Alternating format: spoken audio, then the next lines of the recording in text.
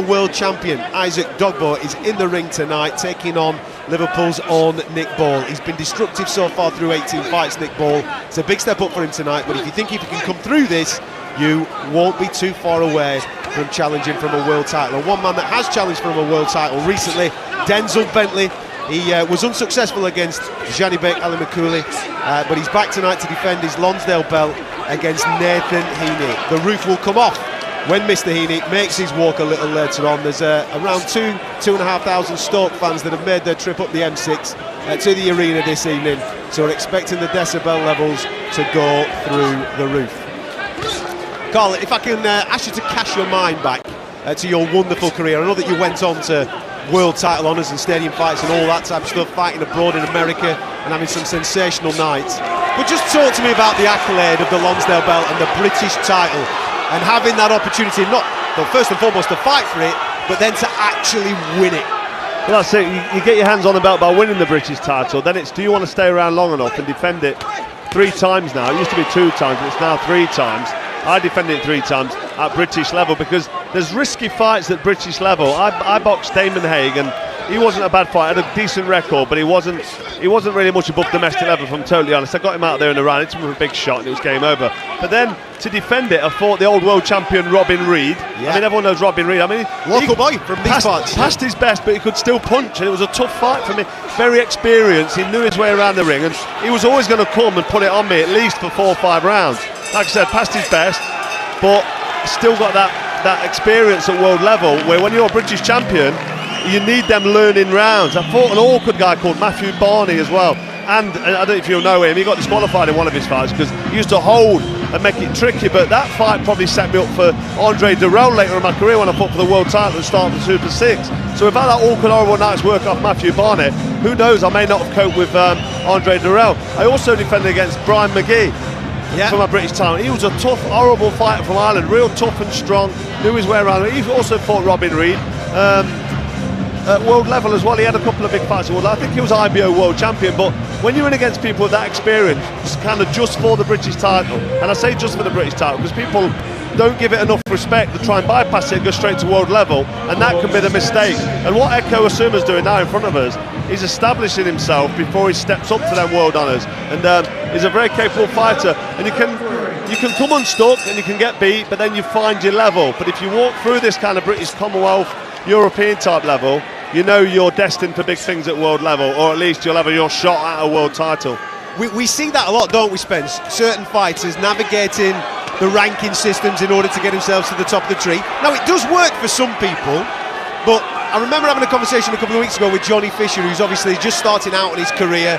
He's just won himself a Southern Area title. Great start, good foundation at the start of that. His ambitions next are English title, British title, Commonwealth title, European title. That pedigree, that foundation are really important, as Carl's just pointed out there, but when you do hit the latter stages of your career, when you're fighting the big guys. Absolutely, it's all about the development, and you know, you have to go through that stage when you go British, Commonwealth, European, because you grow as a fighter. And I think Cole's right in what he said there. You know, with that British title, there's something magical about the British title. It seems to bring the best out in fighters. They just want that Lonsdale belt. You know, we see so many fights that are 50-50 fights, or even if you're looking at them and going, there's one clear winner here, something magical comes out. There's something special about that, and you know, we're seeing it here with these two. I mean, I didn't expect Harry Scarff to be doing as well as he's doing, but actually, against Eko Essuman, he's doing really well. He's sort of bullying him a little bit in there. Like I say to you, you know, them titles bring out the best in you. Well, it means something. It's got history. There's a long standing of fantastic British champions in all the different weight divisions. We saw it a little earlier on with a wonderful performance from Zach Miller, who just came up short against Nathaniel Collins, and I've no doubt tonight is going to be throwing up some fantastic talking points for us to dance on into the Manchester night. A little later on, one person that does actually, and goes against the grain of what we're actually speaking about, is Nick Ball, because he's kind of circumnavigated the ranking systems. He's doing quite well with the WBC, and he's pushed himself forward now, and he's got a massive step up tonight, Spence, against Usyk Dogboe, a guy that has been there, done it, got the t-shirt. He's fought the very best, the likes of Emmanuel Navarrete in this division. He's fallen short against Navarrete, but he has once upon a time been the WBO champion, and he'll have big ambitions. Even though he's coming off a loss to Ramirez, he'll have big ambitions of wanting to get back in the mix with the top boy, and he's got to come through Nick Ball tonight. Absolutely. Listen, Ugbae will. If you look at their CVs, Ugbae's the one that's been competing at a much higher level, as you said there. You know, he's a former world champion, and he's only lost to the elite fighters. He's still very much at the top of his game. Stylistically, these two are going to be so explosive. You know, Nick Ball's one of these kids that comes. He's a very short squat, likes to wing the punches in, but he works the angle, steps around the side. He's quite creative in what he does. Ugbae comes forward, he likes to work the body, wings the shots over the top. That is going to be explosive. There's no way that won't be explosive. But if you've been Isaac Ugbae and you have been in with Emmanuel Navarrete, you've sampled a bit of power in your time. You can navigate certain things. He's still relatively young at 29 years of age, but you've seen it all.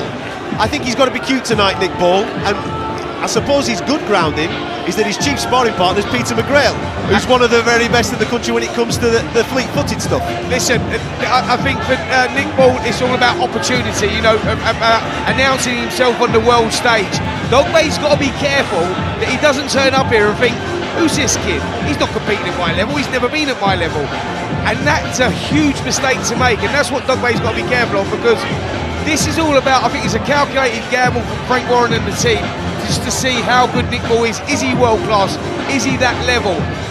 We seem to think he is, but this is the acid test. Yeah. No doubt about that. If I could bring John Rowland in for a second here, just on the European title fight tonight, John, I'm really excited about this, because I was unsure about Liam Davies. I don't know where you were at with him, but his last 3 fights, he's really stepped up.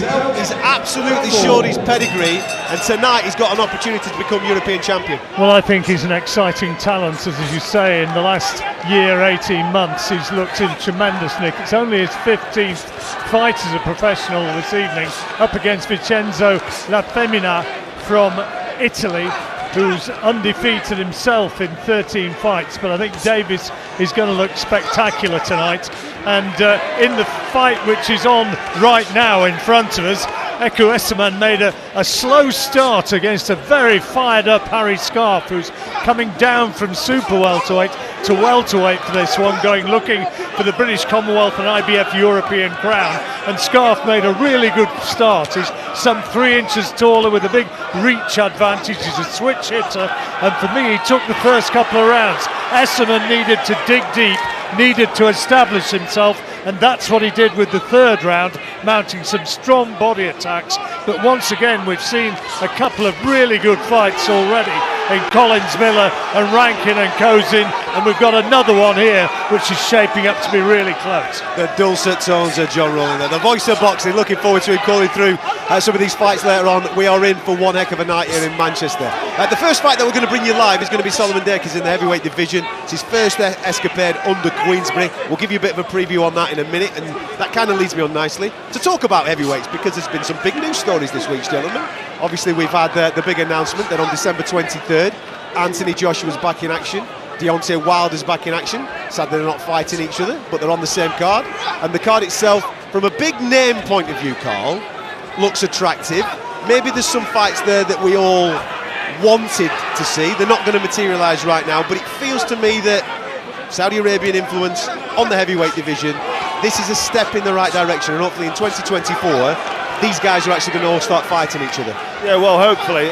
It is a step in the right direction, but I was looking back on the calendar. There was an interview, and a couple of interviews actually with Anthony Joshua and Deontay Wilder as well. It was 2018 and this fight was being made, so you know, over 5 years ago now, and we've been waiting, and they're both I mean, the general consensus, these two should be fighting each other, but I can see what they're doing. Is it Anthony Joshua not really? Because if he was making the right noises to Eddie Hearn, his promoter, and saying, listen, this is the fight I want to fight him. Like I told him when I fought Lucian Bute, he was saying, no, don't fight him. You'll earn the same money fighting somebody who's a bit of a journeyman, just to get you back on the UK soil. You've not been on Sky for a few years. You've been in Super 6. And I was like, no, I want to go straight in there with Bute. I want a world title. And that was speculating to accumulate. You lose money, but you back yourself. You're coming off the back of world level fights. Why do you want to go backwards? Sometimes you need a warm-up fight. You come off a bad loss, as Anthony Joshua did. But he's had his Heaney and he's had his Benjamin Franklin. And I just think that these two should be getting it on. But I'm not going to totally write off the Wallin fight, because Otto Wallin, I watched the fight back again a couple of days ago, and against Tyson Fury. And although Tyson Fury didn't look like he was really taking it that seriously, he's still a big hard lump who's he knows his way around the ring. Obviously we know Tyson Fury can fight, and Wallin gave him fast hands, lots of variation. He took the power of the punches, and he's quite clever up close, Wallin. So this actually could be a bit of a banana skin, a bit of a nightmare for Anthony Joshua if Anthony Joshua's not backing himself and he's tentative and lacking belief like we've seen in his last couple of fights. So maybe it's the right thing not going straight in there for Deontay Wilder, but it's world level boxing, it's heavyweight boxing, that's what we want to see. But I think we all know why it's not happening, and that's because of the Saudi Arabian money that's been injected into boxing, and I feel like they're just squeezing every last bit of juice out of that money before the cash out, I think. I mean, because it's a dangerous fight for AJ. Absolutely, it's a dangerous fight, and Wallin will be coming in with a boatload of confidence. He's coming off the back of a great win against Murat Gassiev, and he now has an opportunity to really punch his ticket, because there's a lot of chat that the winner of this fight will probably fight Filip Bergovic for maybe a vacant strap off the back of the undisputed fight, because the IBF will say, right, we want our number 1 and number 2 to be fighting now. Unfortunately for Otto Wallin, he became the chairman of the Who Wants Him, Who Needs Him club after that Tyson Fury performance. I think Tyson thought he only had to turn up to win. We remember the cut over the right eye, I believe it was, and it was horrendous, wasn't it? 50 odd stitches he had in cut. Should have been stopped. He was very fortunate it wouldn't stop. But what Otto Wallin does, and does so well, he knows how to fiddle his way around and win fights. He knows how to nick fights. You know, he done it against Murat Gassiev. You know, Gassiev started the favourite, heavy-handed, moving up from cruiserweight. But Wallin's not the biggest heavyweight either, but he just knows how to fiddle his way through. Keep going, Spence. It's all right. We'll talk about that in a minute. Sorry, I thought you was going to pick it up. We've got Harry Scarff on the floor, but I don't think it's being given as a knockdown. He stumbled down, and it's taken him some time to get back to his feet, helped up by Howard Foster, who's having a word with Essuman, telling him just keep it clean. Essuman, a little bit desperate at this stage, I think, trying to really muscle his way into the fight, trying to turn it into a bit of a brawl and let his power, maybe his superior power, show. But both fighters being spoken to by Howard Foster, and at the moment this one is very much in the mixer. It's not going one way or the other, it's on a knife edge. As you were saying, Spence. Yeah, so it's dangerous. Listen, it's a dangerous fight for Anthony Joshua. It really is. I've taken Otto Wallin on the pads, actually. I've trained him a little bit, and he is a slippery guy. He knows his way around the ring. He's got great ring craft, and if you let him get into a rhythm, he's very difficult to beat. They boxed twice as amateurs, and Otto Wallin narrowly lost both of those in championships, but he's coming here full of confidence. He fancies it. He feels that Anthony Joshua mentally, not physically, mentally, is not in the right place. He doesn't think that he was the fighter he was back in 2015, 2016, when he won the world title, and this is what he's feeding off. This is the danger, and this is where fight fans get frustrated, isn't it? Because we can all see what is happening, and hopefully we will get to see eventually Anthony Joshua versus Deontay Wilder, because it is a shootout. But why kick it down the road and present a banana skin that would quite obviously prevent the fight that we all want to see happening? And then you just mentioned Hrgovic there, so that may delay the fight with Wilder even more, and then we're not seeing what we want. And then you've got Frank Warren, who's got the audacity to tell us it's for the fans. And it's not for the fans, it's for the Saudi money. Let's just make it clear, because if it was for the fans, one, it'd be in Britain, and two, it'd be against Deontay Wilder. People struggle to get out to Saudi Arabia in a cost of living crisis, going out there. People don't particularly, and I don't want to speak for everybody, because me myself, I'm sober, like my brother, 8 years in sobriety. I don't drink, but when you go out there, a lot of fans go out there to have a good time, let their hair down, relax, have a drink, and watch the fights, and people find it difficult to go over there and have a good time. But they're out there for one thing and one thing only, and that's the bottom line, the money. And it's frustrating. Listen, when the card was announced this week, I was incredibly impressed with a couple of things. The promoters all finally working together. I know why they're doing it. There's a few quid on the table. I understand that, and they all want the piece of the pie. But if we're satisfying greed and ego that way, that's fine with me, as long as we're going to get the fights that we all want to see. There's a lot of big names on this card. It's just a shame that they seem to all be in the wrong fight. Wallin Parker's a great fight if you'd have put that together. AJ versus Parker, you could have put Daniel Dubois in with Hrgovic, because for me, I've got very strong feelings about Mr. Miller and what he got up to a couple of years ago with his performance-enhancing drug antics. And you've also got another opportunity there for maybe Makhmudov to fight Frank Sanchez, which is another top quality heavyweight fight. Yeah, my understanding is that AJ and Deontay Wilder have signed a free fight deal with the Saudis, and I think that free fight is obviously boxing separately on the 23rd. Then they box, it's rumoured March the 9th, they box, and depending on how that goes, the rematch is there as well. So depending on how that goes. Well, if someone gets flattened in a round, there's no appetite for it, I suppose. That's probably where it's at. But I think that what the Saudis are doing with this big deal on December the 23rd is all these fighters that are on there. It's going to be a long, maybe 24-month period where they all box each other, and because the titles are going to become fragmented. After that undisputed fight, the titles then go away. Otto Wallin goes in against Filip Hrgovic for one of them. Anthony Joshua's number 2 now, isn't he, with the WBC? If he beats Wallin. If he beats Wallin. But what I'm saying is that, so there's going to be a lot of titles up for grabs over the next 24 or so months. Yeah. And I think that's the idea of getting all the top heavyweights on there now, showcasing them, and then watching them all box for the titles. All right. One thing that we can all agree on, the undisputed heavyweight championship of the world, February 17, Tyson Fury, Alexander Usyk, the 2 premier heavyweights, finally meeting each other. That's something to get excited about. I mean, you said we can all agree on it, but I've still got my reservations. It's a great way. It might not happen? It might not happen. I don't know. Tyson Fury is so unpredictable, but I'll go back to the money again. There's probably going to be that much money on it. This fight will happen, regardless of what mood Tyson Fury's in, because this is a tough fight for Fury. I think Fury's past his best. He's not looked great. He had an absolute stinker against Ngannou, a fight that he should have dominated and put on a bit of a display, and he just didn't. He struggled, he got dropped, and we all saw the fight. I mean, when you go back and score it, he probably did win, but it was too close for comfort, and against somebody who really should have been dominating. If you look at Tyson Fury, we've got him as the best heavyweight of the current era, and he's not really been that impressive, and he's not been busy enough for me at world level. And Usyk is a quality operator, but himself, what's he, 36, 37 years old? Yeah. These fighters, fighters, I think he's 38 now. 38. These fighters are getting older. We talk about this fight might happen with Anthony Joshua and Deontay Wilder, but Filip Hrgovic is maybe in the way, and these guys are going to have probably 2 or 3 more fights, and then that's going to be the end of this era. Yeah. And if these fights don't happen soon, I don't think they're ever going to happen. But I'm not saying Fury's not going to fight Usyk, because hopefully he will. It's been made, and I'm really looking forward to it. What's your feelings on Tyson Fury and that performance against Ngannou? Do you think it was just a bad day at the office, or do you think there's signs of wear and tear there, and maybe he is starting to slow? I think it's both of them. I think he was a bad day at the office in the sense that he wasn't mentally up for it. Everybody was telling him it's going to be easy, and he probably thought to himself, you know what, he looks big and strong and he can fight in the cage, but actually I'm going to outbox him, it's going to be easy. And he got a shock, he got caught with a shot, he got dropped, and Ngannou actually on his feet, he's quite capable. This is probably one of the hardest guys in the UFC division who can stand. He can fight standing up, and he knows how to box. He's got good distance and timing, and you give Tyson Fury an absolute nightmare.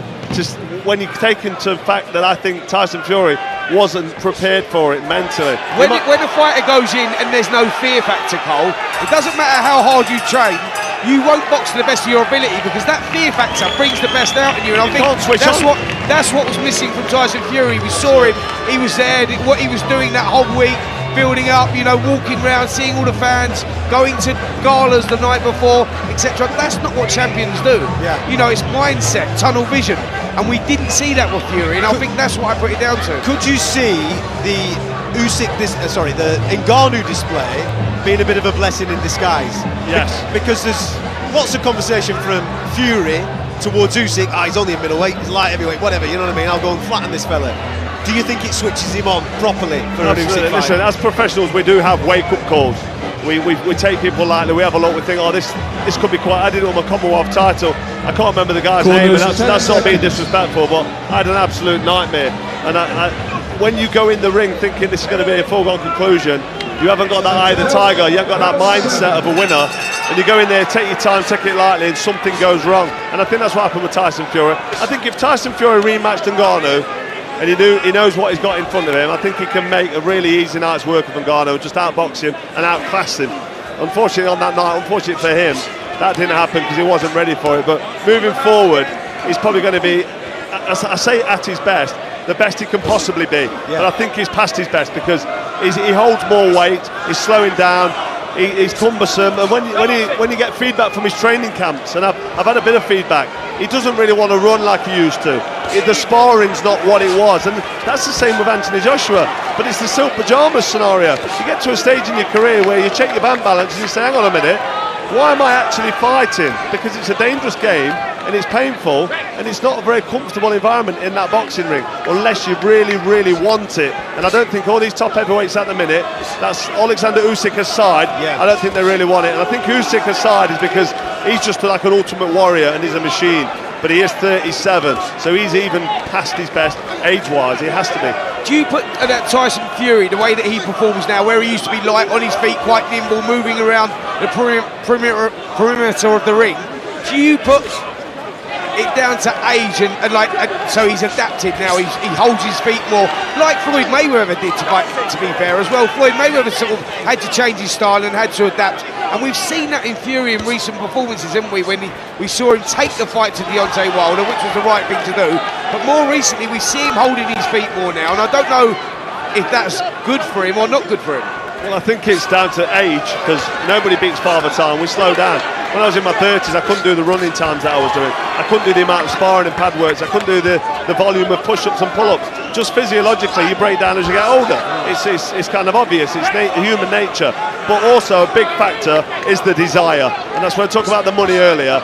When you're financially free and you've got all you need, and you've cashed out, if you say, and you're saying, listen, I'm not going to spend the money I've earned.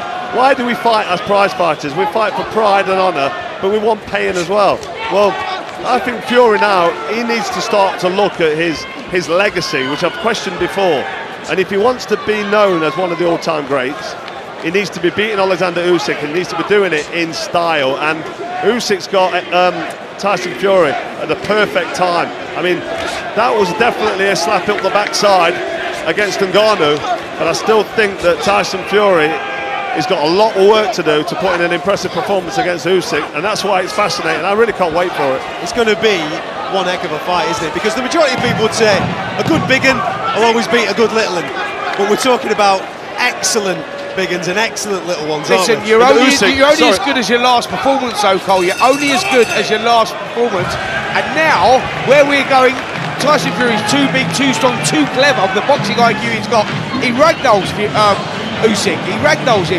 After that last performance now, and you're right in what you say, Cole, Usyk's now developed into a fully fledged heavyweight. I know he calls him the gappy teeth middleweight and all that, but what is he, 6'4", 6'5", 16 and a half stone? That's pretty big. He doesn't look that small, does he, when he shapes up against Tyson Fury? Obviously there's that height advantage, but he's in very, very good shape, Usyk, and he's not a small man. He's certainly not a middleweight. He's an absolute big lump. I mean, you've seen him against Chisora taking his time, not getting out of first gear. Obviously, you wouldn't need to get out of first gear if you're a top heavyweight against Derek Chisora.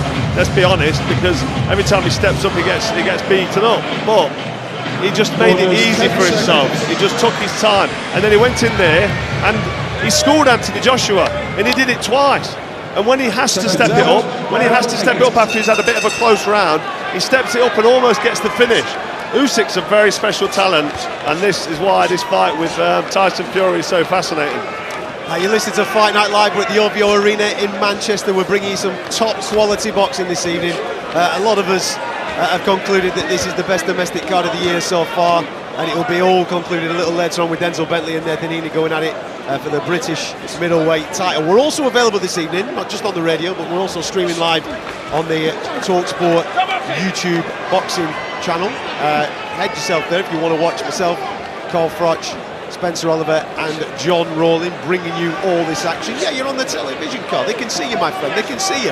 Your beautiful face there. They've got you. There you go. We can show you the picture of it. I've got a couple of fans want to watch me. There you go. We'll get the link there and we'll get it off to the fans so they can keep up to date with you. And that's where you can also comment as well. So if you are watching us on our YouTube channel, you can leave a little bit of something in the comment section, and our team here that are alongside us will be throwing up a few of your comments. And Team Bradley have basically posted this off the back of our chat a moment or two ago. The chase for huge money keeps the normal decent fans away. It will destroy boxing in the long run. It's a really interesting take, because boxing is cyclical. Obviously we had wonderful times where it was America and it was Vegas was the home of boxing and New York City at Madison Square Garden, and it still is for a lot of us fight fans. But for a period of time there, we dominated it in Great Britain, and I put it down to you, Carl, obviously kicking that off with big stadium fights and AJ coming through and having the big stadium fights, and we had a lot of success on British soil for British fight fans to come and obviously watch in these big arenas.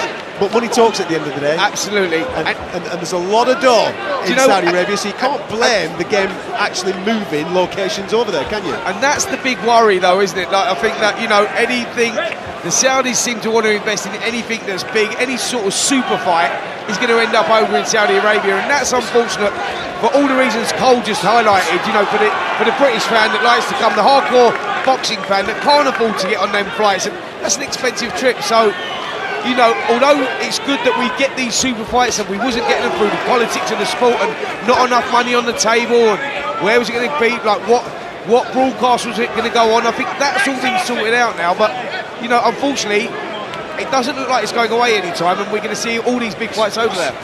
I think the majority of fans will kind of conclude that if you're getting the fights that you want to see and you're getting them on a time zone, which I think is kind of favourable from the Middle East for British fight fans, if you're getting them, I think we'll kind of take the hit because we weren't getting them.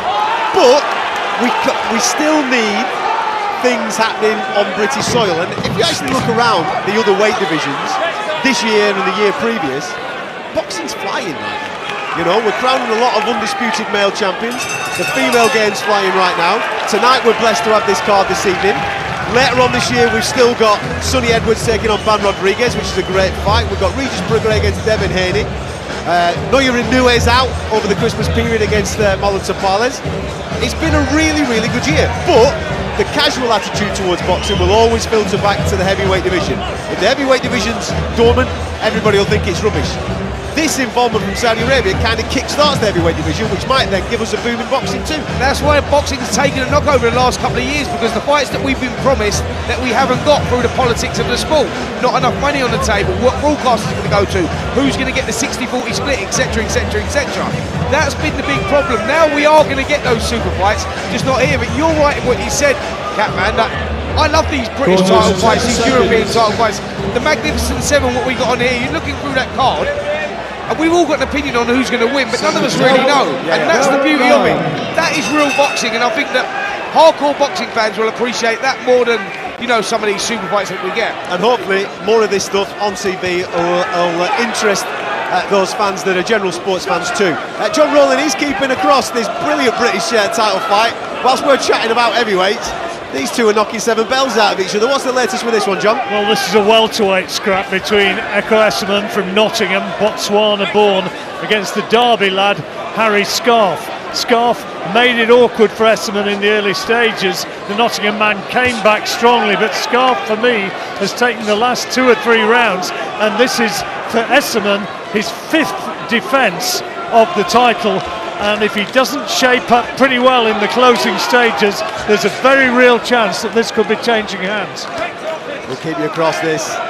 There's plenty more British title fight and European title fight action along the way. One name that we didn't mention there, whilst we were talking about all this mix, is Francis Ngannou.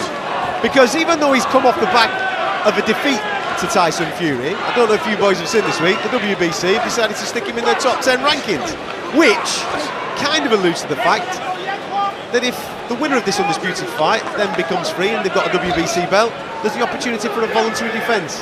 Where's the biggest money? Is it Francis Ngannou for either Usyk or Fury if they come through?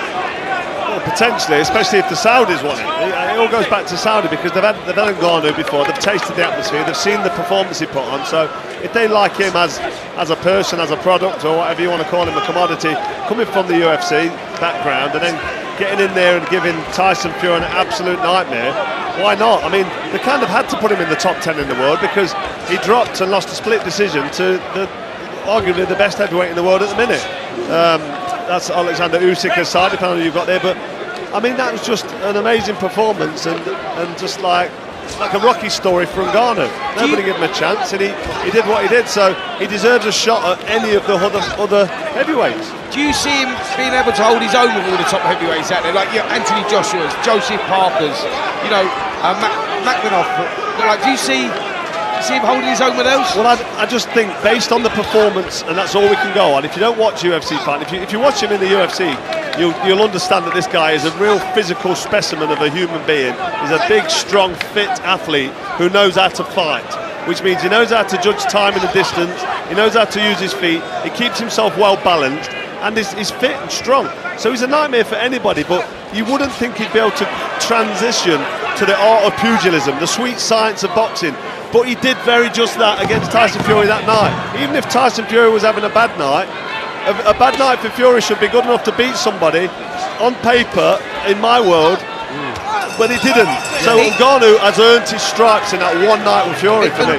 Ngannou's lack of speed with his footwork, lack of speed with his hands, he made up for with timing and precision, and you know, where you felt like his feet are going to be too slow, his hands are going to be too slow, he actually outfought Fury with the boxing IQ, and that was quite amazing to see. Like, he didn't go forward, he was holding his ground, he was forcing Fury to come to him. He was the one that actually had the game plan, which really surprised me. But now there's data on him. Tyson Fury, whether he took it lightly or not, had no tape to watch him in a boxing ring, did he? He could only go off, right, I've seen him in the UFC, this is probably how he's going to go about it, and he has to figure it out as he's going along. Now, as we've all concluded, if you've not prepared properly, and you've gone in there and you're kind of flying by the seat of your pants, it's like when flipping out, what's all this about? He came through it, fair enough. But now other fighters have data. They know, hang on a minute, this kid's a serious kid, he knows what he's doing, as Carl just alluded to with his timing and his distance. I know now how to prepare better for it. It's one thing, the fear factor. They will have the fear factor because they know what he can bring to the ring. That was the only missing thing with Tyson Fury when he went in there.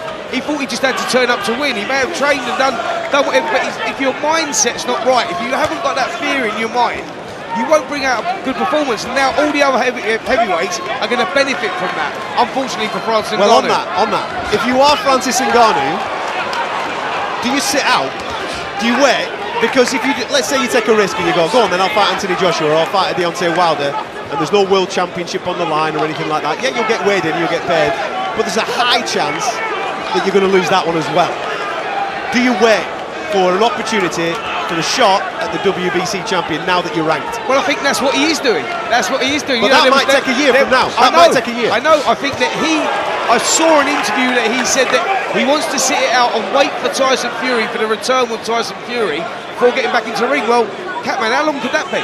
I mean, he's got 2 fights with Alexander Usyk. Yeah. You don't know where he's going after that or what it is. That fight may never materialise because Fury might look at that and go, I don't want to go over old ground. I don't want that. He's also got to win those fights for Usyk, and that's a very tough thing to do. And I think as well, going back to your question, does he wait? I don't think he's got time on his side. What is he, 37, 38 years old? Yeah. So I think he needs to capitalise on that performance against Fury, whether it was a little bit of a lacklustre Tyson Fury in there and Ngannou got lucky or not. Everybody saw it with their own eyes, what they saw, and an exciting prospect would be a Joseph Parker. I mean, certainly an Anthony Joshua, or I know Dillian White's out of the game at the minute for reasons which we know that the drug failed test, which is always disappointing. But it's like, when you think of Ngannou fighting at the world level, at the top 4 or 5, you just don't know what's going to happen, and putting him in against the likes of Joseph Parker or Hrgovic or someone like Zhilei Zhang, I want to see how he performs again. I'd love to see him in there with them and say, actually, can he cope with them at that level? I think he can, just based on that performance, because it was a very good performance, and he didn't do much wrong in that fight, except for me, I don't think he was busy enough, and that might be his size of his muscles and his skeletal structure swallowing up all that oxygen. He got tired in there, and then he looked like he was just getting through the fight. I thought if he'd have finished strong in round 10 round, wasn't it, against Fury? Yeah. If he'd have finished rounds, if he'd have finished strong, he'd have won that fight for me. I think you're right. Listen, it's an interesting dynamic to have in that heavyweight division. What did you make of the press conferences this week? We'll talk Fury, Usyk first and foremost. Obviously, you've had your back and forth with fighters on the top table. You've had a little bit of a chat with them all. Did you take anything from the antics of Tyson Fury and Alexander Usyk this week? Yeah, I thought Tyson Fury, I think it's old hat. When he starts with a name calling and starts doing personal insults on people's physical appearances, I just think it's not masculine, it's not manly. It's fun and games at the start, and you think, oh, Tyson Fury's funny, and he don't care what he says, and he's got a big mouth, and he's brash, and you know, he's from the travelling community, so he doesn't care. That's probably why he struggles to get sponsorship. Let's be honest, is a hard sell for a blue chip company when he's got the mouth, he's got the potty mouth, should I say, being polite. But when I watched it the other day, I've got to be honest, I'm bored of listening to him. I think he's embarrassing himself, and I thought that Alexander Usyk was class, pure class, even though there's a language barrier and he struggles to get across what he wants. The looks and his body language and then the interpretation from the small bits that he does say, he came out of this looking very good, and Tyson Fury now is the bad guy that everybody wants to lose. I'm not talking about myself, I'm talking about the feedback that you get and the comments you read on social media and underneath the YouTube clips. Tyson Fury is doing himself no favours with his mouth. Carl, I'm just going to sort of butt in here, because John Stracey, who you know, John H. Stracey, one of our great world champions of years gone by, he put it on Facebook this week. He said, "Re Tyson Fury, could he really sink any lower? Watching that press conference, Usyk showed nothing but respect as the great world champion he is, and ambassador for the sport. Fury, on the other hand, showed nothing but disrespect, animosity, despicable behaviour from a man who should be setting an example and representing our country. For those who think this attitude helps to build up fights, I disagree." That's from John H. Stracey. Yeah, it's all become a little bit of old hat, hasn't it, now with Tyson Fury? You know, when it started, it was a little bit of a gimmick, it was a little bit WWE/boxing, and it was bringing something new to it, but now I think it's gone a little bit too personal and the insults are a little bit too much. It's a gladiatorial sport, man, and you've got to respect the guys that get in there, and I get the banter, and I get the back and forth. He had it with Grossy, didn't he? I mean, but there's a certain line you don't go to. Yeah, but there's trash talk, banter, and there's a way that you do it. You can be charming, you can have a little bit of something about, you can have a little bit of a glint in your eye about it, you can be witty, you can be funny. This week it came across overly aggressive and unnecessary. For the magnitude of the fight, it just felt, like you've just said a moment or two ago, a bit old hat, a bit desperate in certain terms. Yeah, the word I used to sum it up, him and his dad as well, John, who's not been around for a while, I think it's embarrassing. And what John Rawling just read out there from John H. Stracey, who's a quality man, a quality operator, still very articulate, that does kind of sum it up very well. You're representing your sport and yourself and your country in another country, because he's fighting out in Saudi Arabia, and they must be looking at this thinking, what is going on? Who is this guy, Tyson Fury? What is this really how they conduct business? And we don't conduct business like that at world level. There is often needle in fights, but there's always a respect and a line we don't cross. And Tyson Fury, time and time again, crosses that line. And for me, it's vulgar. And to be honest, the fans are seeing and talking what I'm saying, how I'm portraying it, because everybody wants him to get beat. I don't talk to anybody who wants Tyson Fury to win this fight. He's totally turned everyone against him. But that's what he's done, isn't he? Where he was a fan's favourite, he's now getting the backlash from the fans because of this situation and the fights that are not being made, and because he wants to hold it up to boxing Ngannou or do whatever and, push back that undisputed. And, yeah, it's not a good look, and I think that he's in danger of losing that legacy, that popularity, in a big way.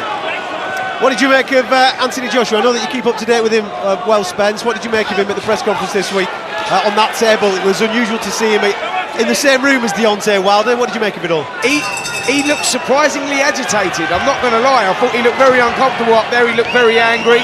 I think when Dev, who works for Queensbury, he asked Anthony Joshua a question. Joshua said, "No, I don't want a question from you, I want it from my promoter Eddie Hearn." So I think out of everyone, Anthony Joshua was the one that looked the most uncomfortable, and I'm not sure what them reasons were. I don't know if it was because they were fighting on a different promotion or whatever it was, but there was something. He looked very angry and he looked very agitated. I haven't seen him like that before. I think it's dawning on him, and I think he realises, actually, yes, I'm making big money, and I'm where I want to be financially with these big fights, but at some stage he's going to have to step in there with Deontay Wilder. And his last couple of fights, he's lacked belief.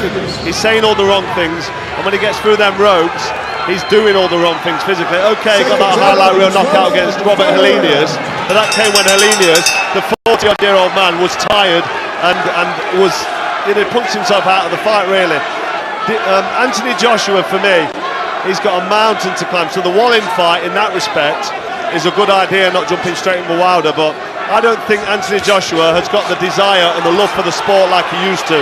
He's not got the fans backing him now. He gets a lot of stick on social media, he gets a lot of abuse and a lot of people giving him what for, and I don't think he likes it. And when I saw him at that press conference, I saw a man who looked like a beaten down man who was on edge, and I don't know, I don't want to go into the mental health potential problems that could follow, but to me he's a man that's on the edge of something, and I've got no confidence of him jumping in there with Deontay Wilder or Tyson Fury, and certainly not a rematch of Alexander Usyk. And that should be his goal, that should be his aim. He should be thinking, right, I want to get in there with Deontay Wilder, I want to beat him, I want to show everyone, and then let's have a look at what Tyson Fury's doing and maybe get the rematch of Usyk. But I'm just seeing a man who looks worried. But Cole, I don't think it's the desire or the love that he's lost. I think it's the psychological side that he's struggling to deal with, and I think that's, you know, believing in his own ability, his own self-confidence, believing in his own ability. That's where he's at right now, and I think that's what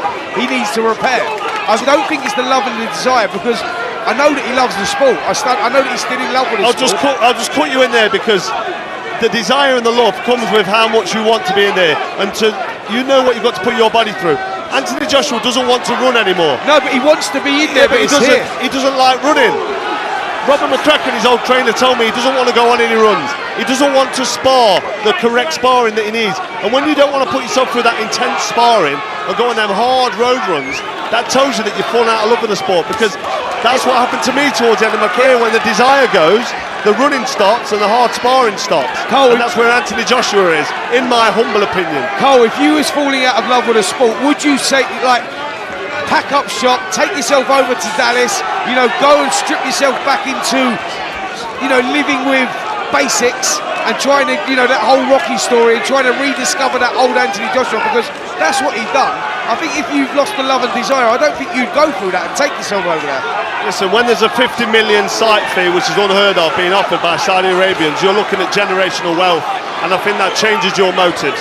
So I do think you're still going to have a go at it, but you don't believe it because it's not coming from the heart. It's like a good old Rocky story, and he has not got that eye of the tiger. Just a quick one before we cross over to John for a synopsis of this fight, which is nearing its end. Spence, what did you make of him changing trainer, working with Ben Davison for this particular fight, and spending time in that dark room that we got told about for 4 days? I don't know about the dark room. I don't know sort of how that would sort of help, and I don't know the reasons behind wanting to do that. I really don't know about that. But I totally understand the Ben Davison move, and I totally understand it, because obviously Ben Davison trained Tyson Fury when he boxed Otto Wallin, so he knows Otto Wallin's opponent, and Anthony Joshua does that. He likes to move around gyms. He's always done that. This is not a new thing. Even when he was amateur, he was boxing for Finchley ABC. He used to take himself off to different trainers and train in different places.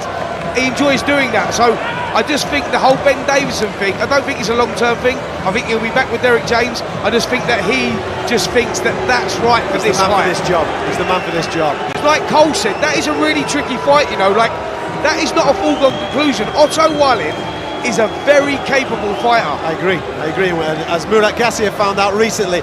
Listen, before we get the result of this fantastic showdown between Essuman and Harry Scarff, let's get John Rawlings' thoughts, because it looked entertaining from start to finish, John. It was a cracking fight. It's gone the full 12 rounds. We've had the final bell, and for me, Harry Scarff, who started well, he almost also finished the stronger. On my card anyway, he's done enough at the age of 30 to claim Essuman's title. Both men were chaired around the ring when the final belt went.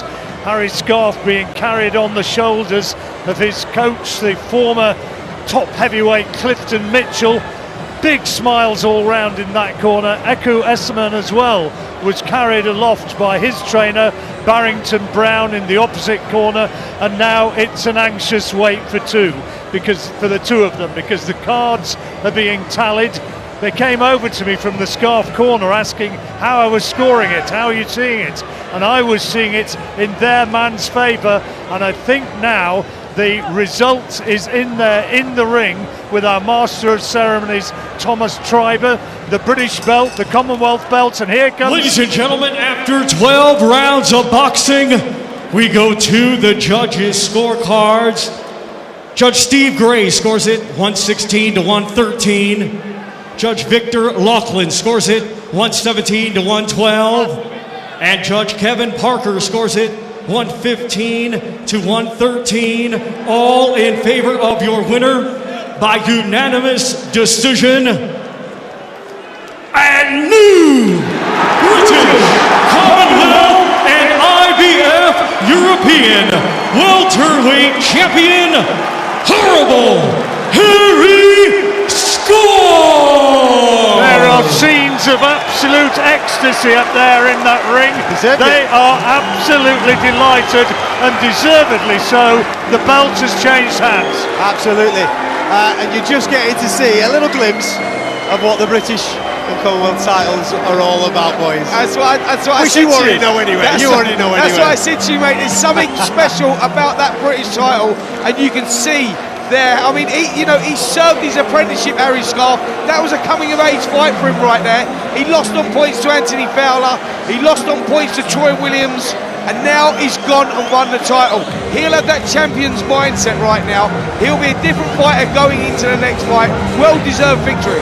Absolutely sensational. Harry Scarff is the new British and Commonwealth champion at welterweight. What a performance.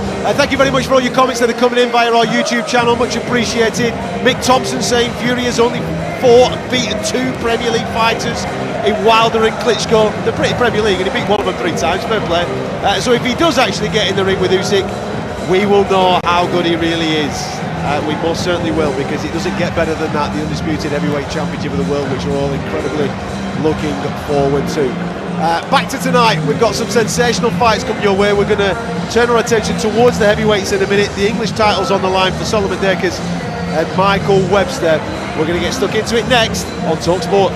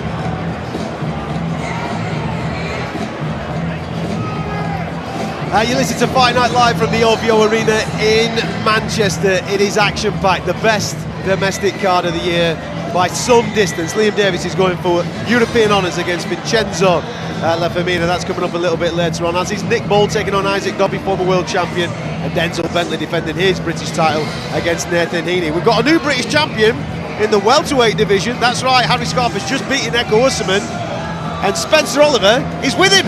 Well, Harry Scarff, new British and Commonwealth champion. How's it feel? Yeah, brilliant. You know, this is what it's all about, innit? You know, Lord Lonsdale belt and a couple of others to go along with it. So I'm made up. This is what you start boxing for, innit? And you know, I've been avoided, like I just said to them there, for a long time, you know, and a very avoided fighter. I finally got I fought for my opportunity, mandatory challenger, I've took it, and now I'm ready for anything. Yeah, I mean, you dropped down in weight, you look the bigger of the two there. Essuman, who we know is a very, very tough guy, but you seem to outwork him, you beat him in his own game. Yeah, absolutely, I'm being rushed. I wasn't supposed to win, so I'm getting rushed, you know what I mean?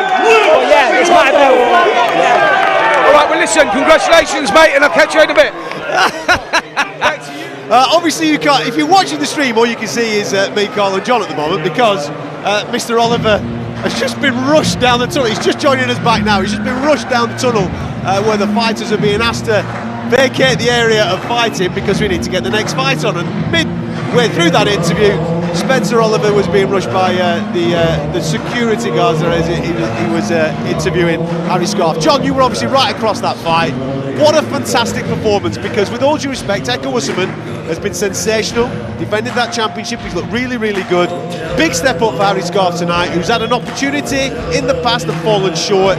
This was his time of reckoning, and he took the opportunity. I think you talked a lot in the last sort of hour or so about desire and about the mental state of it, and it was very evident from word go with Harry Scarff just how much he wanted that. You know, you shouldn't lose sight of the fact with these lads, you know, of course they would dream of being world champions, but realistically the pinnacle is to become the British champion. He really wanted that one, and he wasn't prepared to.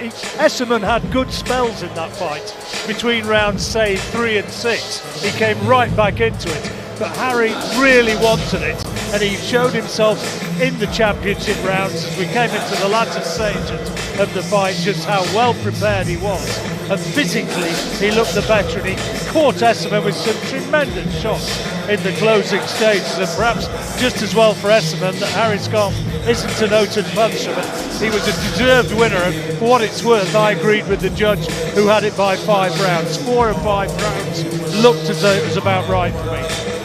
Yeah, I mean, listen, Harry Scarff has earned the right to be in there. You know, he's been in those fights. He lost to Anthony Fowler, he lost to Troy Williams, but what he done was he went back to the drawing board. He rebuilt, he learned, he rebuilt, and that proved evident there going into that one. He was an underdog going into that one, Essuman. Essuman was coming off some good wins previously. Tough guy to beat. Harry Scarff beat him in his own game.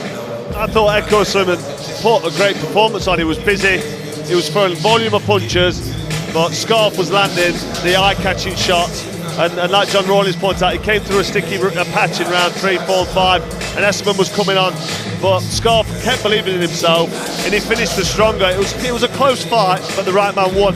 But that was a quality performance by both guys. Essuman showed up there tonight and really had a go, and he had his arms at the end of the fight. He thought he'd won, his team thought he won. You could see with the lads from Derby as well, Clifton Mitchell and his team from that gym over there in Derby, just how much it meant.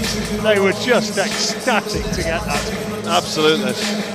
You're listening to Fight Night on talkSPORT. We're at the OVO Arena in Manchester this evening. It's filling up nicely.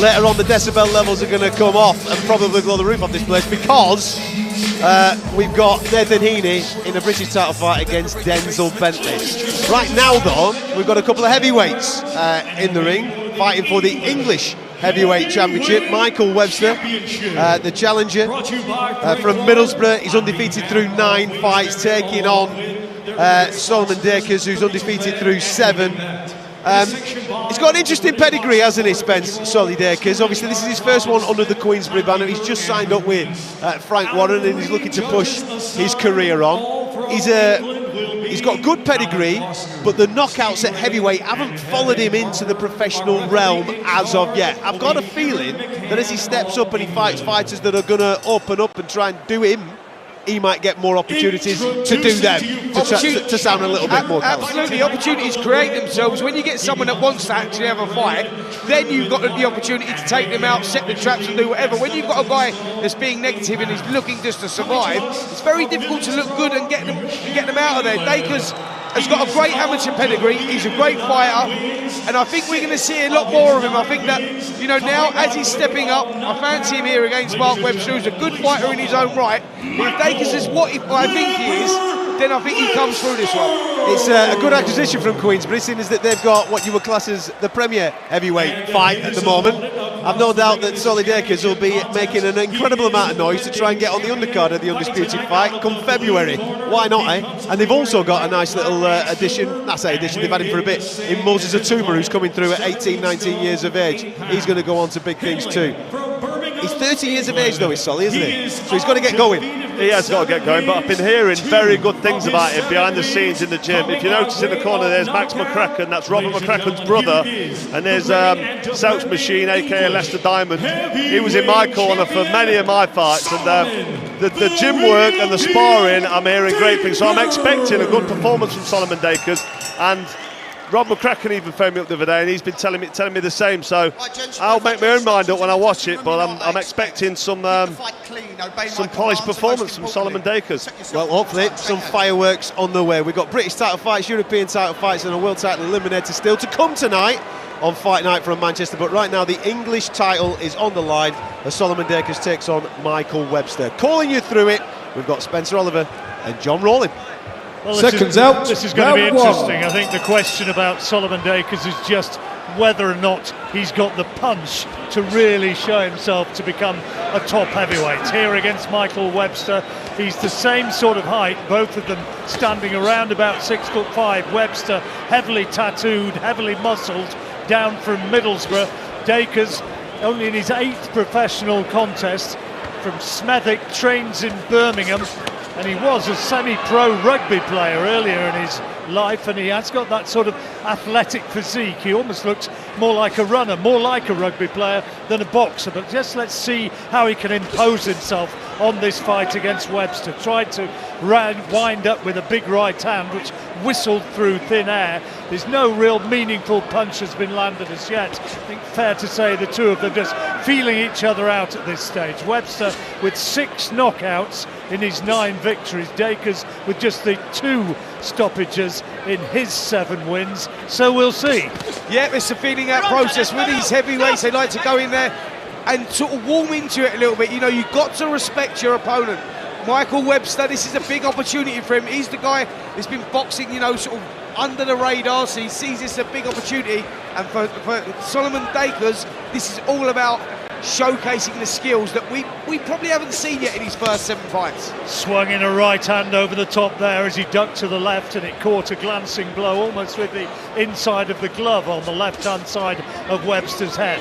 And he's trying to, they've got a similar sort of reach, he's trying to establish his jab, Dacres, but Webster keeping his gloves held high and also throwing out jabs of his own, and he gets through with a left hand there. Both of them fighting out of the orthodox stance. Fairly quiet opening to this first round, a minute to go. Yeah, Webster imposing himself well though in the centre of the ring, doubling up on the jab, just missing with the right hand there. Dacres moving around the perimeter, he's trying to create some openings, he's looking for it, nothing really landing. Good jab landed there though from Dacres. So we come now into the last 50 seconds of this opening round. Neither man really feeling the power of their opponent as yet. Dacres showing good reactions and just sways back out of reach of an attempted left-hand lead from Webster. Then a right hand from Dacres does get in over the top of that left hand of Webster. He's a bit slow getting his left hand back up to protect his chin.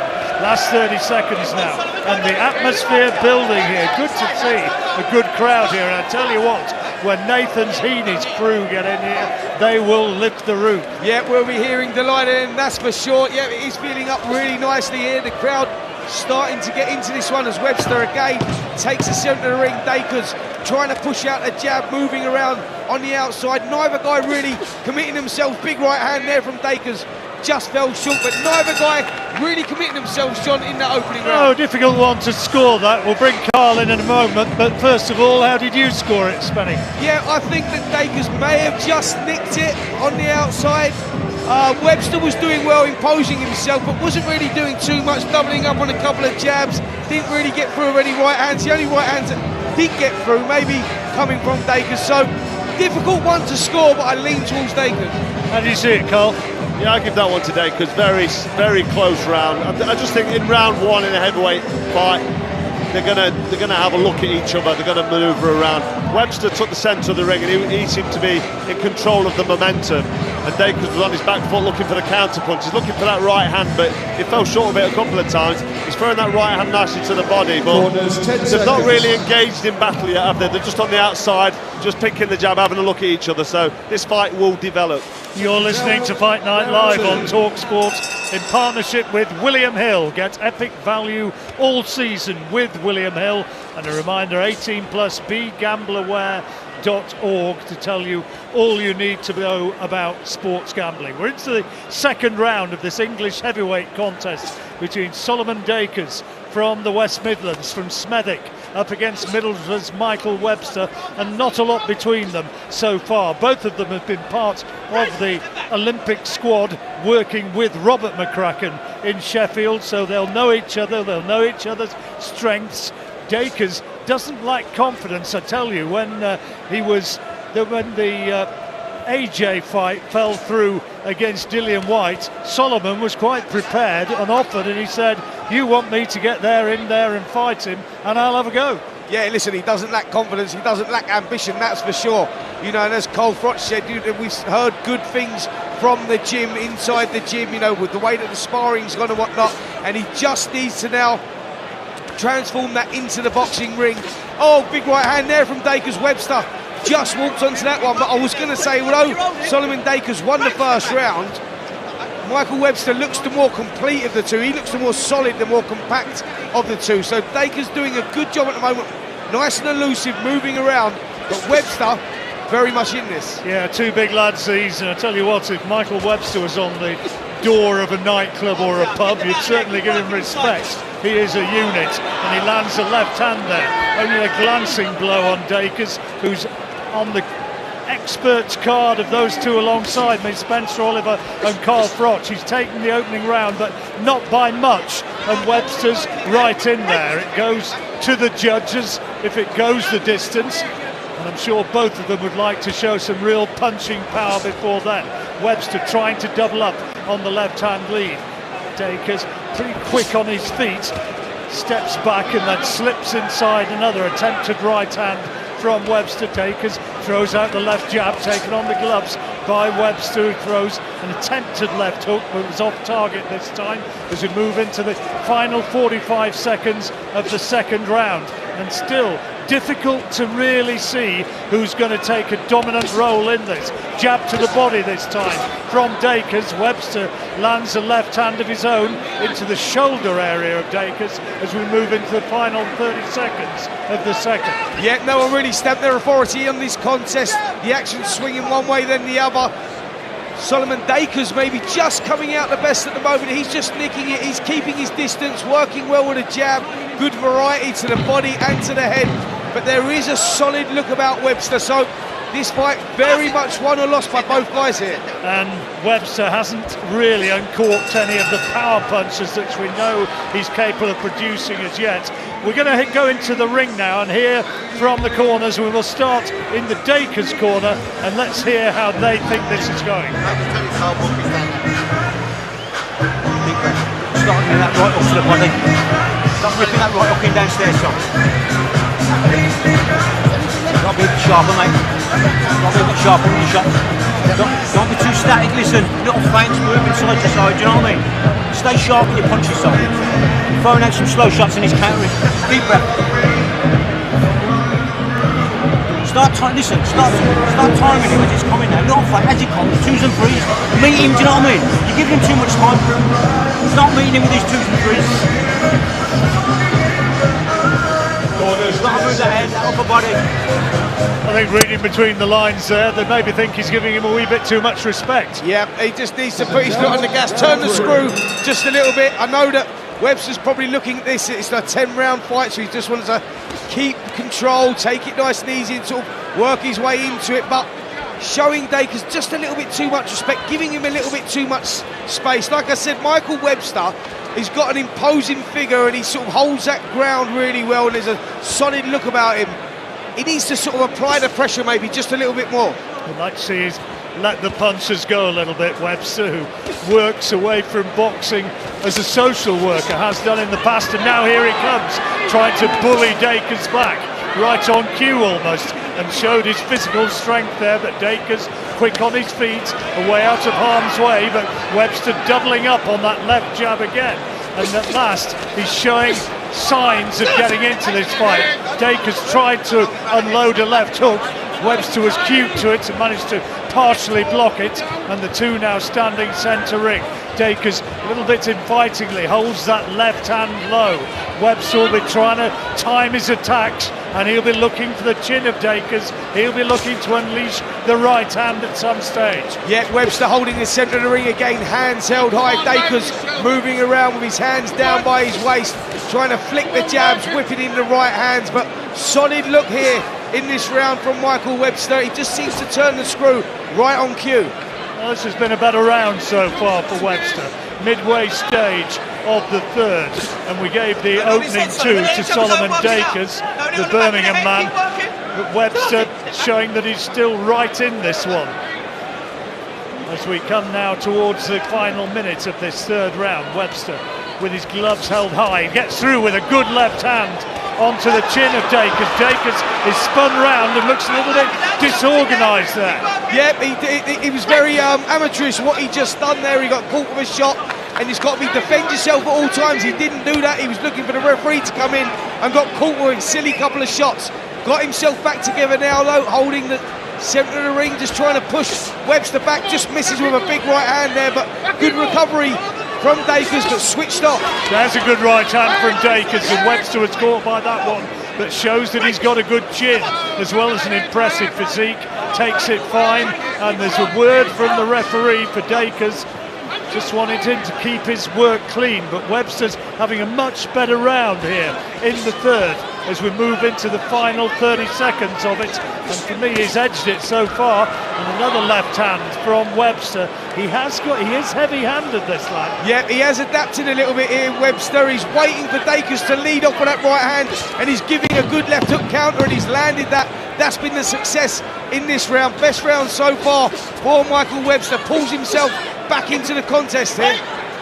Last few seconds, and let's now hear from Carl Froch about what he makes of that. Much better round for me from Webster. It was a much better round for Webster. Yeah, it was still a very close round. I thought Dacres wasn't under too much trouble. He was coping with the pressure well, looking for the counter, but it got a little bit messy and scruffy in there at times. So, although Webster did win that round and get back into it, I think he's exerted a lot of energy and really tried there.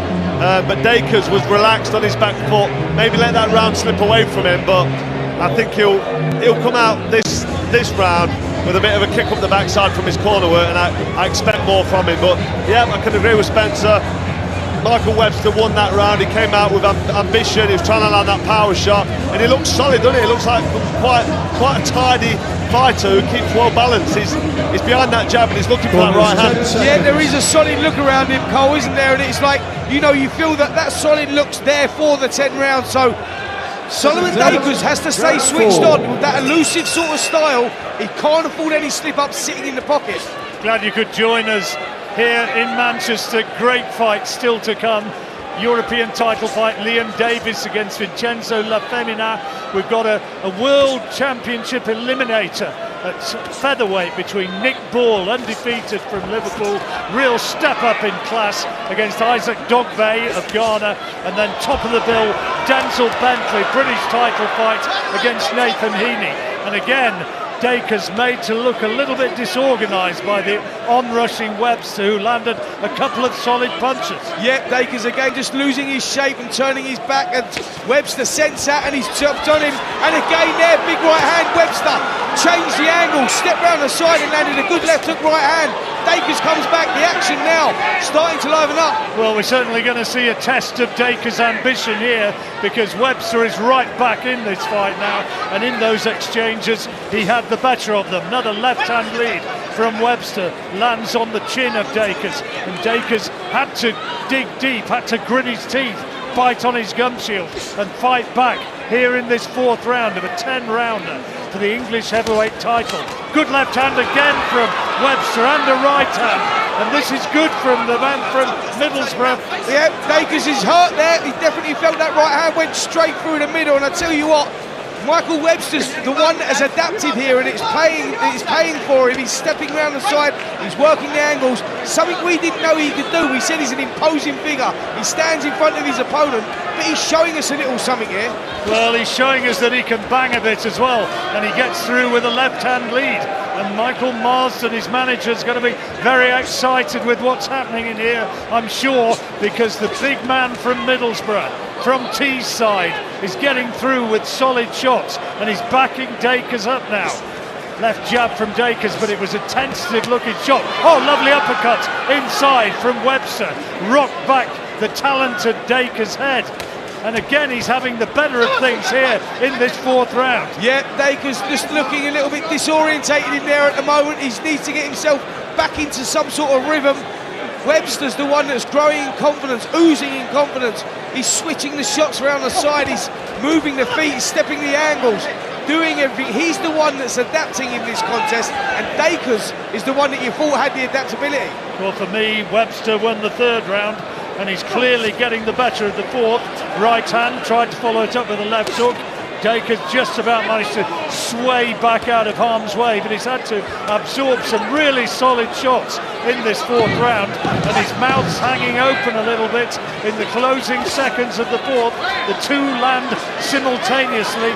The better shot maybe came from Webster, who protests about one round the back of the head. I think that was another Webster round. We'll go into the Webster corner and hear what they make of it, but I think he had a pretty good round there. How do you feel? Very good. When you let your hands go, you're catching him. Don't stand all this pivoting about business. Work him, right? Stay all he's looking for is that. Right? Don't give him the space and let your hands go when you're going on the wing. Work him back. Look for your shots. Every time you've clipped him, you've hurt him. But don't walk onto anything silly. That's all right. I'm yeah, but don't stand posing. Right? Don't let him nick rounds. Every time you've clipped him properly, you've hurt him. Right? But don't stand posing. Busy. Tell you what, he's a bit of a broadcasting natural, isn't he? I like hearing that. Well, I think that they were plain and simple, those instructions. I think they definitely got through. I think they're pleased there in the Webster corner. It's now about Dacres and what he can do. He looked disorientated there, he looks a little unsettled. Referee takes him over into the corner, gives him a word, but Dacres really needs to do something here. He needs to turn this around, because we had him winning the first two and losing the last two, and Webster is the one that's growing in confidence. Webber round the waistband of his red shorts, Michael Webster. Big, solidly built figure from Middlesbrough, and this would represent an upset, and a sizable upset, if he were able to win this one. Right hand into the body from Dacres. Needs more of that. Oh, and another couple of solid shots to the head from Webster. Land the targets in the corner, urging him forward. They don't want him to land a shot and then pose. They want him to follow up rather, and really let his gloves go. Listen, he needs to change it, he needs to change it around, because it's not working. Webster's got his number at the moment. Dacres is the one throwing a right hand, falling short. Webster countering with the left hooks. Cole, I want to bring you in here actually. What do you think that he needs to do, Dacres? He needs to change it around. This is not working for him. What would you say he needs to do? Well, I think what's happened here with Dacres is he's come out after the first two rounds a little bit comfortable. I think he needs to step the work rate up. He's trying to, but Webster's being really ambitious. He's got that tight vertical forearms, real solid looking guard about him, and every time Dacres throws a shot, Webster's waiting for the counter punch, and he throws in 4s and 5s. He puts 4, 5, 6 shots together, and he's winning the exchanges. I just got a feeling that Dacres is going to get into this at some stage, but if he's not careful, this is running away from him. Yeah, unfortunately, Dacres is the one. He's just doing the same thing, throwing the jabs. He needs to set some traps, do something a little bit different, use your imagination. He's got that experience, but we're not seeing it right now. Good jab there from Dacres, but then comes the bull-like Webster, showing his strength getting inside, leaning onto Dacres, getting in with the left hand, and the referee splits them, and I think the gum shield has come out from Solomon Dacres. It's been taken back to the corner. They'll rinse that, and it's just giving him a few seconds just to compose himself and maybe get 1 or 2 words of advice. I tell you what, he needs those seconds and he needs those words of advice, because they're not going well for him in there at the moment. Dacres again comes out popping the jab. Webster reads it, he knows what's coming. And doubled up so well on his own jab, didn't he? I mean, we thought that Dacres would be streets ahead technically, but it's not really looked that way so far. No, Webster's the one that's looked the more composed of the two.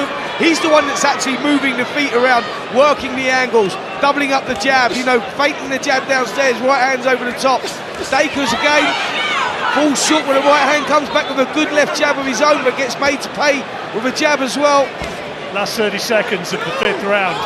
Fight on our cards was level going into this round, so whoever's taking this one may well be edging just in front. Heads coming in close, almost a clash there. Referee speaks to 2 of them. I think it was Dacres maybe who was transgressing the more there.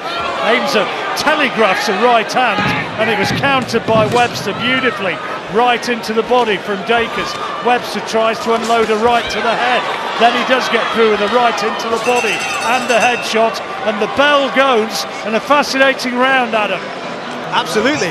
Webster's feeling himself, and I'm enjoying the performance so far. As Carl said a moment or 2 ago, he's letting those hands goes in 3s, 4s, 5s and 6s. It'd be interesting to get your take on this, Carl and Spencer, regarding the power of Solomon Dacres. Those first 2 rounds, it was his, he was cruising, he was point scoring, but it feels like from the 3rd round onwards that Webster's gone, there's nothing coming here, there's no juice, there's no power, there's nothing to put me off, I can walk through it and I can let my hands go. Yeah, he's got a tight, solid guard, hasn't he? And he throws them 4s and 5 shots, and Dacres sits there, probably moves his head out of the way the first 1 or 2, but then stays there for too long, and then gets hit with the next 2 or 3 shots. And he's just showing a little bit of lack of experience at this level, Dacres, and he needs to step his game up, because Michael Webster's fighting a very good fight. He's looking solid, composed, and it looks like he's the winner in this contest at the minute. How did you score that last one, guys? Very close, but I give it to Webster. I went to Webster, but what I did see from Dacres there in the last 10 seconds of that contest, that he recognised, of that round, sorry, that he recognised that it wasn't going his way, and he did try and turn it up, and he did try and push Webster on the back foot. So let's see if he does it here in this 7th round. Well, both Carl and Spencer, as we go into the 6th round, actually, 6th round, have got now Webster just with his nose ahead against Dacres. It's a close fight, but Dacres, after a bright start, has been struggling, and I have to say that physically it looks as though Webster is the stronger man in there. When they get into close exchanges and the strength of the 2 individuals comes into play, it's Dacres who's struggling with this bull-like presence of Michael Webster. Yeah, that's the concern, isn't it, for Dacres as he moves on with his career. You know, when you get into that championship 12-round level, you know, strength plays a massive part of that, you know, the psychological side of it and the physicalities, the physical strength. Audley Harrison had a problem with that. You remember him, the Olympic gold medalist, and Audley was brilliant, mastered the art of that 3-round sort of system, and as you got up into the 12-round system, the fighters caught up with him, and we're seeing sort of remnants of that here with Dacres. You know, he started very well, but Webster now starting to fancy this, he's starting to bully him a little bit. Well, Dacres needs to put some punches together here, and there's a maul inside, and as they broke out of it, it was Webster who scored with a left hand, and Dacres gives ground again. He's very wary of the power of Webster now, trying to spear Webster with a left jab of his own, but a jab comes back from Webster, which is a more accurate punch than that from Dacres. Another good jab from Webster, rock back Dacres' head. Dacres throws out his left jab of his own, but it's a pawing sort of shot. He needs to get more power in that left-hand lead, and at the moment, Webster, the unheralded man from Middlesbrough, is the man who technically, with that left-hand lead, looks as though he's got more on it. Yeah, Webster's the one that's being more bullish in there at the moment, and that's what's winning these rounds. You know, the rounds are close. It's what you like. You know, Dacres boxing on the outside, trying everything behind that jab, but the bullish style for me is winning this one from Webster.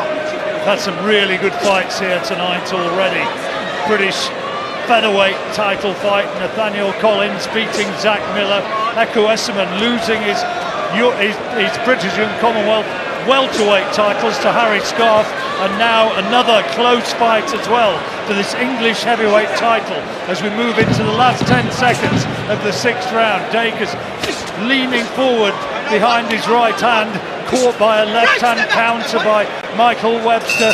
Referee has to split them, and it's another close round. Yeah, another close round, but another round that I lean towards Michael Webster, just because I think that he's stamping his authority a little bit more on it. You know, there's no real snap or no real urgency behind Solomon Dacres' work. I mean, Cole, I don't know what you think about it. These rounds are close. Wait, what way you see him going? At the moment, I'm leaning towards Webster, 4 rounds to 2. I feel like the last couple of rounds, I think that Dacres is getting closer to Webster, and Webster's starting to slow down a little bit, but I'm not seeing enough work rate or aggression from Dacres. He's got all the moves, and he's got that sharp jab, he's a bit elusive, but he's just a little bit lackadaisical when Webster steps in with his combinations, because he needs to be firing back with him and meeting him as he comes. So I still feel that there's more to come from Dacres, but if he's not careful, this fight's going to slip away from him. And they're trying to give some real belief in the corner for Michael Webster, shaking him in that corner as much as say, come on, believe you can win this one. And he starts this round, the 7th of 10, with a good left-hand lead. And don't forget, you can watch along with us over on the talkSPORT Boxing YouTube channel. Head over there right now to follow all the action with us as it happens and see just how handsome we all really are. Yeah, I'll leave that one for you, John. Yeah, Webster doing really well here, pushing forward again. I just don't know if Dacres believes in his own ability. I think that's what it is. He's not really stepping in with his shots, and Webster landed a solid right hand there, sent the sweat spraying from Dacres, and he just seems to be stealing the soul of Dacres, chipping away round by round. Well, we questioned before it started, didn't we, about whether he really had the power to prosper as a professional heavyweight, and at the moment he might still get through this. He might scrape his way through, and remember, the judges could be seeing it differently to how we are, but at the moment, Carl, it doesn't really look as though he's got the power in his punches to really instill fear. No, it doesn't look like he's got a massive power punch. I'm sure if he connects clean and catches Webster with a shot he doesn't see coming like many of these heavyweights, then he could do some damage. But at the minute, he doesn't seem to have imposing power, does he? Webster doesn't seem to be that concerned about what's coming back. Dacres, though, he's picking a nice right hand to the body. He's trying to get that range in, but he's just been outworked up close and bullied a little bit too much. He looks like the tidier boxer. He looks like he's got good balance, a nice good jab, bit of a low left hand, but he's looking for the shots. He's not busy enough. I just think that he's lacking in self-belief. That's what it looks like to me, because like you say, he's got all the physicalities there. He's got the boxing, you know, he's got the boxing ability, but he just doesn't seem to be committing, Cole. What Webster's doing really well is every time Dacres throws a shot, Webster throws 3 or 4, he fires right back at him. It's a little bit of a crude tactic, but it's working. I mean, look at this combination here from Webster as he backs up Dacres. He took a right hand though as he came in, trying to get into the face of Dacres. Dacres landed flush with the right hand, but again the good chin from Michael Webster, and takes it. Last 45 seconds of this 7th round. Good right hand there from Dacres. Again, it just bounces off Webster, who has a granite chin clearly, but he gives ground, and it's not too many times he's done that in this fight so far. And is Dacres now realising that he's getting into dangerous territory, and knowing that he's going to have to dig deep, and he's going to have to really let some punches go? The real fireworks might be yet to come. John, I think he's getting to the stage where he's got to start rolling the dice here, Dacres, because I think Michael Webster's the one that's come with a game plan, and he's not doing anything particularly special, but what he's doing is effective. He's, you know, as Cole Frott said, he's throwing punches when Dacres throws, and that's winning him the round. Right, we'll go into the blue corner and see how Solomon Dacres' team are trying to rev him up for these closing stages.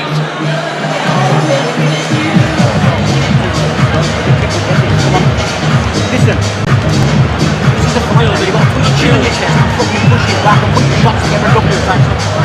You listening? Come on. You've got to put your fucking image.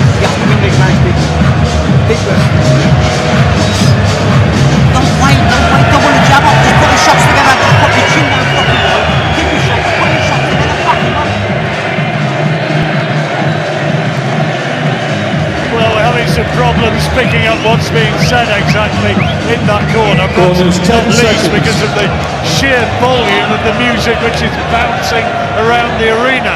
But I think it's fair to say that they recognise the seriousness of the situation. Absolutely, you know, I think this is slipping away from Dacres now, and he's really got to start doing something different. He's been a little bit one-dimensional and a little bit predictable, and I didn't think I'd be saying that. I thought I'd be saying that about Webster, but Webster's the one that seems to have had that adaptability, and that's winning. Lovely jab there from Webster again.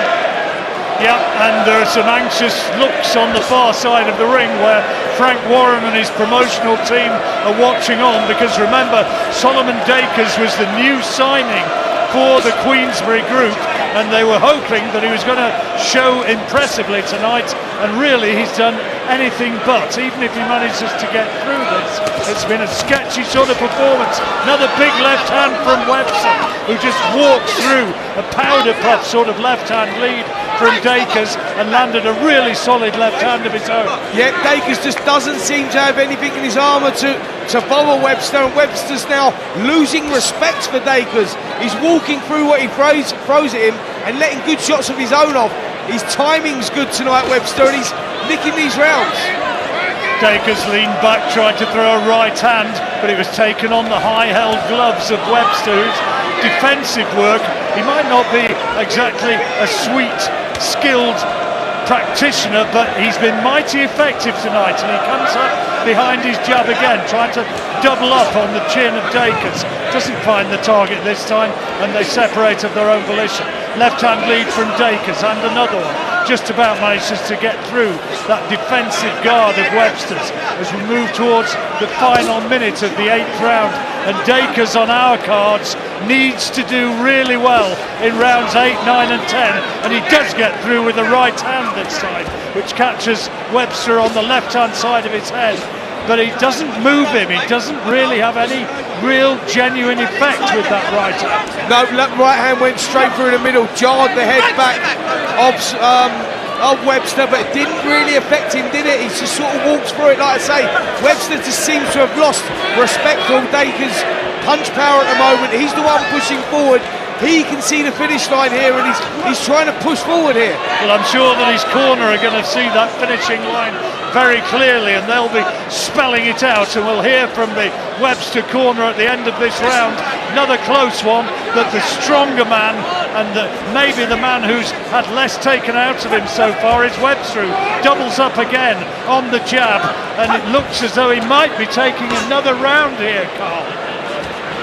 Again, I mean, if you listen to this, it will sound like Webster's kind of dominating, because we'll keep picking him round after round, but he's landing the busiest shots. Dacres is in the fight, he's behind that jab, he's landing lovely right hands to the body, he's doing all the right things on the outside, but if you're looking at punches landed, he's on the end of far too many, I mean, I don't want to say crude punches, because they're good, accurate blows. He's not doing anything special, Webster, but what he is doing is landing the effective punches. Right, let's hear from the Webster corner. Alright, pal. Yeah. Just go enjoy it, Michael. Look a bit harder. Yeah. You're right in this. Don't throw it away by not working hard. Right? Never mind raising your eyes so that you don't all this. Never mind that. Get on with it. Yeah. You shall not run hard, are you? Combination. Jab, jab, and fire the backhand, and you hit him. Just keep tight. All he's looking for is a backhand. Do you know, Mike? Don't give him space to work. Good 3 minutes, Mike. Come on, 3 minutes and back. 3 minutes now. Come on. Don't give him space. Yeah, well, Cole's right in what he said there, because the commentary sounds like Webster's running away with it. It's a very competitive fight, but Webster's just stealing the rounds. So the scorecards might be quite close, quite wide, but it's quite a close fight. Yeah, a lot of these rounds have been close as well, haven't they? And sometimes, in fact, quite often, when you have rounds such as these, you can get quite wide disparity in the way in which the judges are scoring it. Because although you know they might be giving it one way or the other, they're not giving it conclusively one way or the other, and therefore you might wind up getting maybe split decisions or whatever. Absolutely. Listen, subjective scoring when you go for that. What do you like? Do you like the guy flicking on the outside, nicking the jabs? or do you like the stronger, bullish stuff of Webster and that little injection of pace? And I think that's what's winning the rounds for me at the moment. Well, unquestionably, the favourite with the bookies, and substantially so, was Solomon Dacres. The promotional team, I'm sure, were hoping that he was going to emerge from victorious from this, but Michael Webster has simply not read the script. The referee has to split them, centre ring. Left jab from Dacres, back comes Webster throwing one of his own and another, and again there's a clinch inside, and the referee has to separate what's sure to be two tiring fighters, although Webster was told by Michael Marsden, you're not blowing, you're okay, let's see you in there throwing punches. Jab, right hand. Dacres, another left hand lead, but he's not thrown that right hand with any sort of authority, and Webster now doubles up with a couple of jabs, and it's Dacres this time who wants to hold on. Yeah, good left hook there from Dacres as well. He come out of the clinch, landed a good shot, but good right hand from Webster as well. Both guys starting to feel the pace, and they're getting closer and getting caught with shots, but this is where you want to see Dacres now turning it up. He needs to turn it up. For me, he's losing these rounds. Webster goes with a 1-2, tries to go again. Dacres, I think, needs to win this round and needs to win the last round as well to have a real chance of winning this fight. Webster from Middlesbrough comes inside again, tries to land a left hand to the body. Dacres ties him up, and the referee surely is going to have to split them, and you hear him shout break as we move towards the final 30 seconds of this 9th round. And again there's a clinch. This time it's Dacres who pushes Webster back, shows that he's still fresh, tries to throw a left hook, only a glancing blow to the chin of Webster, who doubles up behind the left jab. Dacres slips in a left hand of his own, feints to throw a right, leads with his left hand, and this time it's Webster who holds on. And there's a little bit of swelling under the right eye of Michael Webster now. So Dacres has taken some physical toll on him, but Webster lands a couple of headshots in the closing seconds of another close round. Yeah, another close round, but a round that I'm scoring again for Webster, because the meaningful shots may be just coming from Webster. Like I say, it's subjective scoring, because Dacres is moving around the perimeter, he's landing his own shots, but not with the same sort of venom in them, you know, so they're not really the eye-catching ones, and that's what's winning the rounds for me at the moment, is that Webster is landing the eye-catching shots, and that's all that is between them. Dennis Power and Michael Marsden in that Webster corner, trying to rally their man. Meanwhile, likewise with Max McCracken speaking to Solomon Dacres in his corner, and it could well be that it all depends on this last round. Well, for me, I've got Webster a few rounds up. Cobra, I don't know how you're scoring this one. Seconds out for the 10th. I've got Webster 1 round ahead going into the last, so Dacres on my card needs to win this to seal a draw. Now, there's a couple of close rounds in there that the judges might be seeing it differently from a different side of the ring, but I've tried to be as fair as possible, like I always am with scoring, and I just think that Webster has landed the telling punches, has been the busier of the two, although Dacres does land a couple of eye-catching shots, and if the judges like them eye-catching shots and his slick style, but he'll certainly learn from this, and if he can get through this with a win, he'll come on and he'll be a better fighter. But I think Michael Webster's fought the fight of his life tonight. And now it's going to be perhaps as much as anything about who really wants this. A couple of jabs from Webster, and I think has the gum shield come out? No, it's not. He's having the referee having a word with Solomon Dacres, just telling him at this stage to keep his work tidy. Well, it's a bit late in the day for that 7th final round. They've got to throw everything and the kitchen sink. This is not about being tidy, this is about winning the contest, and it could be won or lost here in this round. Is he going to have a point taken away here? He's getting a real stern talking to from the referee, and Dacres, well, I think he thought about taking a point then, he didn't. Had he done so, that really might have proved to be curtains. Yeah, like I say, Webster for me, 3 rounds up.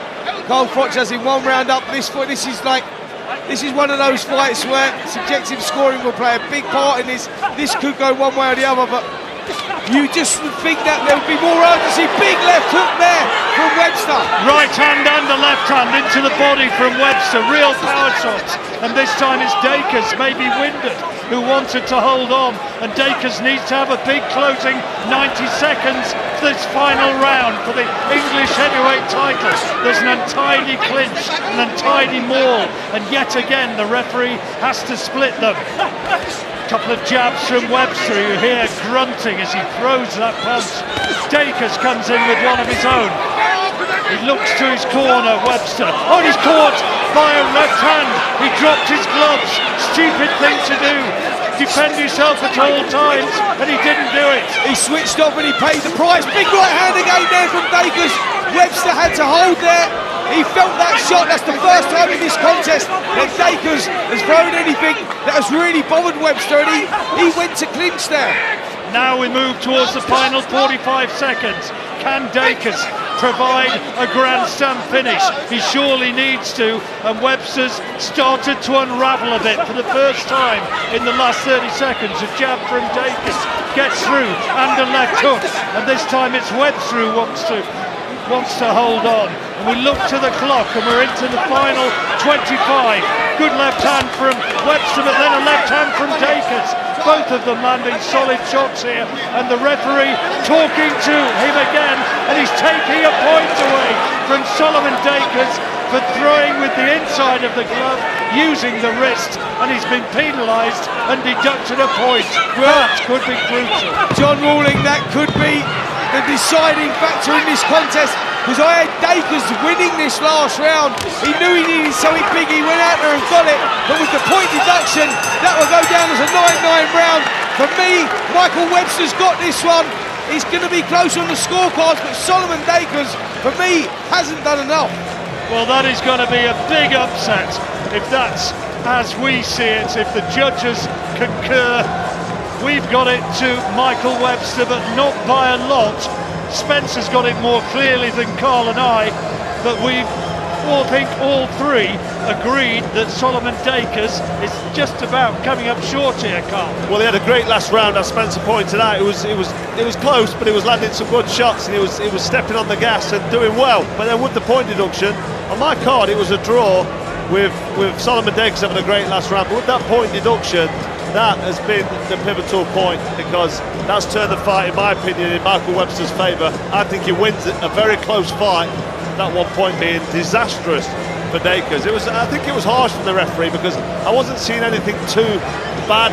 No, and there was so much on the line in that last round. I mean, you expect him to be going at it hammer and tongs. I've got to say that was very harsh from the referee, because I didn't see anything. I mean, we've seen a lot worse than that in the past. You know, this is the fight game. You know, you're going to get sometimes. He did warn him on several occasions about that forearm in his face. Yeah, but I didn't see it being that bad. It wasn't intentional. I think the referee actually was making a little bit of a mountain out of a molehill with that. I don't think the two corners know, do they? The two fighters don't know. It's an anxious wait for everybody. A shrug of the shoulders from Michael Webster as he looked down in our direction as we were talking. I don't think he really knows whether he believes he's taken it or not. Well, he shouldn't know, should he, until the official announcement's made. But there's always a bit of whispering at ringside, and there's a few bits of paper getting passed. So obviously we're not trying to suggest anything, but they seem to know. But we're about to find out. And here comes Thomas Treiber. Here comes the result. We're about to learn who's taken this English heavyweight title. Ladies and gentlemen, after 10 rounds of boxing, we go to the judges' scorecards. Judge Kevin Parker scores it 95-95, even a draw. Judge Howard Foster scores it 96-93, and Judge Steve Gray scores it 96-94, both in favor of your winner by majority decision. And still, English heavyweight champion, Solomon, the real deal, Dacres. Well, Solomon Dacres gets the nod over Michael Webster, who fought the fight of his life, and with a point deduction in the final 30 seconds of the fight, many in the crowd and definitely on this desk, thought that Webster had done enough to nick that fight. talkSPORT brings you a unique and emotional programme on Sunday evening that explores the power of football in the war zone. Play on. Our football return to war-torn Ukraine will air tomorrow at 9 PM. The programme features interviews with Ukrainian icons Andrei Shevchenko, Sergei Rebrov and Alexander Zinchenko. And the documentary will be available as a podcast on the talkSPORT daily podcast feed. We'll pick the bones out of that in a minute, and we'll look forward to a European title fight, a British title fight and a world title eliminator still to come on talkSPORT.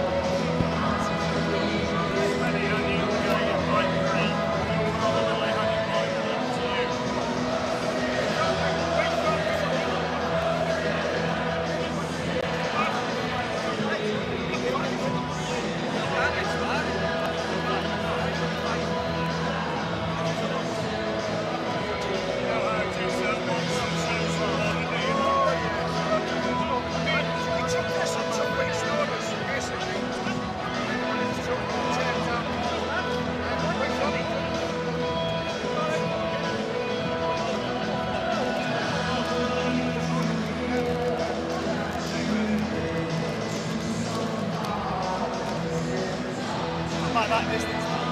So what do you do? You scored that 7-3 against him. You scored that 7-3 against him.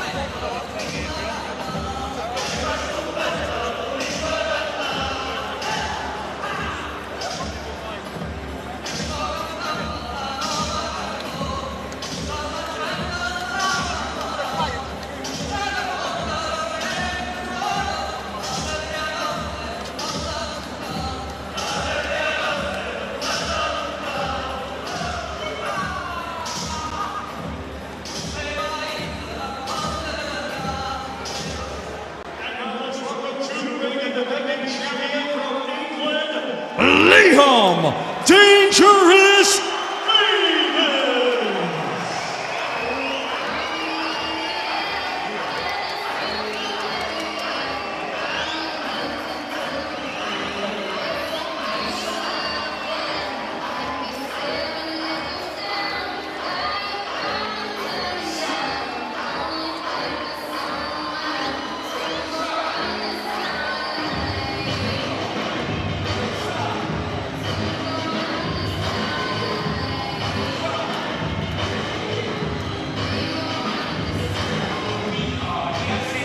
Welcome to the OVO Arena in Manchester for Fight Night Live on talkSPORT. I'm Adam Castro, pleasure to be with you. Spencer Oliver alongside me as always, and it's great to have the Cobra Carl Froch here too, and John Rawling calling you through some sensational fights this evening. Before we introduce our next fight, which is going to be for the European title, it's kind of apt that I want to talk about another European title.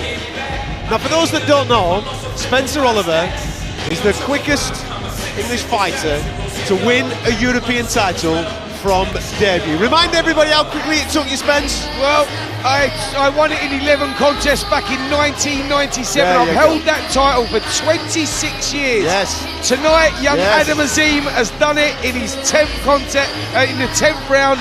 He knocked out Pitiat in the 10th round, and he is now the quickest Briton to win a European title. There you go, fantastic. Congratulations to Adam Azim fighting in Wolverhampton this evening against Frank Pachijol for the European title. He's some talent, is Adam Azim, isn't he? And I know that obviously that title has rang with you for 26 years, but what a fighter to be able to pick you.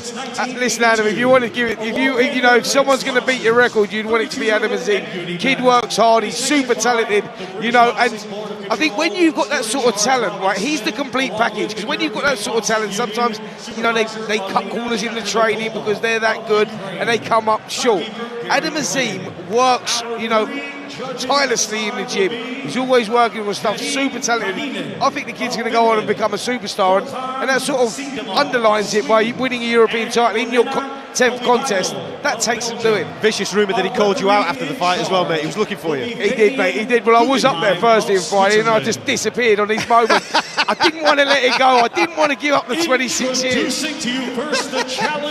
Well, we're back in European title action here in Manchester, because right now the super bantamweights are going to be going at it. Vincenzo Lafiammina, who is a fantastic fighter out of Italy, 29 years of age, taking on our very own Liam Davies, who of recent times, Spence, has looked really, really good. I said at the top of the show that I was a little bit unsure where Liam Davies was at, but his performance against Mark Leach was sensational. He then backed that up with a great performance against Ian Bellew, who's been in with some good operators and defeated some good operators. But last time out against Jason Cunningham, my word, he was explosive. Jason Cunningham is a good operator, and he went out there and he literally dismantled him in the round, and that underlined for me just how good Liam Davies is. He's sort of, he's steadily just been chipping away, and he's been learning and building, and now he's in the position 14 fights with 6 inside the distance, no defeats, getting this European title shot, and guess what? I think he's going to win it as well.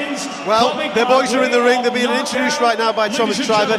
Still to come tonight here on talkSPORT, we've got the WBC Silver Championship and final eliminator for the WBC World Featherweight Championship, and it involves the Scouser Nick Ball, a ferocious fighter who's perfect through 18 professional contests. He's taking on former world champion Usyk Dogboe right here in Manchester. It's going to be an absolute cracking contest, and then the roof's going to come off as the decibel levels go up a touch. DENZEL, Bentley and Nathan Heaney going at it for the British middleweight crown. Right now though, it's European title honours, proper European title honours as well, as Liam Davies steps up to take on Vincenzo Lafiammina, and calling you through it, it's Spencer Oliver and John Rawling. Liam Davies is quoted by the bookies as a 12-1 on shot to win this one. And that's a recognition of his brilliant performance, I think, last time out, when he just blitzed Jason Cunningham. And already Davies is talking about fighting the winner of Inouye and Tapales in the unification world title fight, which is coming up on Boxing Day. And he's making a quick start here. He's trying to unleash big right hands. Lafiammina has got to keep that left hand up. If he gets caught, he'll know about it. Left jab from Davies. Taller man working behind that left hand lead. He's trying to detonate the right hand. That's the big danger shot, and he's looking for the head of Lafiammina already in this opening round. Yeah, brilliant start here from Davies, taking the centre of the ring. He's got those long levers, and he works so well. Whips the uppercuts on the inside, big right uppercut landed there as well. And Lafiammina looking a little unsteady here in his first round. Undefeated Lafiammina in 13 fights. He's got his gloves held low, inviting Davies in, hoping Davies makes a mistake and that he can perhaps catch him with a counter punch. Davies is caught by a left hand as he tried to throw the big right. Yeah, Lafiammina got through with that shot. Davies has to be careful as he loads up. He's inside, and Lafiammina, he don't mind being in the trenches there. That's where he likes to fight. This is the way that he likes to fight it. He wants Davies to come to him. Explosive action here in this first round. Lafiammina almost contemptuously walks forward with his gloves low. Smaller man, Davies is having to punch down with his left hand lead. Now doubles up on that jab and does find the target onto the head of Lafiammina, who's showing that he's got quick hands in this opening round of his own. There's a good left hand from Davies. Gets a buzz of appreciation from those supporting the Telford man. Yeah, solid start here from Davies. Whips in the right uppercut, gets through with a good right hand as well. Lafiammina though shakes it off and comes back with some good shots of his own. This one, John, is really heating up there. No feeling out process with these two. Richie Woodall was the only world champion to come out of Telford. Is he going to be another one, Liam Davies? Maybe, time will tell, but he's got to get through this one first. Lafiammina coming forward again, gloves low, spears him with a left jab. Good left hand counter from Davies, the left hook. Really looking to uncork that right hand, and he's not landed flush yet with that punch. No, Lafiammina got some good work off inside there himself. Short right hand, followed by the left hook, right uppercut. This one really heating up nicely. Davies having a brilliant start. Lafiammina looks surprised, he looks stunned, but he's come back into this first round. As I say that, Davies opens up again. Lafiammina comes back with a good right hand. All action here. Well, a really interesting opening round, and by no means quite the one-sided avalanche of punches that some anticipated from Liam Davies. I think for me he took the round, but Lafiammina certainly had his moments. Absolutely, Davies, we'll put it this way, he didn't look like a 12-1 shot in that first round, did you? I mean, Lafiammina has been sort of downgraded a little bit there from what we saw. He showed that he could take a shot in that opening round, and he showed he could bite down on his gum shield and come back. You know, Davies was good on the inside, he was working those uppercuts well, he was good at long range as well, but he has to be careful because Lafiammina is firing back with dangerous shots of his own. Carl, did you think that Liam did enough to take that opener? Yeah, very, very busy start. He had lots of success early on. Lafiammina came back into it. It's showing desire. I mean, he's got this stern, intense look on his face as he stands in front of Liam Davies, but that was definitely a Liam Davies round. Liam Davies, who came from a real tough growing up, difficult childhood, grew up with his mum at times, had to live in a refuge. Grew up on a tough council estate, and now very much the pride of his hometown. Yeah, brilliant stuff, and that gives these fighters a hunger. You know, you see fighters and where they come from, them backgrounds, that gives them that, you know, they're fighting to get away from that life, away from that, and it does give them that extra edge. Talked about the great wins that he had against Mark Leach, against Yonat Balutra and against Jason Cunningham, and now looking to add to that here with another emphatic victory. Good body shot there from Davies. Balutra though showing that he can take a punch, and he's on the front foot, trying to cut off the ring, trying to create openings of his own, waiting for Davies to commit himself. Davies throws the left jab. Yeah, Davies doing the right thing at the moment, using that height and reach, spearing out that jab, holding centre of the ring. Lafiammina, he does look dangerous though, he's happy to be inside there, he wants a fight. You expect there's going to be many more twists and turns in this contest. Lafiamina's undefeated record has come against, one would think, lower level opponents than those that Liam Davies has faced. And Davies now marches his man back, doubling up on the jab, and then throws a left hook into the body. Lafiammina takes it and takes it well, but it was a solid shot from Davies, and the power will have been felt there. Referee has to split them, and it's Davies who gets a little bit of a word for holding on. The referee wants Lafiammina to give a bit of ground, and the action now is underway once again. Left hand, right hand from Davies. Yep, Davies just controlling things at the moment, everything behind that left hand, chopping down with those right hands and throwing in some good uppercuts as well. Lafiammina seems happy to be in there though, he's carrying his hands low down by his waist, he's taking some good shots, but you've got to ask, John, can you keep taking those sort of shots? Two big right hands go again from Liam Davies, chopping right hands.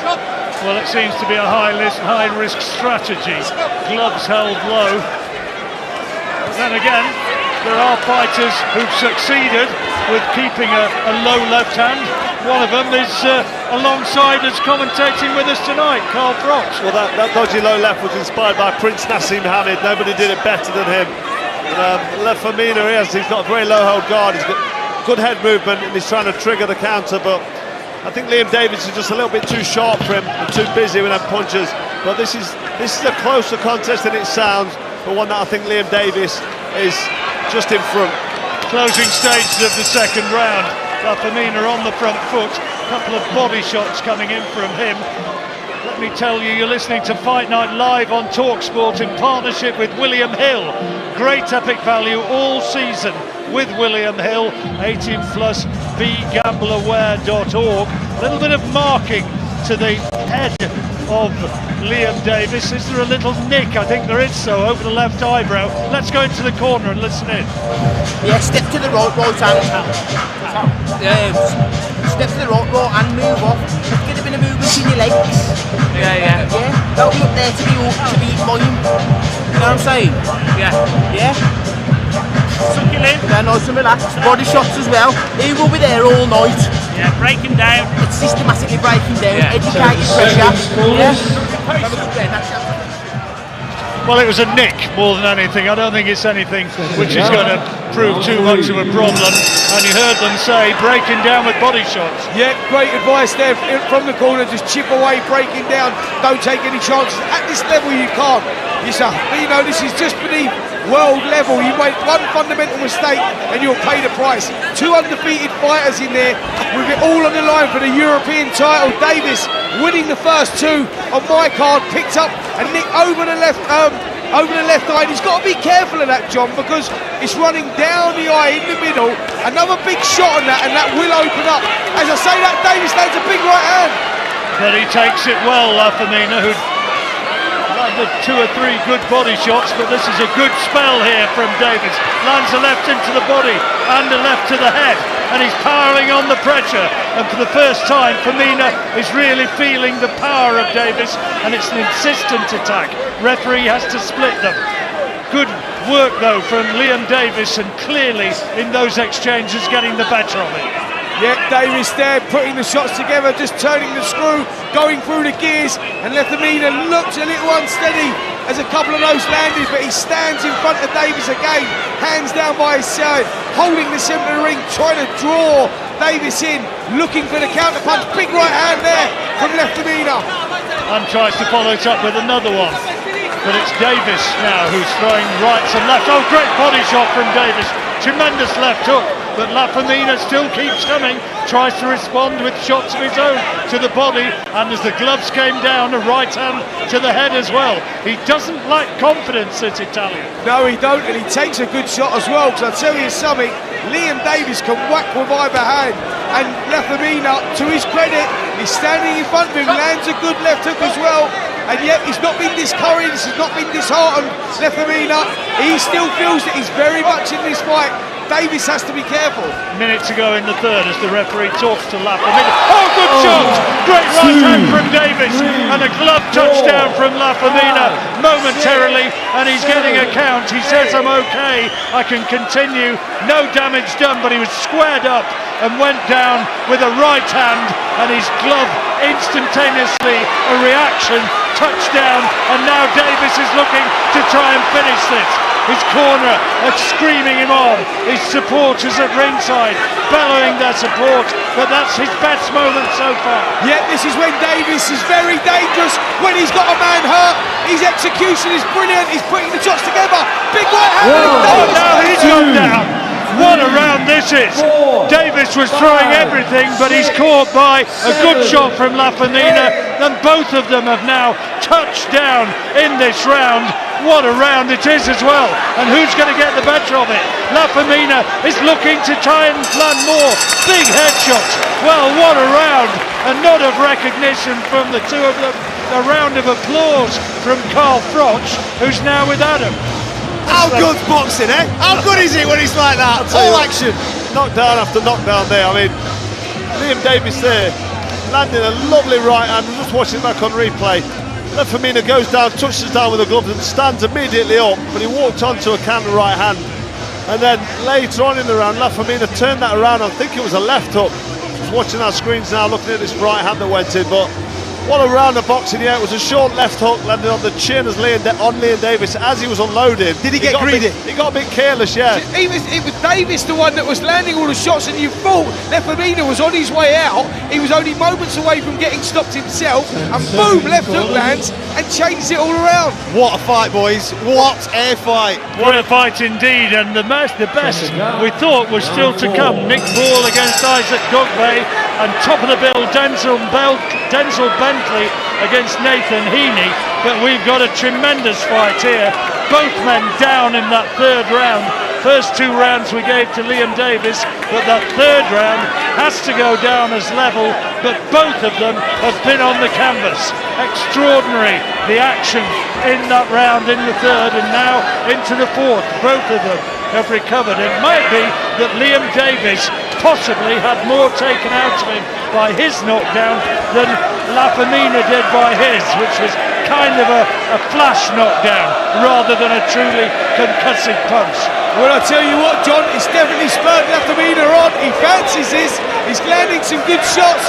Davies tries to put a combination of his own together, holding centre of the ring, but Lafiammina, again, right hand over the top. We're seeing a different fighter here. Liam Davies has talked about the likes of Inui as people he wants to fight in the favourite in the future.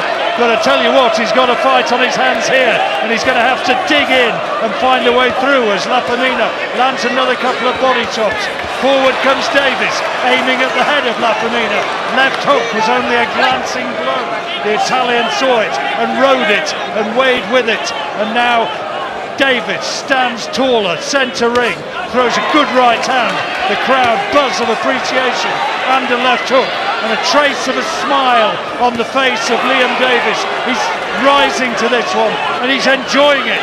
No shortage of action here from both guys. Lafiammina lands a right hand to the body. Davies looks a little disorientated, goes to grab.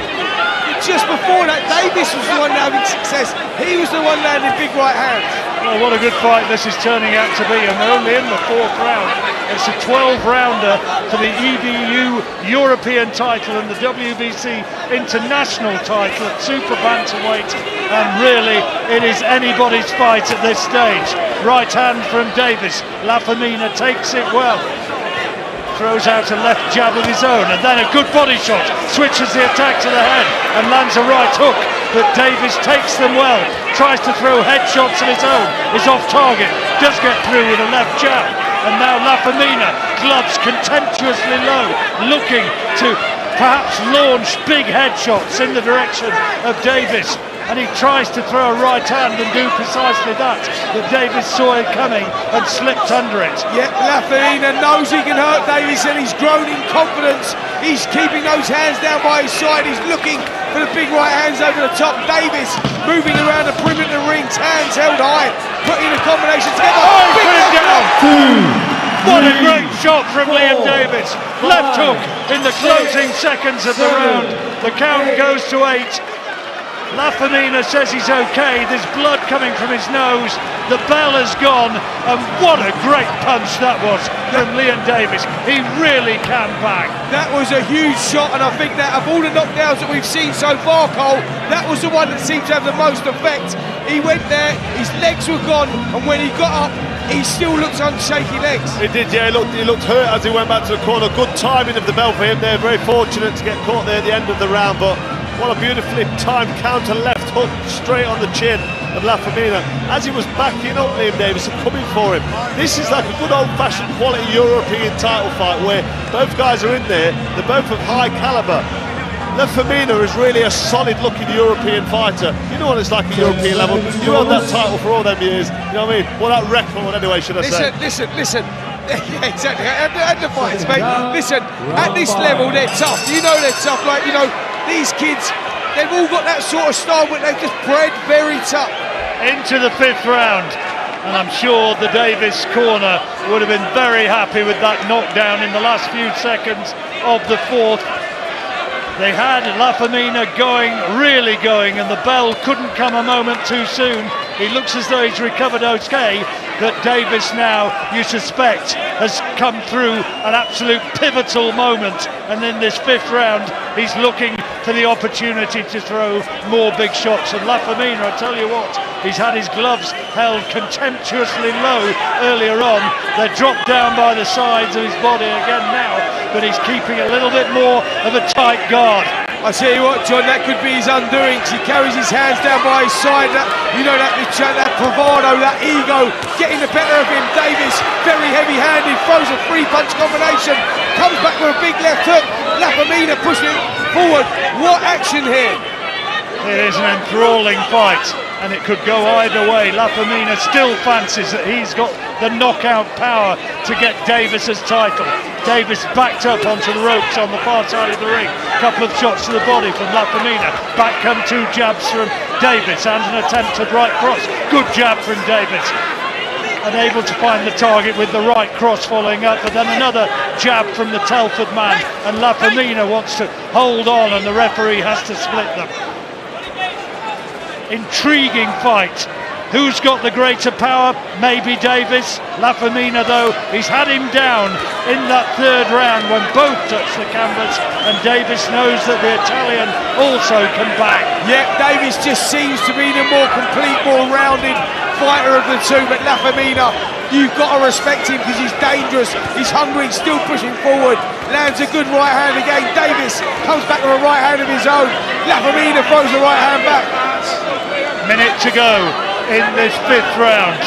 We've got Liam Davies ahead on our cards now, but there has been drama aplenty already, and we're going to be going into the Liam Davies corner at the end of this round, assuming it goes to that point. Aims a big right hand, and Lafiammina just slips inside it and comes back with a couple of jabs of his own, and then Davies wants to tie up the Italian, but he's told off for holding on behind Davies' head. Last 30 seconds of this 5th round. Yeah, it's starting to become a grueling contest now. Both guys, as early as the 5th round, having to fight down on their gum shield. The pace has been a quick one. Both guys have had their success, and those punches, John, that land like that, Lafiammina. He's on to go again here, I think. Lafiammina. Davies knows he's got him going, and he stopped it. The referee stopped it.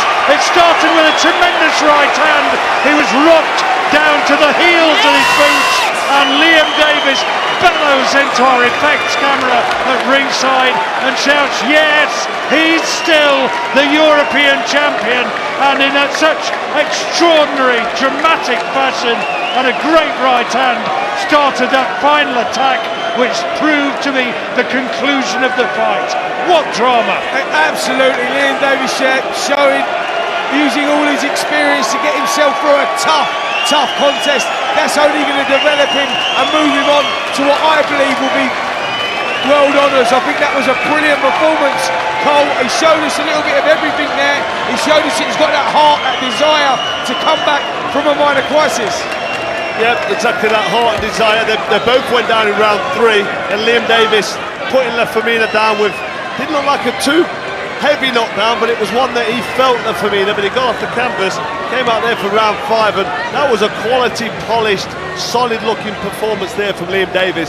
He really does look like an all-good, well-rounded pro, and that finish, he was so ambitious, he was so busy. He landed that 1-2, and he could see that Lafiammina was hurt, and he backed him up onto the ropes. He just didn't stop throwing punches, and if you watch, he didn't smother his work, he didn't waste any shots. It was all accurately landed on the chin and head area of Lafiammina. The referee had no option but to stop that fight. Cole, the way he goes through the gears is so impressive. He knew he's the man closest. He knew he had his man going, and he was not going to let him off the hook. and that's what you need to do if you want to step up to world level and win titles. You've always got to see that blood, or taste the blood, and then go for that finish. The top fighters throughout their careers, they'll have their opponent hurt, and they always go in for the kill.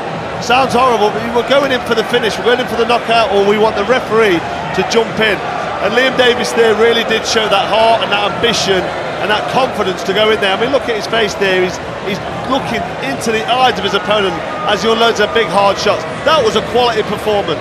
He's got that killer instinct, isn't he? That's what it is, that he sees the opportunity, and when that opportunity is there, he jumps on it, and the execution is brilliant. He doesn't let he doesn't let his opponents off the hook.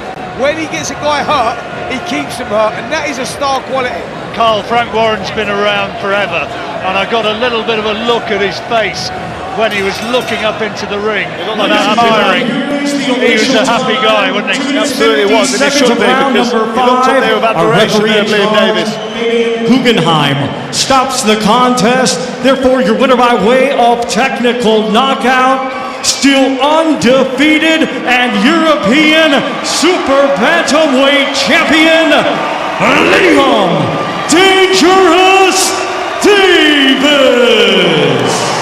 Oh, what action that was through 5 rounds, and the ruthless finish in that 5th coming from Liam Davies. European champion at Super Bantamweight, he really is coming into his own. The 3 fantastic victories building into this fight was something special, but that was on a whole new level. Brilliant performance from him, and we've still got 2 cracking fights still to come. Don't go anywhere, more action next on talkSPORT.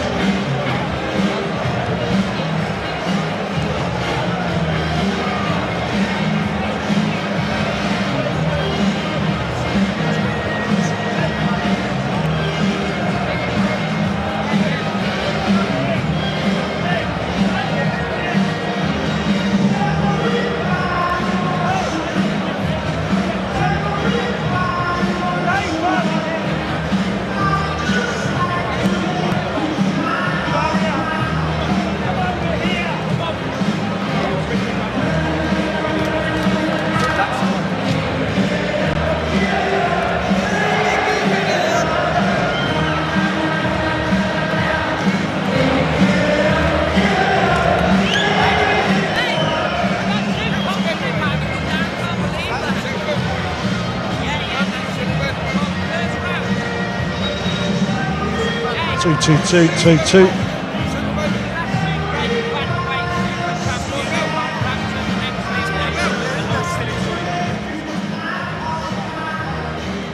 Two.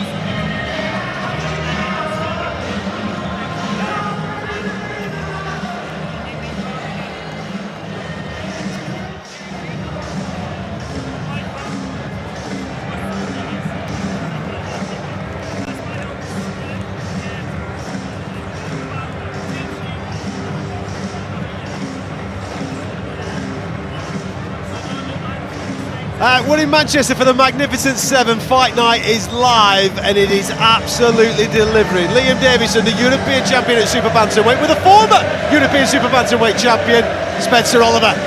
Yeah, I'm here with Liam and with Frank Warren, but Liam, I'm going to start with you. What a performance, tougher than you thought? Yeah, tougher than I thought. I think I got a bit overconfident, and it's the first time I've been down, but it's all experience, and like I showed, I got the bottle and I stuck back to the game plan and got the job done, which is more experience in the bank tonight, I believe. That's what you've done. You tick the boxes. You showed us, when you get to this level, you go through these moments. It's how you deal with that crisis, and you showed that you can deal with it. Keep it cool, come back.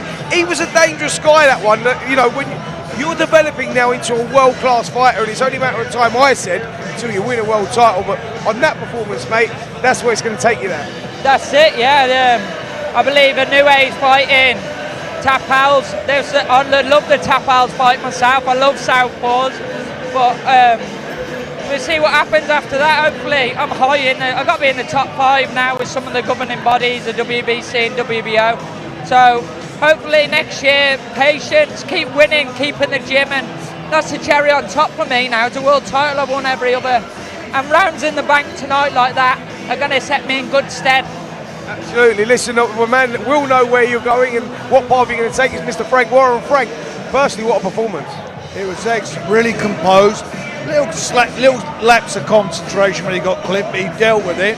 And, I thought it was a magnificent performance. Really boxed well, intelligently.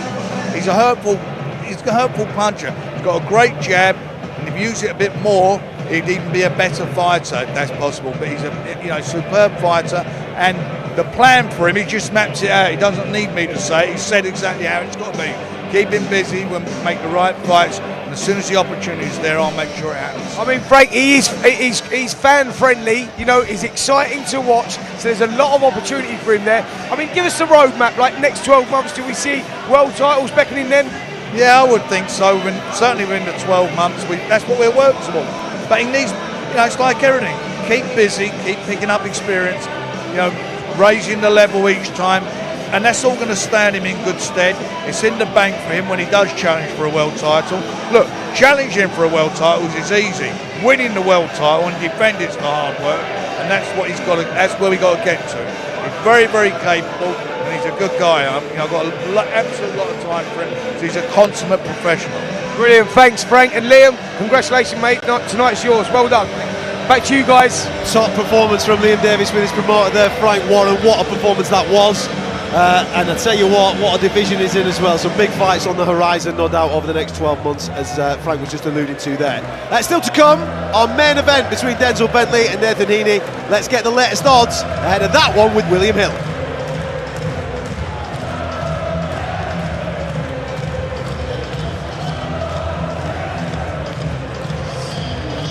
Joining us now to give us the latest odds with William Hill, it is Lee Phelps. Lee, what have you got for us, mate?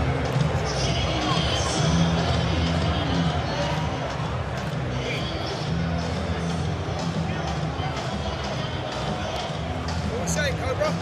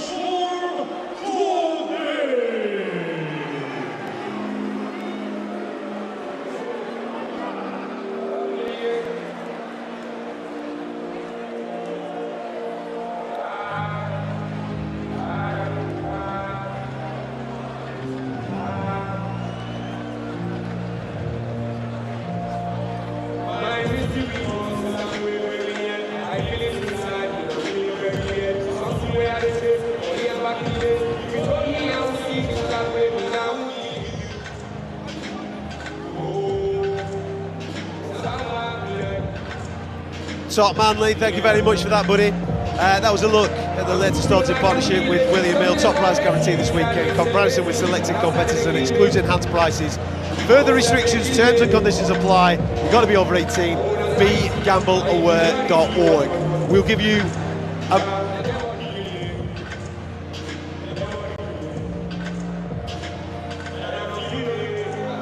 Forgot about the jingle. All right, here we go then. We'll give you a full, in-depth preview of that fight as and when we arrive to that. The co-main event of the evening is about to get underway as former world champion Usyk Dogboe is making his way to the ring right now. He's taking his time, he's enjoying it. Usyk with an unbelievable story, Spence, this young man. Obviously growing up in Africa, making his way to London, him and his dad in the parks of London learning how to box, and then Usyk for a period of time fought out of various London gyms and then made the move over to the United States, where he ended up becoming world champion and has stepped up to the very, very top level. Last time out, he fell short against Ramirez. This tonight, a world title eliminator against a hot prospect from the UK that punches incredibly hard. This fight is going to be absolute fireworks. Absolutely. Listen, Usyk Dogboe, we know what he is, we know what he's about, we know the story, we know the toughness, we know how good he is, because he's competed at that level. He is a former world champion, and he's not slipped at all. He's just lost to the very best. It's going to be very interesting because we know about Dogboe and we don't know where Nick Ball is just now. The Wrecking Ball! He's finally agreed on the nickname, has he? I didn't know he'd agreed on the Wrecking Ball, but it kind of works with it being his surname. Nick Ball, huge step up tonight for this gentleman. We mentioned a little earlier on in the evening with various fighters taking the traditional route, the Southern area titles, the area titles into English titles, into British titles, European and Commonwealth titles.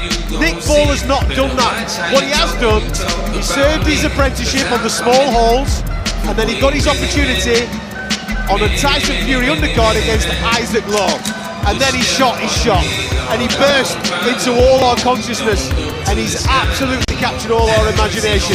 The nickname is very apt. He is a wrecking ball, and tonight is a big step up for him, Spence. He is a wrecking ball, but you know what though?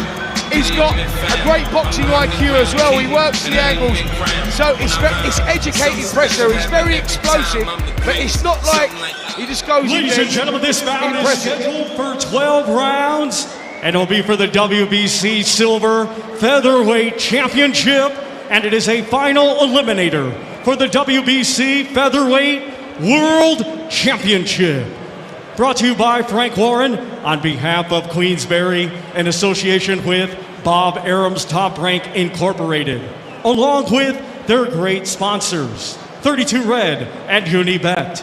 It is sanctioned by the British Boxing Board of Control, steward in charge Robin Smith, along with the World Boxing Council, President Mauricio Suleiman, Supervisor Robert W. Smith.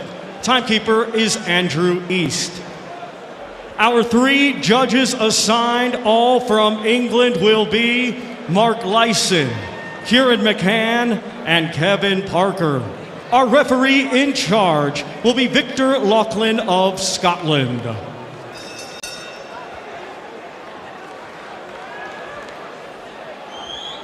Introducing to you first the challenger, fighting tonight out of the red corner. He comes to the ring wearing white with red and weighed in officially at 8 stone, 13 pounds. Fighting out of London, England, by way of Accra, Ghana, he has a professional record consisting of 24 wins, 3 defeats, with 15 of his 24 wins coming by way of knockout.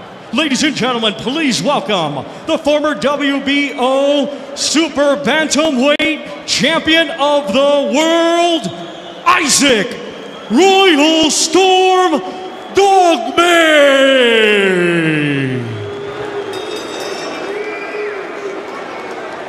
And his opponent across the ring, he is the defending champion, fighting tonight out of the blue corner. He comes to the ring wearing black with silver and weighed in the same as his opponent, 8 stone, 13 pounds.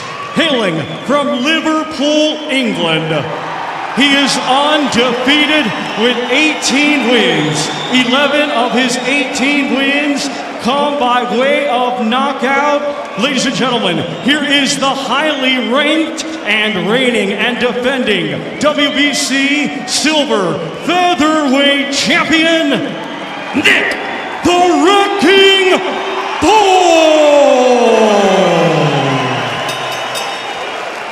Atmosphere's just picked up. The local boy, we're in Manchester, but the Scousers have definitely travelled down the M62 to support their guy Nick Ball, taking on former world champion Usyk Dogboe. This is a big step up for him. It's a big test. This is set to be an absolute firecracker of a fight on Fight Night here on talkSPORT. Calling you through it, Spencer Oliver and John Rawling. Nick Ball's got 8 wins inside 3 rounds. Seconds out, He's round a power 1. puncher. Dogboe's been a world champion, and for Nick Ball this is very definitely a significant step up in class. He's onto the front foot, got Dogboe in his own corner right in front of him, trying to spear him with the left jab. Dogboe keeping a tight guard, then lands a right into the body of Ball. Dogboe says he's still got plenty of ambition. Ball, who in his last fight against Ladumo Lamati, he had his man carried from the ring on a stretcher. He collapsed after the fight.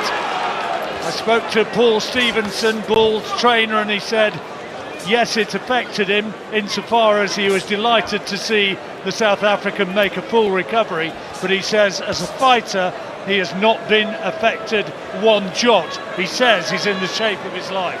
Yeah, he's going to have to be against Dogboe because this is a world-class operator, and Dogboe looks nice and tight, nice and compact, just taking his time, just looking at what Nick Ball's got. Nick Ball's the one that's taking the centre of the ring, whipping out the jabs, looking for those right hands round the side, but Dogboe doing well, covering up really well.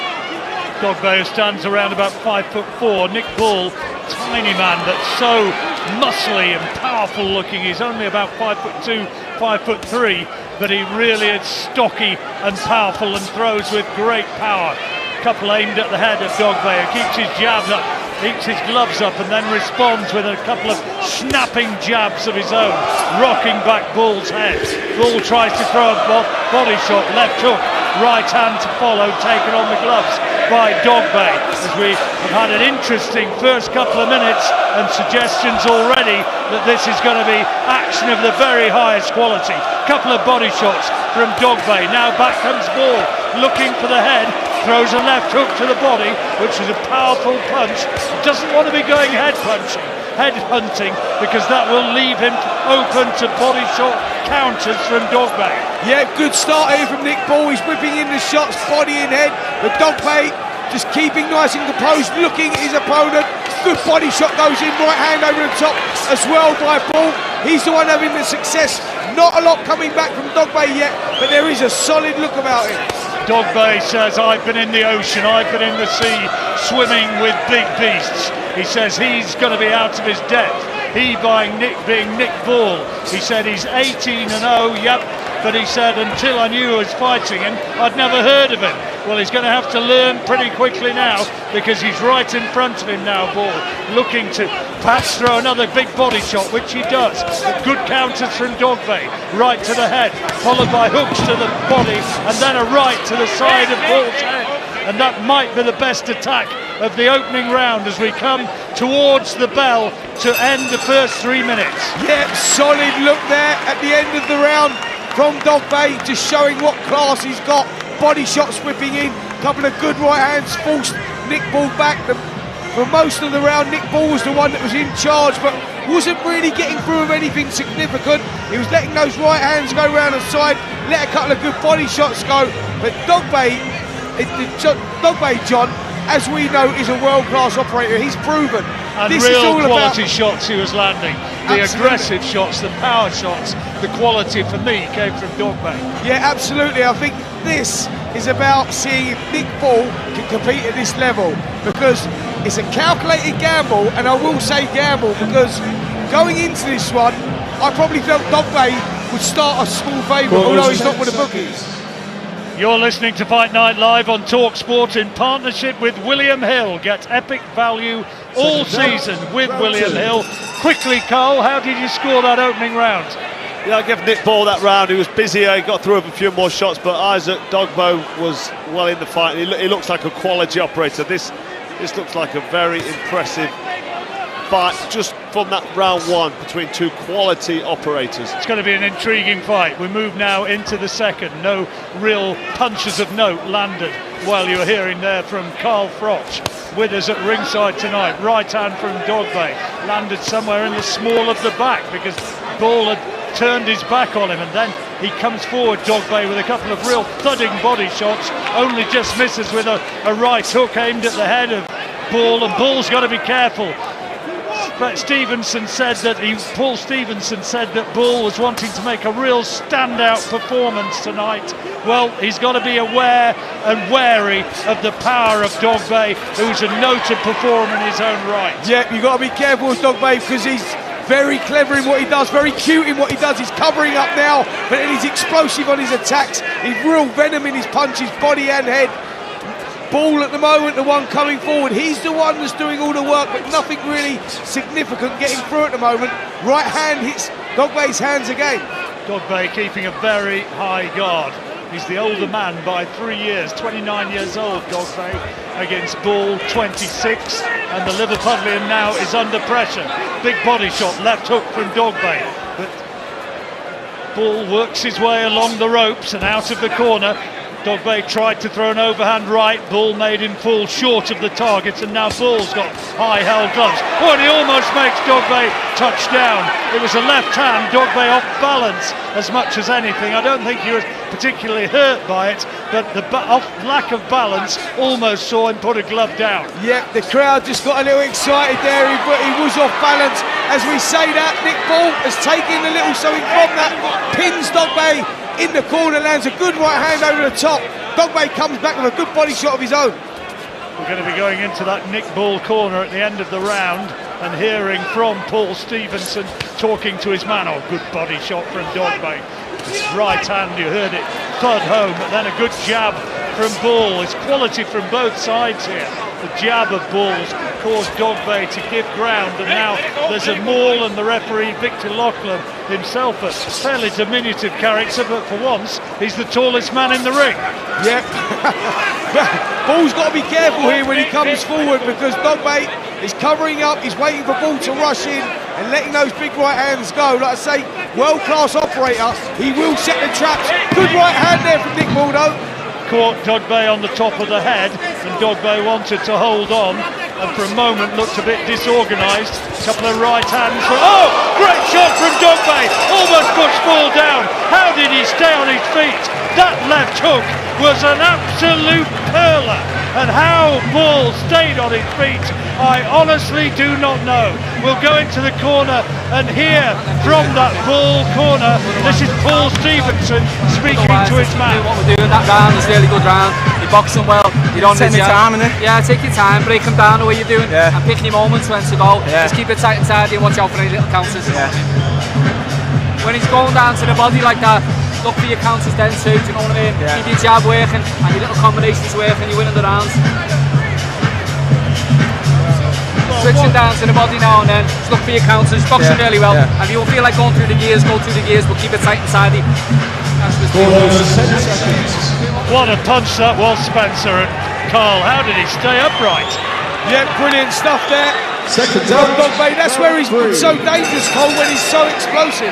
Well, Nick Ball's busy, isn't he? He's busy and solid. He's almost, dare I say it, Canelo Alvarez-esque, like with that tight defence and the counter punch. He looks solid and strong, and he gets his feet in range. But Dogboe just waited, didn't he, with that left hook counter, and it was an accurate shot, and it sent Nick Ball onto his back foot. Almost looked like he was going to go over, but I don't think he was too badly hurt. It was more of a balance thing, but it was a cracking shot. I don't think he's been hit like that too many times in his career, and Dogboe knows that he had him going, and he's going in again in this third round.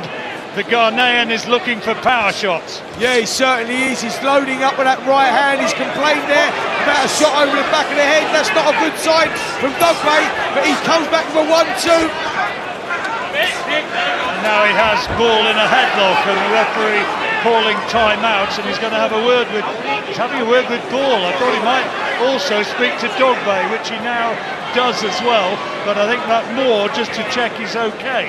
It was Ball who had the word of admonishment. A couple of big shots from Ball that taken on gloves and forearms, and then body shots from Ball, and switched the attack to the head as well, and puts Ugboe back onto the ropes. Ugboe keeping that tight guard. Only a minute gone in a third round, and so many punches thrown already.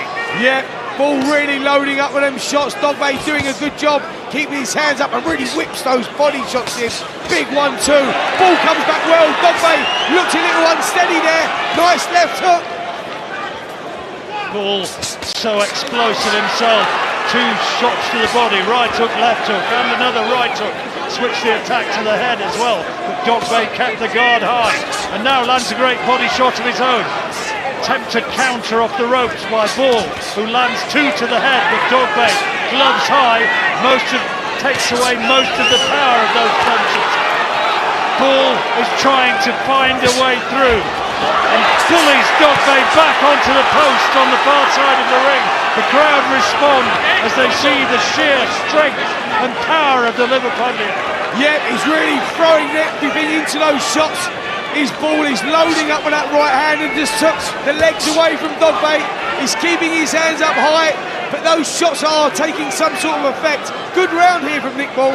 Yeah, this is good, because he was in trouble at the end of the last with that big left hand from Ugboe. Ugboe tries to throw another right, now gets in with a good left hook to the body, aims a shot to the head, and another one, left hand and right hand, both blocked by Ball, who gets in with the right to the body. Left hand counter from Ugboe, but Ball gets the better of the exchange. Ugboe now standing taller, but he's covering up because Ball's on the front foot as we move into the closing stages of this third round. Oh, he's put down! Great shot by Ugboe. Right hand. Oh, the referee says no knockdown. Well, what's that about? Surely to goodness, that should have been a knockdown. Yeah, he saved Nick Ball losing that one from a 10-8 round. Adam, what was your thoughts on that? 100% a knockdown. The guy was kept up by the bottom rope.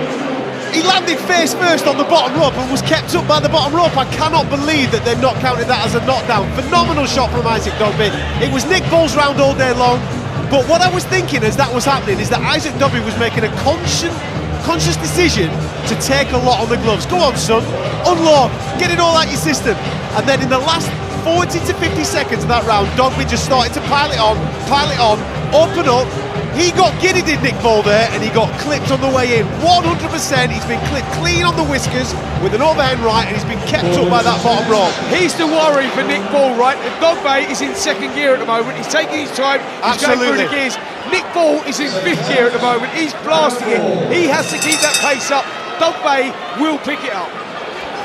Well, it looked like a knockdown to me and not given, but now back comes Ball on the front foot as we go now into the 4th round of a 12-rounder. Left hand from Ball puts Ugboe down. Oh, he's given a knockdown this time. Well, what is going on here? First a knockdown that's given, which gets not given, which should have been a knockdown, and now one which looked for all the world as a push is given as a knockdown. He's effectively lost 2 points in 2 rounds. Incredible. Well, I don't quite get that one. But Ball has to take it on the chin, has to take the points quite literally. He should be, by our way of reckoning, 2 points better off than he is. But Ugboe coming forward now. Oh, good shot though from Ball. Good left hand. Ugboe landed and holds on grimly. The left hand landed on the chin, and the referee gets in the way for no apparent reason. Splits them, and the referee is having, for me, a bit too much of an impact on the course of this fight at the moment here in this 4th round. Both guys are rolling the dice here. They are loading up with every single shot, jabs, right hands. Nick Ball having success here. He's landed a couple of lovely right hands over the top and left hooks. Ugboe for the first time looking a little unsettled. Well, it's been terrific attacking power from both men. Terrific left hand hooked from Ugboe into the body of Ball, but comes Ball with 2-3 power shots to the body. Be interesting to know what sort of weights this lad can lift, because he's got such power. And listen, it'd be interesting to know that if Nick Ball can keep this sort of pace up all this time. As I said, Cole, Dogboe, we've seen him do this time and time again, but we haven't seen Nick Ball do it. Can he keep this up? Well, we're going to find out, but it's a ferocious pace. He just looks solid, doesn't look to be fading, but he's really in this, isn't he? I mean, he's sending the shots in. These knockdowns are frustrating because the referee, though, you have to go with the decision. It is what it is, but both of these guys are still looking for big shots. They're both still looking fit and strong. But Nick Ball just seems to be pushing Dogboe back a little bit more and seems to be a slightly bit more in control. Well, lovely uppercut inside from Ball. Rocked back the head of Dogboe, and the referee splits them, and he's going to have a word this time with Nick Ball. Not for the first time. Ball using the shoulder, using the elbow, and the referee telling him that, and that he doesn't like it. Yeah, just the referee had to get a hold of that situation because Nick Ball is physically strong, and he was using it there in the wrong way. Good right hand again, pins Dogboe on the ropes. Good stuff here from Nick Ball. As we go into the last 15 seconds of this fourth round, an extraordinary round it's been. We'll go into the Dogboe corner at the end of this round, where his trainer Jeff Rail will be speaking to him. But this is going to go down as a 10-8 round for Nick Ball from a knockdown, which I don't believe should have been given. Well, let's listen into the Dogboe corner and see how they make it. I told you the odds are against us, so they're going to call some bullshit like that. Okay. All right? You got to get your shit back. Okay. All right? Yeah. Deep breath.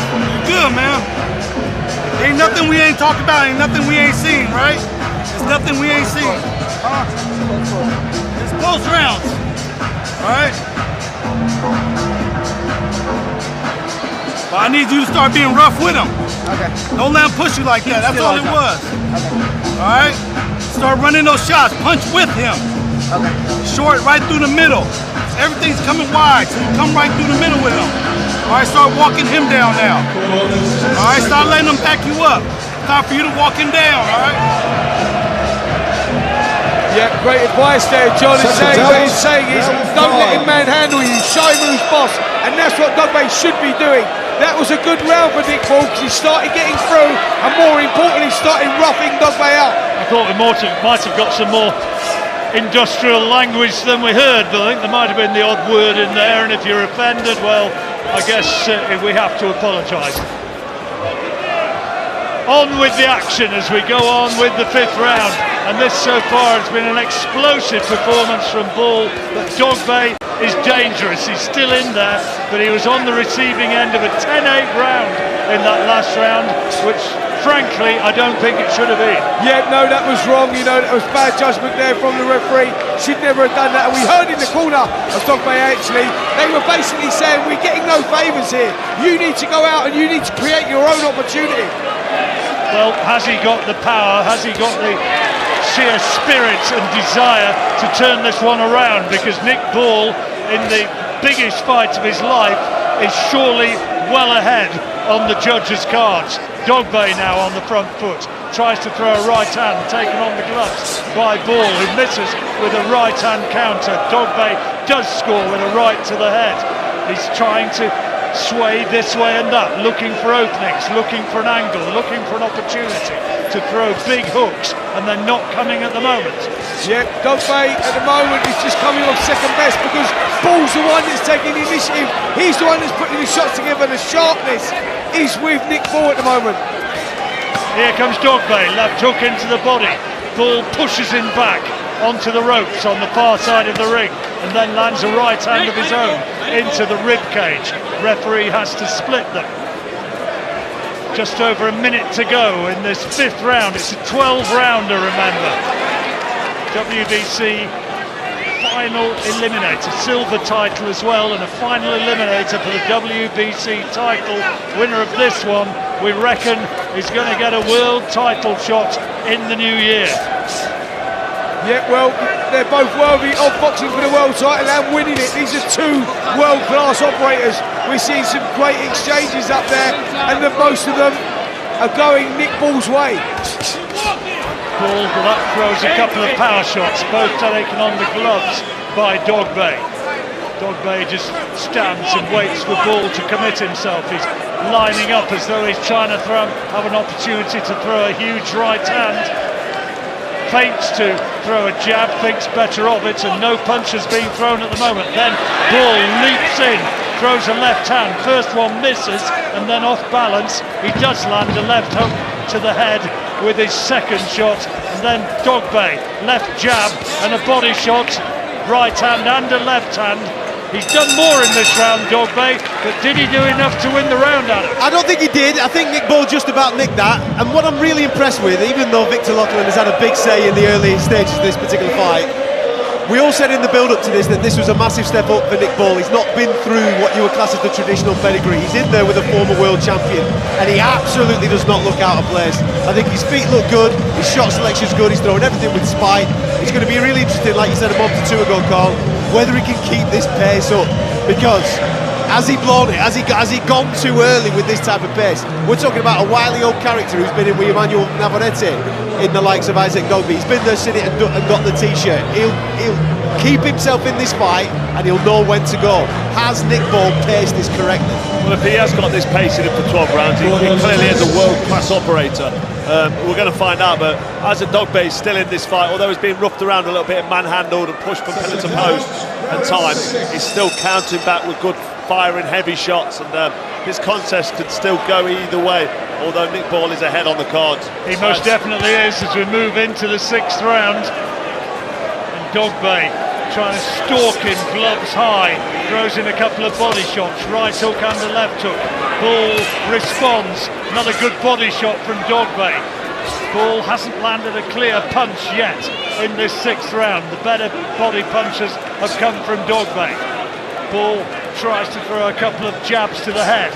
Dogboe sees him coming, then throws a right to the body, and as he does so, Ball responds with a left-hand counter. Dogboe is walking him down though, and getting into range more effectively here in this 6th round. Ball pushes him back, tries to land a little flurry of punches to the head, a right uppercut did get through, and then a couple of jabs from Ball. The Liverpudlian doing well here. Remember our main event, DENZEL Bentley against Nathan Heaney, is yet to come for you here on Boxing, here on talkSPORT for you from the AO Arena in Manchester. Yeah, Dogboe recognises that he needs to do something, he needs to change it up, he needs to start landing combinations of his own, because Nick Ball's just nicking these rounds.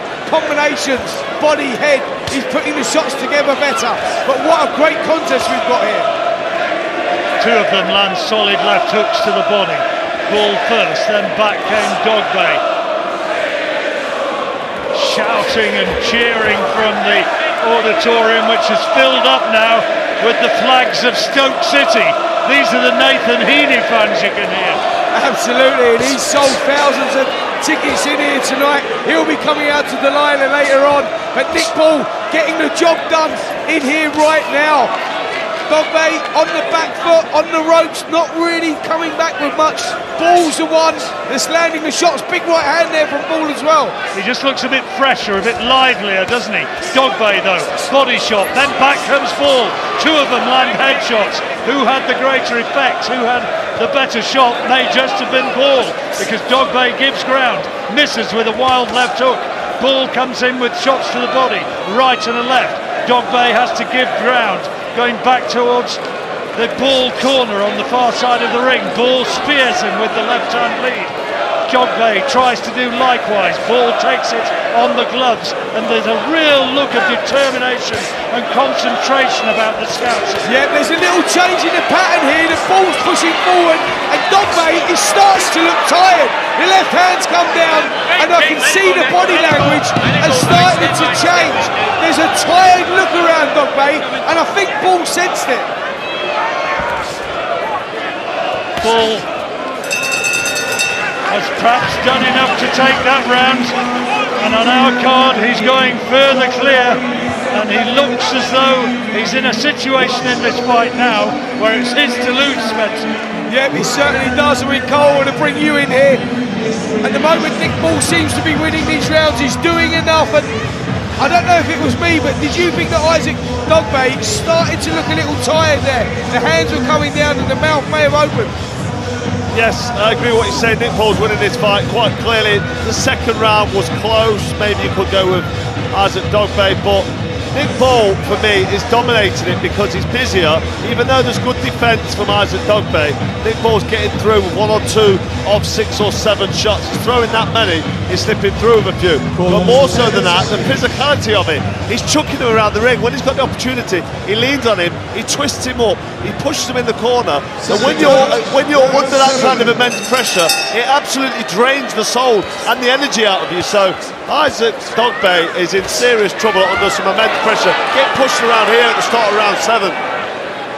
And on our card, Ball is well in front at the halfway stage of the fight. Ball, who comes from Kirby, which is where John Conte originated from, where Paul Hodkinson came from, and another terrific fighter here following in their footsteps. And Nick Ball lands another solid left hand, and he can move significantly closer to a world title shot of his own, assuming he can hold it together and get to the winning line here over the 12 rounds. He's answering a lot of questions here, Nick Ball, so we didn't know if he could compete at this level, if he could take the punch power at this level, because Dogboe is a big puncher, and he actually is thriving off that, he's feeding off that, getting hit, and he wants to go back in there again, ticking all the boxes here, Nick Ball.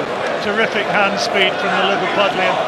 He's got this powerful physique, and he lands power punches, but my goodness, he lands a lot of them. When he lets his punches go, he really does. He's almost inviting Dogboe to launch an attack of his own now. Dogboe has him in a headlock, and the referee has to split them. Action gets underway once again. Dogboe tries to tee off a big right hand. Ball saw it coming and now lands a right hand of his own and whips in a terrific left uppercut. That's what I mean about him throwing punches in bundles and brilliantly switching attack from body to head. Yeah, excellent shot selection. He just got caught there though, switched off, and Dogboe just had a good little moment there. But yeah, you're right in what Nick Ball does. Great shot selection, body, head, uppercuts round the side. You know, world-class stuff. He can't afford to lose concentration now. He's got his gloves held high now and aims shots to the body of Dogboe and then one to the head. Dogboe has shown his dangerous though in that latest exchange. Left hand from Ball into the head of Dogboe, who holds on and leans on. Surely the power of those punches must be having a cumulative effect. Ball, gloves high now as Dogboe stalks him into the final 45 seconds of the 7th round. Dogboe looking to throw body shots of his own. Left hand taken on the gloves by Ball, and then another big left hand from Dogboe, again taken on the glove by Nick Ball, who responds with a solid left hand of his own. And I think the reactions of the two, unsurprisingly, are not quite where they were in the early stages, and so more of these power shots are now landing. Yeah, John, you're right. You picked up on it there. You know, Nick Ball seems to be coming back when he's getting hit. He's coming back with shots of his own. Both guys having success here. Good round, this 7th round. Excellent round. Both men having their moments of success. Good body shot from Dogboe. Last scoring shot of the round, but maybe not enough to win it. We'll go into the blue corner now and hear from Paul Stevenson with Nick Ball. Hold the right hand, the body, and the left hook the head. You know what I mean? Mix it up like that. Your left uppercut on the inside when you close. Yeah. That good jab throughout. Again, he'll do little bits and likes to go for the walk. When he wants to go for the walk, go in and press him, but be clever. You know what I mean? Little things, keep it tight and tidy. Just avoid falling in with him. I know that you're there for most of the time. You're avoiding it, but still, just be careful on the way in. Using your jab and your good defences. And always ready for his counters and always ready for your own. You know what I mean? And just keep outworking him in these rounds the way we're doing.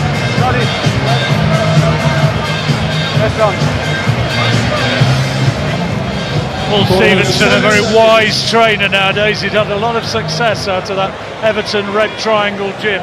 Yeah, he certainly has, and there's another success right here in Nick Ball. He's proved that he belongs at this level, world-class level. He's winning this fight, winning these rounds. He's the one that is just getting the shots off first. Dogboe, hands up high, but not enough coming back from Ugsyk. Good start to the round here from Nick Ball. Yeah, throwing bundles of punches. Back comes Ugsyk with the right hand and the left into the body, and another one.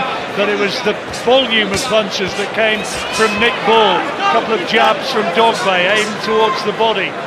Ball back in centre ring, allowing Ugsyk to try and uncork some power shots towards the body, looking for big body shots, big hooks, Ugsyk. But it's a jab to the body from Ball, which was the scoring punch. Ugsyk not just working hard enough, he's not throwing enough punches here to get himself back into this fight. Unless he can find something huge to put Ball down, you suspect that he's simply not finding the output. Listen, he needs to find that injection of pace. We know he's a solid puncher, we know that he can put the shots together. I mean, Cole, where do you think he sits in this? Do you think he's getting to the stage now where he needs to roll the dice and maybe take that gamble? Yeah, I think Ugsyk needs to send some shots in, but the problem is he's got Nick Ball in front of him.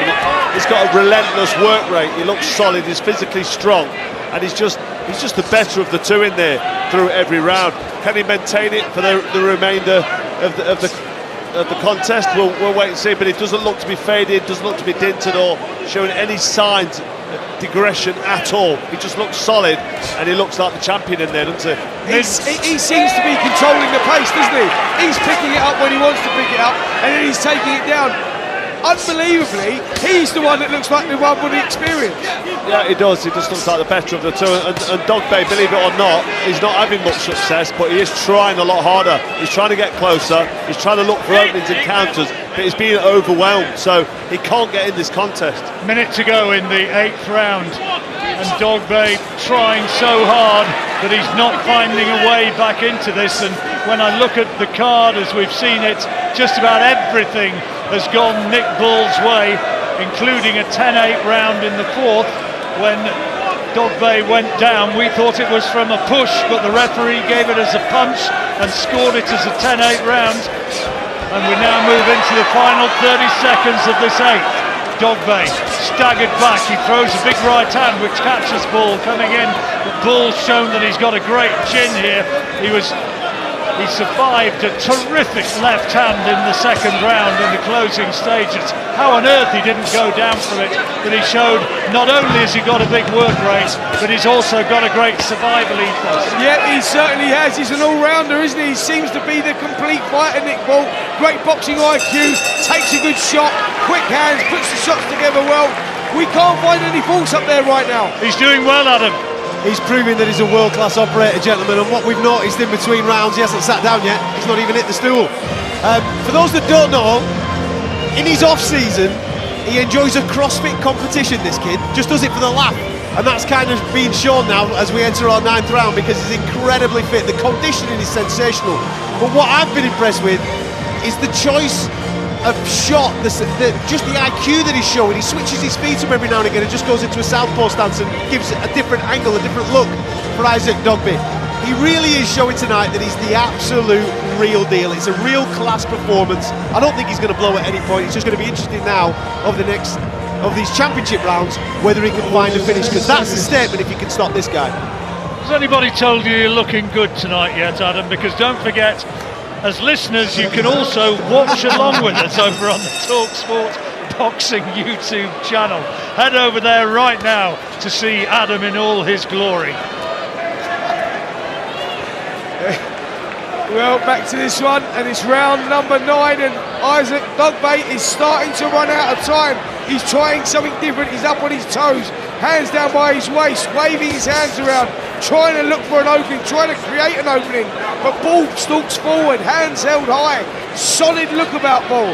Well, this isn't the Ugsyk that we saw earlier on. He's trying to show himself as a dancing master right now. Up on his toes, gloves low, flicks out the jab, does find the target, tries to whip in a right hand as well, but Ball covered up and saw that one coming and rode the problem. And now forward comes Ugsyk, lands a couple to the body as Ball tries to tie him up, and the referee, Victor Loughlin, who's been a busy man in there tonight, has to separate them. Yeah, he certainly has. Nick Ball's doing really well here, working well on the inside as well, just seems to have turned the screw a little bit, and Ugsyk struggling to go with the pace of Ball.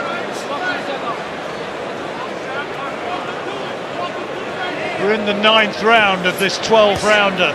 Nick Ball surely a long, long way ahead on points, and he landed a good uppercut there, and Dogboe felt the power of it, I think, and the people on the far side of the ring who were closer to that shot than we were, they reacted as much as to say, come on, follow up, follow in, but he is closer than anybody and chose not to do so. I must say, this is such a high quality, high standard contest. I mean, the technical ability of both of these guys, you know, and the focus that they've had to stay focused like this for 9 solid rounds. They're high quality operators. Switch off for 1 second and it could be curtains. Brandon Figueroa and Ray Vargas stand at the top of the rankings in the WBC featherweight division, and the winner of this one will very definitely have one or both of them firmly in their sights. Good shot from Ball. It indicated to Dogboe, come on, have a go, come to me. Lands a body shot, Ball, and an uppercut. Lovely quality left uppercut. And then forward comes Dogboe. Right hook and a right uppercut, but taken so well by Ball, who pushes his man back and will not be denied. Yeah, both guys having success there. Ball with them lovely short uppercuts. Big left hook there from Dogboe. Ball's had to hang on. He's in trouble here. He fell into Dogboe. He felt the weight of that. How much damage has been done? 15 seconds to go. Dogboe will sense it if there is a problem, and it looks as though Ball's recovered okay. Dogboe looking for one more big shot. He finds it. A left hand, and another one, and another right hand. Anxious times, really anxious times for Nick Ball in those last few seconds, but he survives, and this is how the Dogboe corner sees it. You got him! Now's the time. Look at him. Look at him. All right, don't waste no time. Okay. Smell blood in the water, then go eat. Yeah. If you smell blood in the water, then go eat. Yes, sir. 10.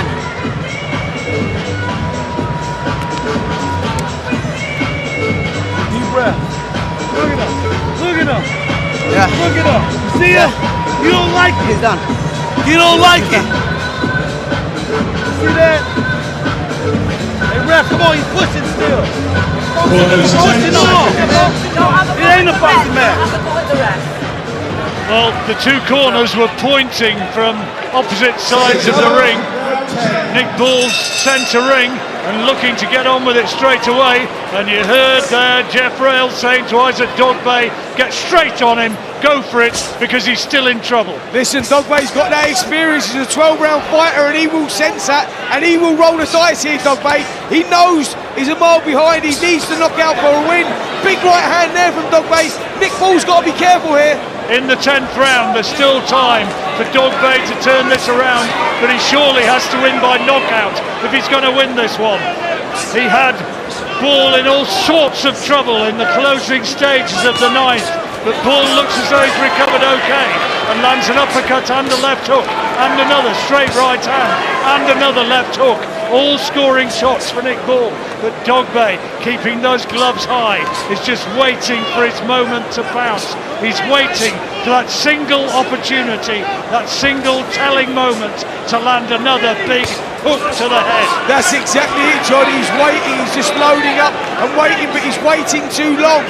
Nick Ball doing the right thing here, hands held high, moving around the perimeter of the ring. Dogboe stalking forward, hands up, waiting to pounce. Well, there might not be too much on a lot of these punches from Nick Ball, but by throwing them, he stops Dogboe from really setting and being in a position to land his huge punches. Does get through with a right hook to the body though, Dogboe, and a right hand to the head. Ball has to be wary of that. Didn't land flush, and Ball takes it okay with just under a minute and a half to go in this round. We're in the 10th round of this final eliminator for the WBC World Featherweight title. Nick Ball's ahead, but Dogboe is still dangerous. Yeah, there's a dangerous look about Dogboe. He's loading up with everything. Good solid jab there from Ball. Dogboe replies with one of his own. Big left hook. Dogboe in trouble here. Landed flush, that did. Only the ropes, I think, kept him up. Staggered back onto the ropes, but he doesn't appear to have been badly hurt. Aimed a huge right hand, and now Ball tries to ragdoll him around the ring, and the referee says, no, don't do it, don't do it. This is a boxing match, not a wrestling match. 40 seconds to go in the 10th round. Good work again from Ball. He is showing phenomenal fitness here. His punch output has been truly remarkable. But Dogboe on the front foot, trying to walk him down, aiming headshots. Then a big left hook, which you heard thud into the body of Nick Ball. The Ball, so well conditioned, takes it well. Another left hook does get in before the referee has to split them. Victor Loughlin, the small Scottish referee, who's had an important role to play here tonight. Dogboe misses with an overhand right. Ball just taking a breather. Little flurry of shots to the head, good enough. And Dogboe could not capitalise on his success from the last round. No, kept waiting too long for the single big shot, and Nick Ball kept chipping away. I mean, he's looked like the complete fighter up there tonight. You know, there was questions that needed answering about Nick Ball. Stamina at this level, focus. Could he stay focused for 3 minutes of each round, 12 rounds? Tick the box. Can he take a shot? Tick the box, Cole. Very impressed from what I've seen here from Nick Ball. Well, it's been impressive, hasn't it, from round 1, and now we're heading into round 11, and the ferocity and the pace and the accuracy and the ability to still absorb the counter punch that are coming back from Dogboe at times is phenomenal. He really has, like you said, he's ticked a lot of boxers against a quality opponent, so kudos to Nick Ball. If you've been with us since 8 o'clock, I really hope you've enjoyed some terrific boxing action here on talkSPORT. This is Nick Ball against Isaac Dogboe, 11th round coming up, and our main event, DENZEL Bentley against Nathan Heaney, the British middleweight title and the WBA Continental strap. That is yet to come, and the atmosphere for that will be truly electric. Meanwhile, we have just more than 5 minutes remaining in this. Yep, and it's 5 minutes that Nick Ball has to stay focused. He can't afford to switch off. Isaac Dogboe is looking for that big one-punch finish. He knows he needs it. He's miles behind on the scorecards. The only way he wins his contest is by KO, so expect him to push on here. Well, he's looking for the big shots. He's feinting this way and that, but not letting the punches go. And here comes Ball. Right hand into the body, whipped in an uppercut as well. Dogboe tries to throw a left hand, right hand combination, both taken on the forearms of Nick Ball, who comes forward, gloves held high, stalking his man, aims a jab at the body. Dogboe partially blocks it and then tries to throw one of his own, can't find the target, and Ball stalking him. Ball almost lands a huge left hand. Dogboe partially blocks it. So much to admire in this fight. Big right hand again from Ball, again partially blocked by Dogboe, who needs one, maybe two huge punches to somehow try and turn this one around. But Nick Ball has a look about him tonight that he will not be denied, and that he is on his way to another memorable win, arguably the best of his career. Yeah, it's the only way Dogboe wins this now is by landing one big shot, but we've seen no signs that will do anything to Nick Ball. He's taking those shots, soaked him up all night, and even when he has been hurt, he's recovered. And now Nick Ball putting the shots together again, body, head, uppercut, rolls out. Lovely stuff there from Nick Ball. I think that's what's been so impressive about Nick Ball tonight. Yeah, Dogboe's clocked him several times. He's had him in trouble, but phenomenal fitness and powers of recovery shown by Nick Ball, and that, as much as his output of punches, has been a decisive factor in this fight so far. Made to miss by Dogboe as he sways low. Dogboe tries to throw an overhand right, taken on the shoulder by Ball, who gets in close, and when he's in close, he doesn't give Dogboe the space to throw huge punches. More little punches inside from Ball, including a very good right uppercut, which rocked back the head of the Ghanaian. Good work again from Ball. Moves so well, he steps to his right to give space for the hook. Reminiscent of Ricky Hatton when he was in his prime, giving that little bit of space. And he's going to take this round as well. And he only has 3 more minutes, and he's going to win the fight, Adam. This is outstanding matchmaking, gentlemen. Outstanding matchmaking. We're talking about a guy in Isaac Dogboe former world champion. He's still 29 years of age. There's plenty left. We're not talking about a guy that's washed. It's reminding me a little bit, this, of when Josh Taylor fought Victor Postol. When he was coming through and they gave him that opportunity and he took Victor Postol. Listen, he took all the punishment, but he took him to school that night and really announced himself on the world stage.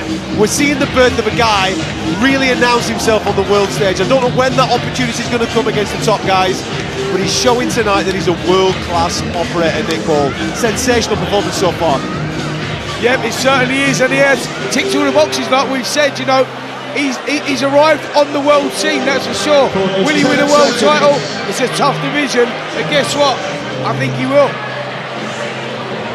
Well, he's only got 3 minutes to survive here, and he's going to have the best win of his career against Usyk Dogboe, the 29-year-old Ghanaian. Dogboe will try and throw everything at Nick Ball, try to find one huge punch to turn this one around. It seems a long time ago, doesn't it, that he was told by his corner, "You've got him." They thought that he was ready to be taken. It's not the case now, though, because Nick Ball has recovered and is back in control in this final round. Tries to throw a right hand over the top, aims a left jab to the body. Dogboe sees it coming. No real shots of note from either fighter so far. Phony first 30 seconds. Surely the real war-type action is going to be coming at any moment. Left to the body, thrown by Dogboe, blocked by Ball, and neither of them has landed significant punches yet, but then a right hand from Ball does get through, misses with a left hand follow-up. Dogboe swaying this way and that, throws a left hand, tries to give space for a hook to the body, does get through but can't find the target with a right hand over the top, but then does stud in a body shot. Good shot from Dogboe, but Ball takes it so well. There's a little smear of blood coming from his nostril now. So Dogboe has found the head with some of those shots, but there's little more than half a round remaining in this gripping 12-rounder where Nick Ball has produced the performance of his career. Yeah, he certainly has. This has been a top quality contest here from both guys. They've kept their focus. Shot selection has been brilliant. You can hear the shots flooding in above us. And again, Nick Ball, lovely uppercut, left uppercut, right uppercut, pushes the head up of Dogboe. Dogboe comes back with a body shot of his own. 12th round, 1 minute, 7 seconds left, and the action still going like it was in the first. Dogboe, who told us that he hadn't heard of Nick Ball before this fight was made, well, they'll remember him after this. And he's caught him again. He's caught Ball with a right-hander, and Ball's on very unsteady legs on the far side of the ring. Blood streaming from his nose. Left hand from Dogboe, and Ball has to use fighting instinct now, survival instinct, to stay away from trouble in the closing seconds of this fight. He needs to throw his jab. He needs to prevent Dogboe from setting and throwing real power shots. Dogboe does that, thunders in a right hook into the body, but there's less than 30 seconds now. Yep, 20 seconds left on the clock. Nick Ball's just got to stay out of trouble here. Dogboe looking for that big shot. He knows he needs it. He needs a knockout. Right hand goes in. Body shot as well. Ball taking centre of the ring. He goes back at Dogboe. What a finish. What a contest. Well, Dogboe is not able to find the huge shot he needs. He might have taken that last round, and a touch of gloves between the two men. They know what was delivered there. They know what was risked, and they know who the winner is. He's congratulated by his trainer Paul Stevenson. Nick Ball tonight was just tremendous. Yeah, absolutely. Ticked all the boxes. Cole, what a performance there from Nick Ball. He answered the questions that needed answering. We didn't know if he could compete at world level. Well, the answer now is yes. Yeah, we just found out that he belongs at world level most definitely, because that was a superb, polished performance by Nick Ball. He was just poised and accurate, and I can't believe the volume of the work rate from round 1 right through to round 12. It was a phenomenal pace, and he was putting power in his punches. Usually you get behind the jab, have a little breather. Nick Ball never took a breath off tonight. He was just busy from the off. He was like a man possessed. that has got this world title in his sights. That's an eliminator for the WBC. So he realised what's at stake, and he's coming here and he's showed everybody that he is the real deal. And he had to come through a couple of minor crises there, but he showed that he could deal with that as well. You know, when you get caught with a shot and you sort of unravel a little bit, you come apart a little bit, and it's how you deal with that, whether you fall to pieces or come back. He pulled himself back together, so again, showed that good durability and that he can keep himself focused even when hurt. Yeah, it was never in any real trouble, was it? But it did show that when he takes a shot, he doesn't let him affect him too negatively, so quality really. There can only be one result, here it is. Ladies and gentlemen, after 12 rounds of boxing, we go to the judges' scorecards. Judge Kevin Parker scores it 118 to 109. Judge Kieran McCann scores it 116 to 111. And Judge Mark Lyson scores it 119 to 108. All in favor of your winner by unanimous decision. And still, WBC Silver Featherweight Champion and winner of the final eliminator for the WBC Featherweight World Championship, Nick the Wrecking Ball! Welcome to the top table, Nick Ball. What a performance that was against Usyk. We've still got Denzel Bentley and we've still got Nathan Heaney to bring you. Do not go anywhere. You're listening to Fight Night Live on talkSPORT.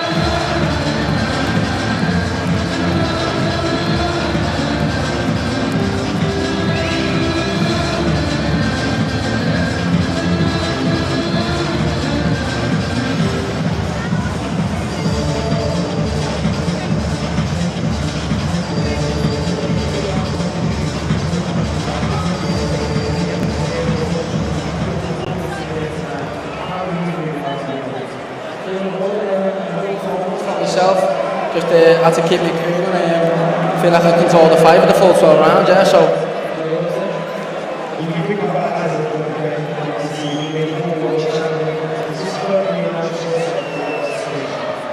Because I feel like I've just controlled that fight there at a world level, and this is world level, and just getting on.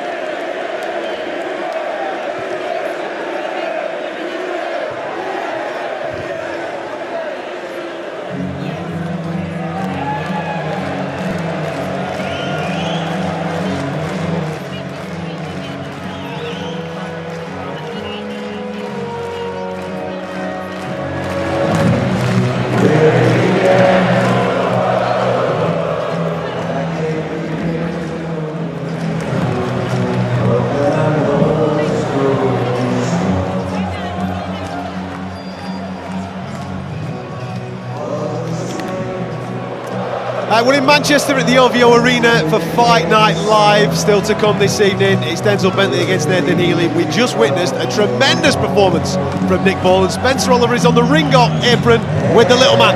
Yeah, I am. I'm with Nick Ball. Nick, I've got to say, mate, there was a lot of unanswered questions before he's going in there. We know you're a super talent, we go, but Usyk Dogboe, for people that don't know, this kid is a quality world-class operator, only lost to the very best. That was a calculated gamble by Frank Warren, and that paid off massively. You showed that you're a world-class operator. Yeah, I've been saying it for years, and all the work that I've been putting in the gym with Paul and Ant and the lads in the gym, just showing it's paying off now. And thanks to Frank, I had the chance to show that. Yeah, do you know what we saw? I was looking at stuff like the minor crises you're going in. When you got hurt, how do you deal with that? How do you recover? Do you fall to pieces? All those things at world level are massively important, and you dealt with them. You know, you pulled yourself back together, you got on with it. He's a heavy hitter, and you dealt with that. A couple of times you were hurt, you kept it nice and controlled. Brilliant performance. Yeah, that's what you've got to do at this level, innit? You can't switch off, and maybe I did get caught with a few odd ones, but it's how you compose yourself after that and push on to win the fight, and I feel like I've done that. Brilliant. Well, Frank, WBC silver champion, where do we go? The mandatory challenger. Yeah, so eliminated for the world title, mandatory challenger, and look, he's very, very capable. That was a consummate performance, absolutely spot on. Paul Stevenson, him, got their tactics dead right, and look, he's just a really, really good quality fighter. There's no doubt about it, and he's very capable of not fighting for a world title, but winning a world title and going on defending it. I love watching him, and he's so smart. It's all controlled pressure, very difficult to hit, very difficult to hit. He's got a very good awkward style for anybody who's fighting him, and he's the dynamo. I mean, God knows how many Duracells he's got inside him. Absolutely. Listen, the next 12 months for you, Nick, are going to be unbelievable. I mean, you showed and ticked all the boxes. Give us the answers that we needed to see. Brilliant performance there tonight, mate. Well done. Back to you guys. Top stuff. Nick Ball and Frank Warren on the ring apron there with Spencer Oliver. What a performance from the little dynamo, as he's just been dubbed there. I think the key thing is that he set a pace early doors, Carl, and he was just relentless. He didn't go anywhere. He just kept that same pace all the way through. Yeah, well, that just shows you, doesn't it? Because Usyk Dogboe was in there as well for 12 rounds. So if Nick Ball didn't have that fitness and that engine, and he'd have faded off, Dogboe would have been there waiting for him to take him out, and that's why you need everything at world level. And he showed tonight that he's got everything, hasn't he? Because he's got fast hands, he's strong, he's got the ability to take a punch, and he's got that work rate and that pressure for 12 rounds, which a lot of people fall apart when they step up to world level after about round 6 or 7. He looked like he could have done 15 rounds in there.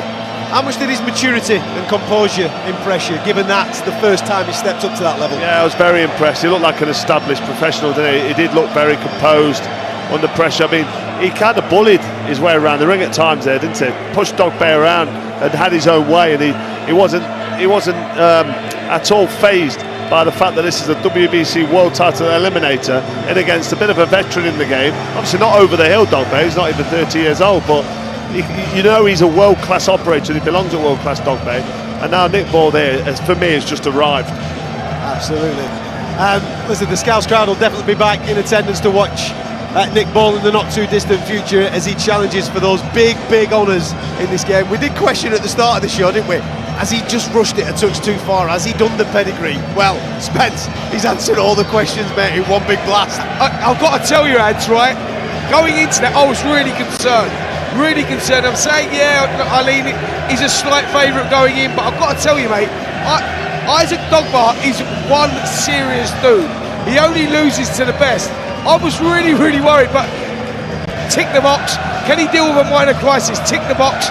Has he got a good chin? Tick the box. What's his engine like over 12 rounds? Tick the box. Do you know what I mean? Yeah. Complete fighter. Great performance. Nasty as well. Nasty. He's got that spitefulness about him. Like the Cobra. Like the Cobra. Always sniffing it. Always sniffing that finish. Listen, super, super entertaining. Time for our main event. This is what you've been waiting for. Denzel Bentley, one of the very best in the country, if not the world, at 160 pounds. He's defending his British title, and he's taking on Nathan Heaney. Get ready for this ring walk, because the roof is about to come off the place.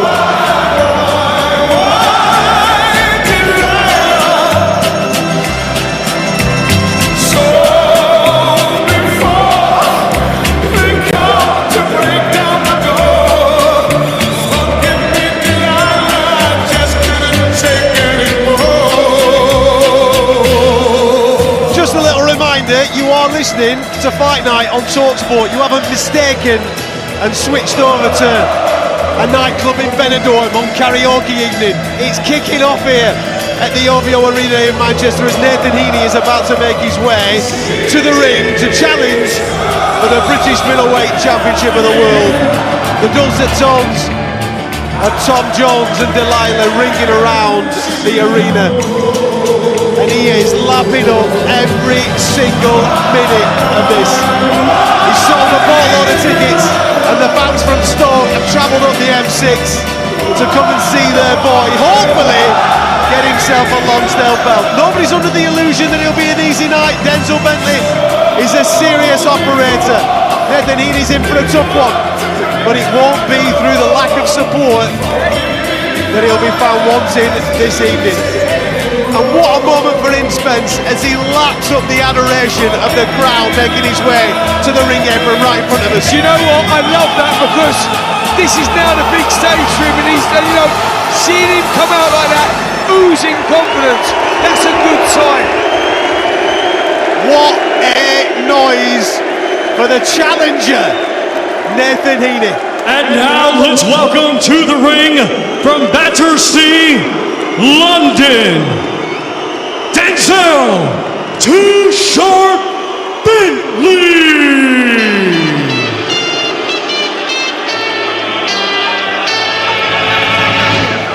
This whole world is fake.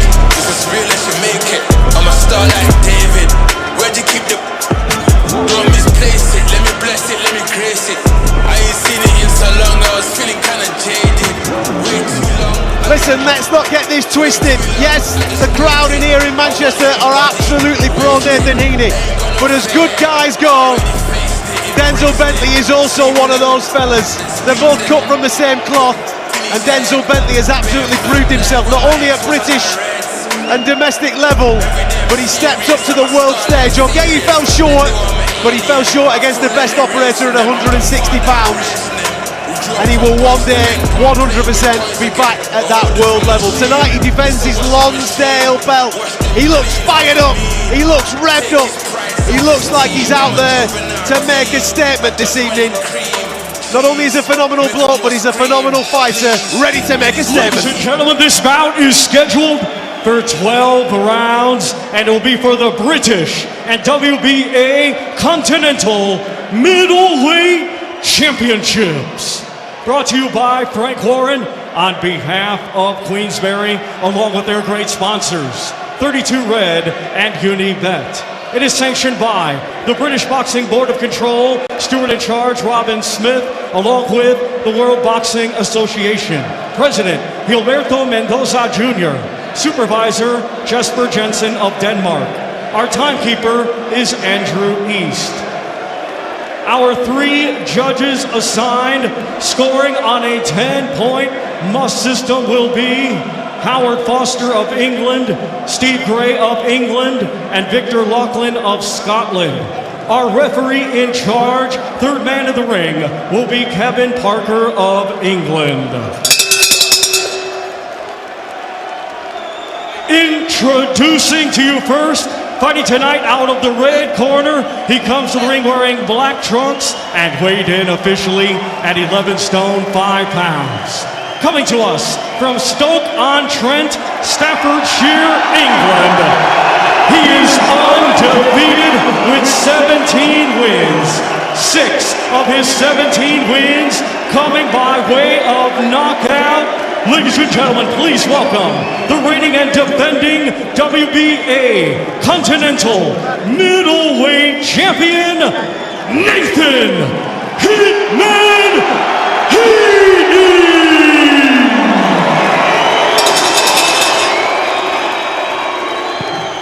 And his opponent across the ring in this championship contest, he comes to the ring wearing khaki and gold and is fighting out of the blue corner. His official weight, 11 stone 6 pounds. Hailing from Battersea, London, England, he has a professional record consisting of 18 wins, 2 defeats, 1 draw, 15 of his 18 wins coming by way of knockout. Ladies and gentlemen, here is the reigning and defending British middleweight champion, Denzel Too Sharp Bentley.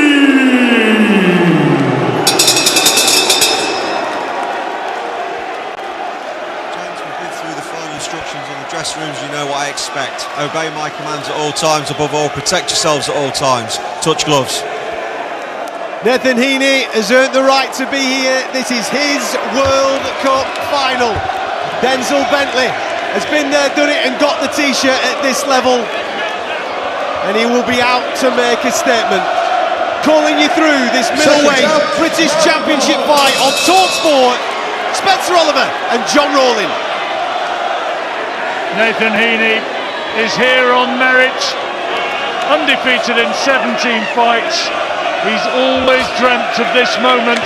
Perhaps it's his misfortune that he's up against such a commanding champion in Denzel Bentley, who's a big puncher, who's been at this level as the champion and has come close to being at world level. Early stages, and Heaney onto the front foot straight away, tried to land a chopping right hand, does get in with a left and another right hand. It's a fast start from Heaney, and those who thought he might be intimidated or overawed by this atmosphere, well, not the case. And for the first time, those who like the visual description, he's fighting with a moustache. Listen, these two are not wasting any time, they're not feeling each other out. They've both gone toe-to-toe early on. They've rolled the dice and they're letting shots go. The atmosphere in here is absolutely insane. The fan base, that he's fought big right hand there from Heaney, just missed. But yeah, don't blink here, John, because these two are not feeling it out. No, they're not hanging about. Heaney, the former PE teacher from Stoke-on-Trent, big Stoke City fan, of course. And Denzel Bentley, who grew up fighting on the streets of Wandsworth, now the British champion and a proud man to have that accolade. At 28 years old, the younger man by 6 years. Heaney got in with a right hand there. Bentley tried to throw a right hook counter, misses with an attempted left hand. It's been a good start from Heaney. Yeah, taking the centre of the ring, he's got those long levers. He's looking to set up that straight right hand through the middle. And, oh, big right hand lands there. Bentley takes that shot well, to be fair, comes straight back, but Heaney finding his range, good start here. He was working well off the jab, and another right hand from Heaney. And the crowd here, well, you can tell what they think of it. There's not too many here cheering on Denzel Bentley. There'll be plenty of his friends and family who are watching on, though, and those from South London who are close to him and have been over the years, and believing that it's only a matter of time before he finds a big shot. He was a huge favourite with the bookies, but Heaney will pay no attention to that, and he started with real determination and confidence. Yeah, he certainly has. He doesn't look overawed at all in there, and he looks like he's holding his own, so this could unfold into an interesting contest. Good right hand there from Heaney. Bentley just stunned. Well, a couple of solid shots from Heaney, who's definitely taken this opening round. Bentley not been able to find his range, and last few seconds, and that's one in the bag for Nathan Heaney. Yeah, he done very, very well there, Nathan Heaney. He's found his range straight away with those right hands. Bentley does what he does, comes forward, works the body well, works the head well, but the clearer, crisper shots for me were coming from Nathan Heaney. Round one in the bag. Round one most definitely in the bag. You're listening to Fight Night live on talkSPORT, I can almost say it. In partnership with William Hill, get epic value all season with William Hill. And remember, 18+ begambleaware.org to find out more about sporting gambling. A terrific start from Heaney, Carl. He's really got the come out of the blocks as he would have hoped. Yeah, great start from Heaney. Denzel Bentley was in that, but I agree with you. I think Heaney took that first round, and this crowd is right behind him, so we're setting up for a great fight here. The atmosphere is brilliant. The atmosphere is absolutely electric. I wonder what Martin Bowers and Ray Bull have said to Denzel Bentley in that corner. Probably just telling him to keep your concentration, and wait for your opportunity. Your time will come. But meanwhile, Stoke believes, Heaney believes. I tell you what, John, I'd be telling Denzel Bentley, keep your left hand up, mate, because Nathan Heaney has clearly been working on that right hand through. Now, when Denzel Bentley boxed Marcus Morrison, that was the shot that was hitting him, and Heaney has seen that, and he's getting success here with that right hand. Well, he got in with another right hand, even as you were speaking there, Spencer. Close exchange, and it was a chopping right from Heaney, which was the best scoring punch of that exchange. Oh, good shot from Heaney, another right hand. Blocked the attempted 1-2 from Bentley and then responded with a lovely right hand counter of his own. He's jabbed well as well so far, but now Bentley is trying to open up, trying to get some respect by lending something powerful of his own. Yeah, he's trying to stamp his authority on this because it's not really gone his way. It's not how he would have liked this to have started. He's getting hit too frequently with those right hands. Heaney's using that reach advantage and he's keeping that distance very well. Boom, the right hand goes in again there. Lovely shot, beautifully powered, beautifully timed, and finding the shot bang on target. Bentley tries to come back and throws a right hand of his own, unable to find the target though with his shot. Heaney, gloves held high, another chopping right hand, that's the punch which is doing the damage. Bentley landed a left hand counter, but he's looking for it every time, Heaney, and he's not only looking for it, he's finding it. It might sound as though it's predictable, but he's finding it with regularity. Now it's Bentley who walks down Heaney and lands a right hand of his own, but back comes Heaney with another solid right hand. Yeah, both guys trading blow for blow, taking risks early on here. Bentley trying to push forward, trying to get through with that own right hand of his. Heaney doing a good job just moving around now, keeping the distance well, looking for them right hands. Well, he certainly took the opening round, Nathan Heaney, and he's doing well here. Another good right hand again from Heaney into the head of Bentley, who, as you said earlier, could really do with keeping that left glove a little bit tighter to his chin, because it's a good job that Heaney is not a noted single big one-punch knockout artist, because he's had his opportunities already in this fight. As we move into the last 10 seconds of this second round, Heaney, another big right hand, ends the round as the aggressor, and another counter to the body from Bentley, but another good round to Heaney. Problems for Bentley. Let's go into the corner where we'll be hearing from Martin Bowers and Ray Bull, the Peacock Gym Masterminds. Come on, we work there. And when you're in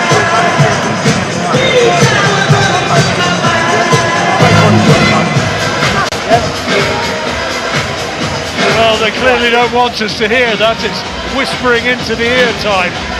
Yeah, definitely didn't want us to hear that, but they've got a game plan and they'll be sticking to it. Let's listen into the Heaney corner. The more you're frustrating, okay, we spoke about it, we know what we're doing, don't we? Let's do it then. Keep them alive, keep them alive. Feet and hands, come on son, good lad. Come on son, believe it. Stoke believes it. The thousands who've come up the M60, and at the moment he's ahead in the fight. Yeah, good start from Nathan Heaney. He's found his range early, especially with that right hand. The distance is key. He's keeping Bentley at bay. Bentley likes to work up close. He likes to get inside, throw those combinations. But Nathan Heaney's controlling the pace in there at the moment, and that's winning him the round. Good jab from Heaney, first scoring punch of the round. Bentley tried to throw a shot to the body. Oh, he's caught by another right hand from Heaney. Tried to wind up with one of his own, Bentley, but the better shot came from Heaney once more. Let me remind you, he was a huge favourite, Denzel Bentley. If Nathan Heaney can keep this game plan going and find a way to somehow win this fight, it would be an enormous upset. Yeah, the huge upset, big right hand again. All the experience is with Bentley. He's been there, seen it, done it, got the T-shirt. This is all a big step up for Nathan Heaney, but like Nick Ball, he's dealing with it right now. Well, he started slowly in his world title fight with Denzel Bentley, and it was that poor start which cost him any chance of ultimately taking the world middleweight title.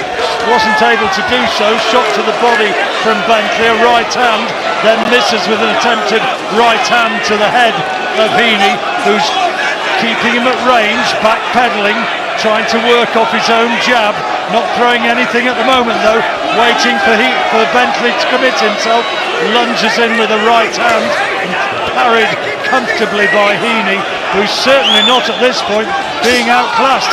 Another right hand, showed him the left hand lead, and a right hand over the top, landing around about the ear of Heaney, and another one, getting a round of applause from his corner, who are bellowing their encouragement. Yep, Heaney's, he's come with the right game plan, Cole. He's keeping him at distance, he's landing that right hand, and that is the important thing here. I think Bentley's the one trying to force the pace, but Heaney's got the game plan. Yeah, Bentley's backing up Heaney and stalking him, but walking into counter punches.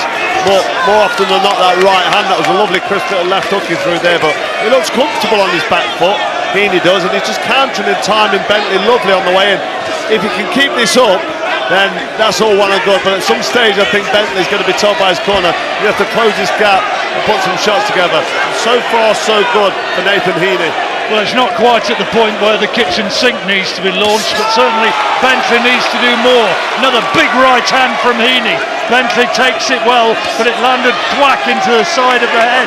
And another one. It's all the right hand which is doing the damage for Nathan Heaney. And there are real problems here for Denzel Bentley. And if this continues, we can't find a way to staunch the flow of punches, and he almost swings Heaney out of the ring. That's the bell to end the third round. Boos from the Stoke supporters, but another good round for Nathan Heaney. Yes, Adam. Absolutely, another good round for Nathan Heaney. As Carl was saying a moment or two ago, looks very comfortable on his back foot, and he's countering beautifully. I don't think it's any time to panic just yet for Denzel Bentley, because we all witnessed in the Janibek fight, he started incredibly slowly there and he came on strong at the back end of that fight. He's been here many times before as Denzel Bentley. It's about staying calm and keeping your work nice and tight, and hope that Nathan Heaney slows down, because it takes a lot of fitness, a lot of energy, especially at 34, 35 years of age, to be able to stay on that back foot, stay on the bike for a full 12 rounds. There's a long way to go in this fight, but through the first 9 minutes, it's Nathan Heaney so far, boys. I reckon he's taken all 3 rounds. The last one was closer, but he certainly took the first 2, and for me, he's definitely ahead. And you're listening to our main event here on the magnificent 7 bill at the AO Arena in Manchester, and the outsider Nathan Heaney from Stoke is ahead in this fight against Denzel Bentley. Yes, you heard it right, he's ahead. Yep, no one expected it. He started very well, 3 rounds in the bank. He's got the game plan, but we know what Denzel Bentley does. He's got the experience. He grinds it out. Good right hand, left hook there from Bentley. He feels like he's hurt Heaney. Heaney may have just started to come unravel here, John. Both of them landed shots, but the power punch was with Bentley, and another right hand and a left hook. Heaney doesn't want to cover up, he wants to fire back. Not sure that's the wisest policy as he goes on to the back foot, and he's walking him down now, Denzel Bentley. And is he starting to find his range a little bit more with a minute gone in this 4th round? Yeah, Bentley would have known that he's lost those 3 rounds, and he has to start turning the screw. You can't afford to lose the first 4, 5 rounds, or you're really struggling, because you've got to win all the next ones. So he's stepped it up a notch here, and he's getting success. Heaney throws a jab towards the body of Bentley. Bentley just flat-footed, walking forward, blocks an attempted right hand from Heaney, and then moves into range, tries to throw a left hook. Heaney just out of harm's way, uses the ropes to get away, but then a right into the body from Bentley. This is better from the champion. He's having a better round so far.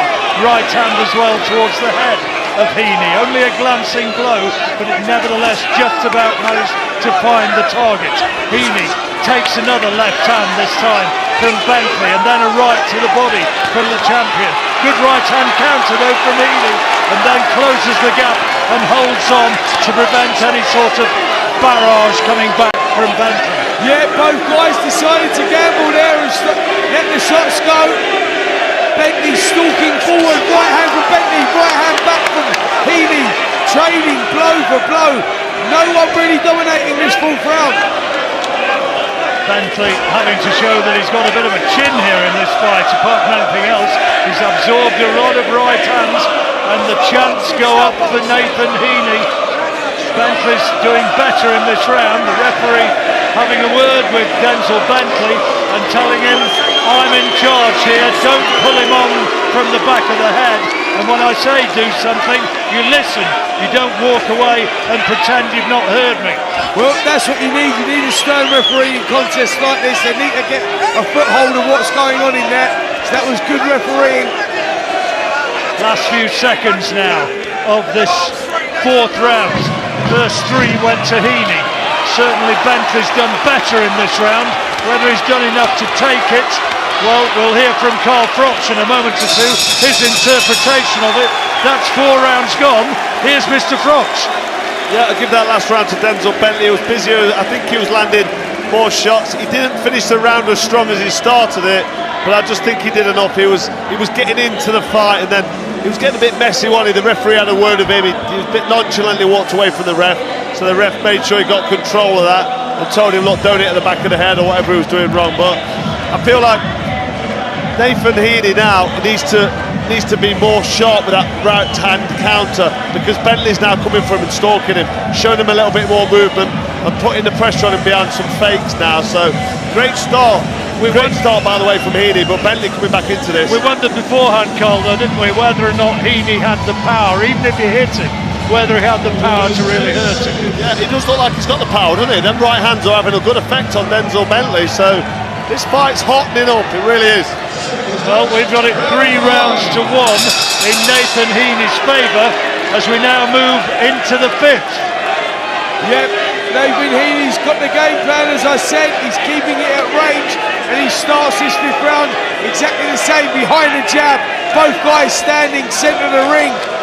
Denzel Bentley just looking to pounce, and he does pounce, falls short with the right hand. Heaney back on the back foot again, trying to keep that distance. Can't afford to take those power shots from Bentley, though. That was just about blocked, I think, by the shoulder as much as anything.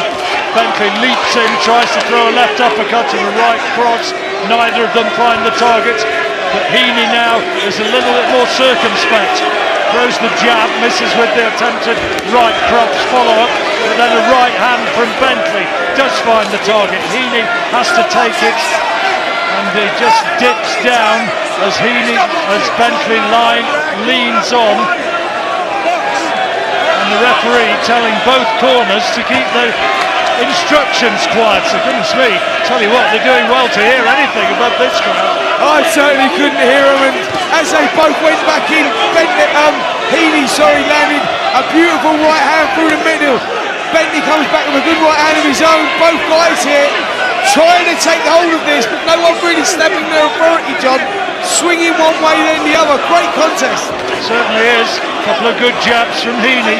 Tries to throw the right cross, and Bentley just covers up. Gloves held high now. He's not taking the liberties that he was earlier in the fight when Heaney caught him repeatedly with that right hand. Right into the body though from Heaney. Then a left jab from Bentley. Another one, and then switches the attack to the head. Good jab to the head of Heaney, who lands 2 more. Pitter-pat, pitter-pat. 1-2, and then a good right from Heaney. Whipped the shot in. Bentley tried to throw a right hand counter. Couldn't get any real power in it. Yeah.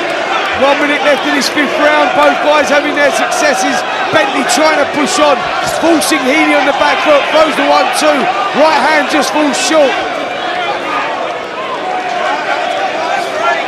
We'll go into the Bentley corner at the end of the round and hear what's happening. And then we'll be going to the Heaney corner. That will become clear in the fullness of time. Well, Bentley again, stalking forward, hands high. Heaney moving around the ring, throwing those short little combinations. 1-2 goes in, little right hand, nothing really clear landing there. Last 20 seconds of this round, and it's been a closer round. Bentley short with an attempted right hand, but a good right hand from Heaney, and the crowd recognise that, the corner recognises, and he pushes him back with a jab and another right hand. He's finishing this round well, Nathan Heaney, but then a left hook from Bentley and another one way off target. Good round for Nathan Heaney, great finish to it, and we'll go into the Heaney corner and here, and they'll be mighty happy. Is that water, mate? Spit this one. Nath, relax and box. Stay switched on. Listen, I told you, when he's loading up like that, he's got, listen, for me, you're winning these rounds. You're winning these rounds. I can never promise you what these are, but for me, you're winning the rounds. Every round. So now, he's going to have to try and come knock you out. Stay switched on, make sure you're doing enough to win the rounds, chip away, and give him a boxing lesson. Stay switched on. When he's backing you up to them ropes, time up, find space, make him use his feet. On it, breathe. He'll start blowing as well then, Nath. Have a swig. Good advice, Spencer. Yeah, great advice, you know, just keep him at arm's length. If he's not broke, don't fix it. He's winning these rounds. He's working well. The jab's key. Keeping that distance, right hand through the middle. That's what he's got to do. Make Bentley come. Make him chase, because that's where Bentley's good when you sit in the pocket with him and let the shots go. 1-2 again there from Heaney. Lovely shot. Long way to go though. This is a 12th rounder, and we're only now in the 6th, but Heaney surely is ahead on the judges' card. Bentley gets his forearm into Heaney's throat. The referee says, come on, don't do that. Speaks to Bentley and then urges the action underway once again. Bentley is not throwing enough punches right now. Short of the target with the jab. He's being out-jabbed by Heaney. I think that's a key factor. Bentley is not enjoying the success he normally does. And there's another good right hand from Heaney. Back came Bentley with a left hook, which found the target, but the better punch once more came from Nathan Heaney, the challenger, remember, for this British middleweight title. Yeah, you're right, John. Heaney's the one that's getting all the success, and it's Bentley now moving around on the back foot, trying to create some openings, trying to find a little something. These rounds are not going in his favour. He's trying everything at the moment, using all his experience. He's waiting for Heaney to commit himself, comes short of the target with an attempted shot to the body, and then misses with a left hook as Heaney came in to try and punish. Neither of them landing really anything of note so far in this 6th round. Heaney again throws the jab towards the body. Give him a boxing lesson, that was the advice of his corner. Well, he's certainly doing well, and he's absolutely at least matching the boxing prowess of Bentley, but will he have the power? The referee wants to see more action. He urges both men to throw punches. Bentley misses with a left hook. Heaney comes back off the ropes and lands a couple of right hands, and there's an untidy maul. Referee splits it. Yeah, no one got a foothold of this contest yet. Lovely 1-2, left hand straight through the middle there from Heaney, centre swept, spraying from Bentley's head. Bentley stalking forward again, trying to force the pace, gets through with the right hand. The intensity is now starting to pick up. Bentley coming back. Well, Bentley is trying to raise the power, raise the passion, but he's being met head on by Heaney, who's responding to everything that he does. With 15 seconds to go in this round, Heaney backpedals, gives a bit of space, makes Bentley come towards him, and Bentley's not prepared to gamble. He takes another right hand, and he's being outboxed here. Misses with a chopping right hand of his own, and I tell you what, that, surely, Adam, is another Nathan Heaney round. What? Who is that? Who is that in the corner? That's not Nathan Heaney. That's not the Nathan Heaney that I've seen previously. This guy has summoned up the ghost of something or other. My word, the head movement sensational. He's picking his shots nicely. What he did very intelligently there, Denzel Bentley was quite obviously trying to lay a trap. He's been the guy that has been going forward for the majority of this fight, and it's not working because Nathan Heaney's been picking him off with counter shots. Right, okay then, let's see if we can go backwards this time and becking him in my way. Nathan Heaney did not fall into the trap He stayed his ground. He said, "Nah, man, that's not the fight that we're going to fight. We're going to fight with you coming towards me." Denzel lost his ragged touch. He fell into that space, and then they went for it. And beautiful, beautiful work from Nathan Heaney again. Nathan Heaney, he put in a little bit of showboat to do at the end, didn't he? It was a bit cheeky of him, but he's enjoying himself in there. And he's winning. This is unofficial, of course, but Spencer's scoring it along with me pretty much the same way. I've got it 5 rounds to 1 in Nathan Heaney's favour. Yep, exactly the same as that, 5 rounds to 1. He's working really well, distance is key, like I say, lovely 1-2 there though. That'll boost Bentley, got through with that right hand. He needs so many more of them though, that's a single punch. And now Heaney back trying to command centre ring, trying to invite Bentley in, dropping his gloves as much as to say, come on then, let's have you. Bentley doesn't fall for the trap, instead just edges forward and threw a right hand into the body and then a right over the top, but a couple of counter right hands from Heaney and sharper punches maybe from the Stoke man. Yeah, Heaney's the one getting the success. He waited for Bentley to come in. Bentley's struggling to deal with the distance and the hand speed of Heaney. Heaney's boxing out of his skin here. Well, he said all the way along that winning the British title would be an amazing ambition come true for him.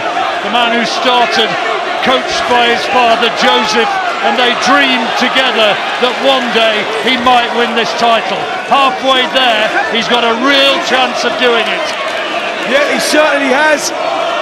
He's winning these rounds, isn't he? The work rate, you can see he's a man on a mission. Throws the right hand, just falls short. Bentley comes back with a right uppercut.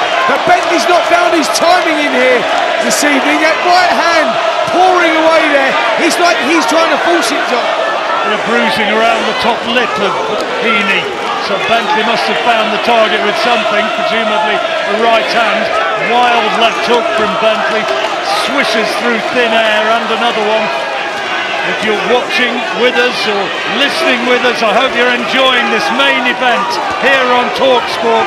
The Magnificent 7 from the AO Arena in Manchester, and Nathan Heaney against Denzel Bentley, and the underdog, the Stoke man, is ahead and is doing well again in the closing stages of this 7th round. I tell you what, he's loving it in there. Nathan Heaney, he's grown into this. The confidence is now there. He realises he does belong at this level. He can compete at this level. And he's winning these rounds. Certainly there was the expectation that Bentley would be the power puncher. But it's all very well being the power puncher, but if you can't find the target, then it's no good. And he misses with a right hook, a left hook. Heaney almost taunts him and throws a 1-2 of his own. Hand speed from the Stoke man and a straight right. Contemptuous that, leading with the right hand.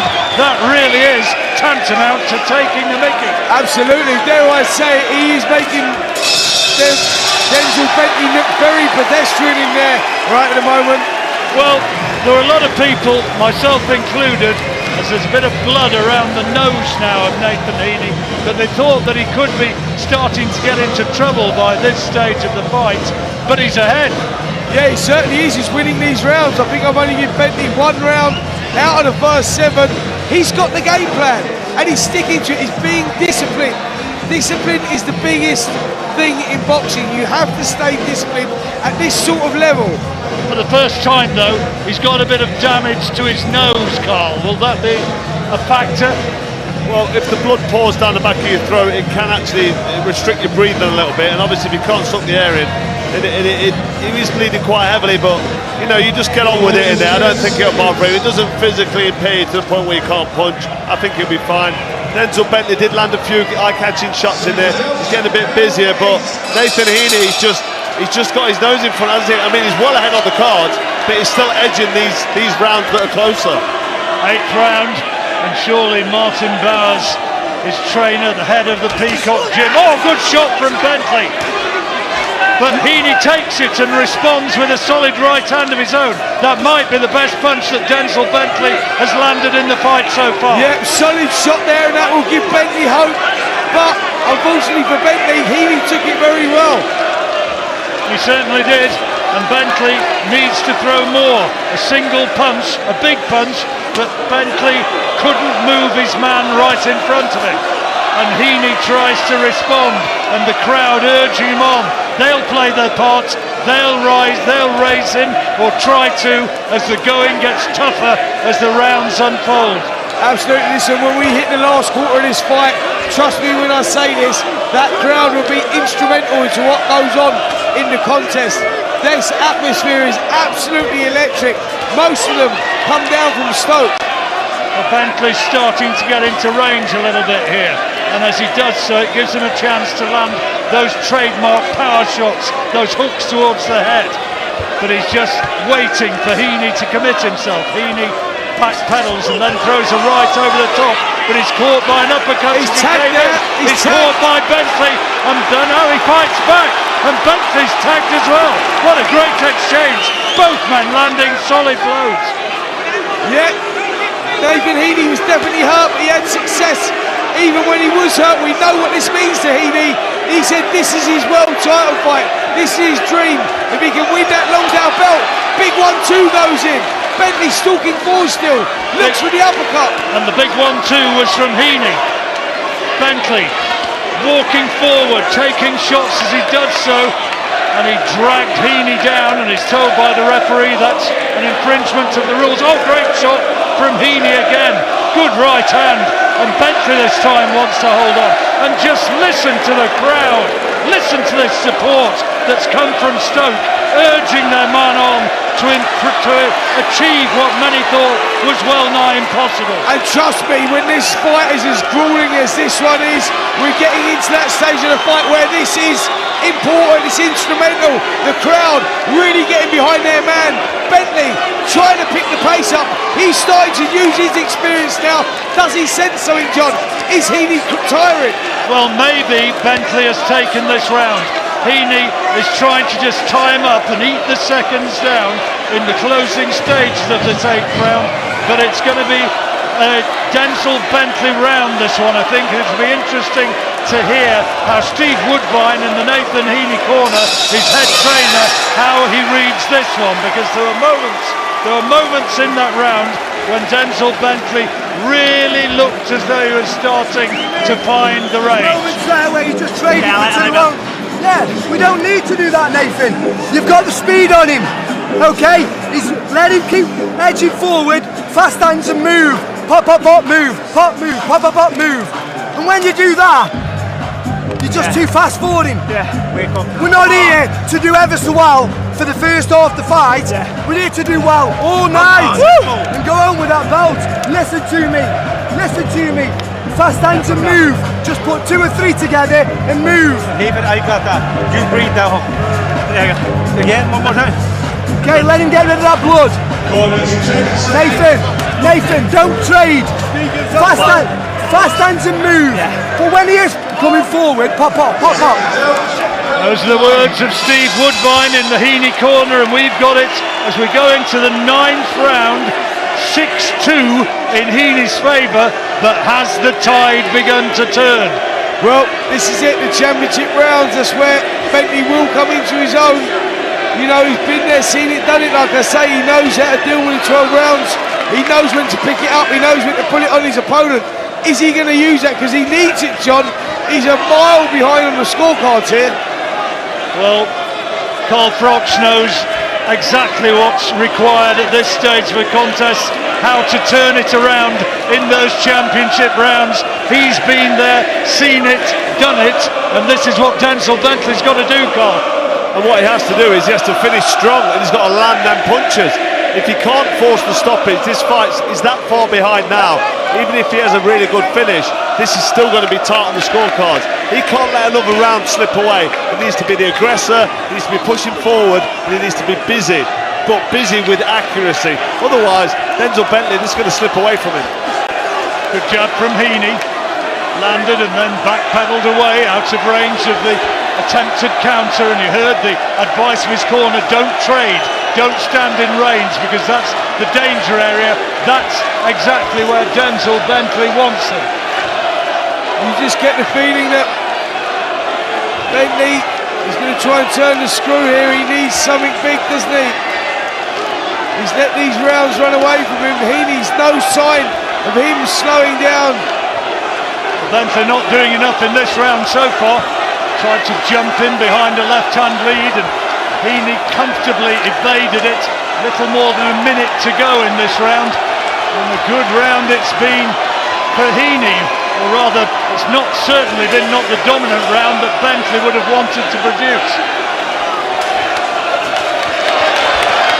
Good work again from Heaney. Left hook, and there's a right hand from Bentley though. First solid shot is landed. He needed that, Bentley. Both guys now digging deep. They're biting down on their gum shield. The crowd know that as well. This has been tough. It's been grueling. Big right hand goes in from Heaney again. And now he's right in the pocket with Bentley, and this is where Bentley would want him to be. A little bit of taunting from Heaney, drops his hands and play acts as much as to say, you've hit me, but you've done nothing so far. A little bit of a disturbance in the crowd, I'm afraid to say. Security trying to restore order. Heaney goes down, and the referee has not given it as a knockdown. Well, it was a little backflip he done there as well to get up that really entertained the crowd. Key stage of the fight, you sense. If Bentley can get back in here, it could be that this is the point at which he can turn it around. Well, Heaney's withstanding everything pretty well. John, he's got to do something soon, because these rounds are slipping away. And I'll tell you something else, David, Heaney is growing in confidence. And I think he won that round. If that round's gone to Denzel Bentley on my card, it means Bentley's going to have to knock him down, at least. Absolutely, Adam. What are we thinking? This is Denzel Bentley is falling a proverbial mile behind it. I'm a little bit blown away with what I'm seeing, gentlemen. I'm going to be honest with you. Because Nathan Heaney is in some type of flow state right now, and he can't miss. He's so accurate. He's listening to his corner when he keeps it at range and he keeps it nice and long. He's winning the exchanges, but then every now and again when it gets tight on the inside, he's prepared to trade with Denzel Bentley. It's coming off like a water off a duck's back. He's been able to take the shots and land accurately on the inside as well. He's won a large percentage. Listen, I've got 2 rounds maybe to Denzel Bentley. I mean, I never thought I'd say that at the start going into the 10th. This is unbelievable what we're witnessing. If he can keep this going for 3 rounds, we've got a new British champion.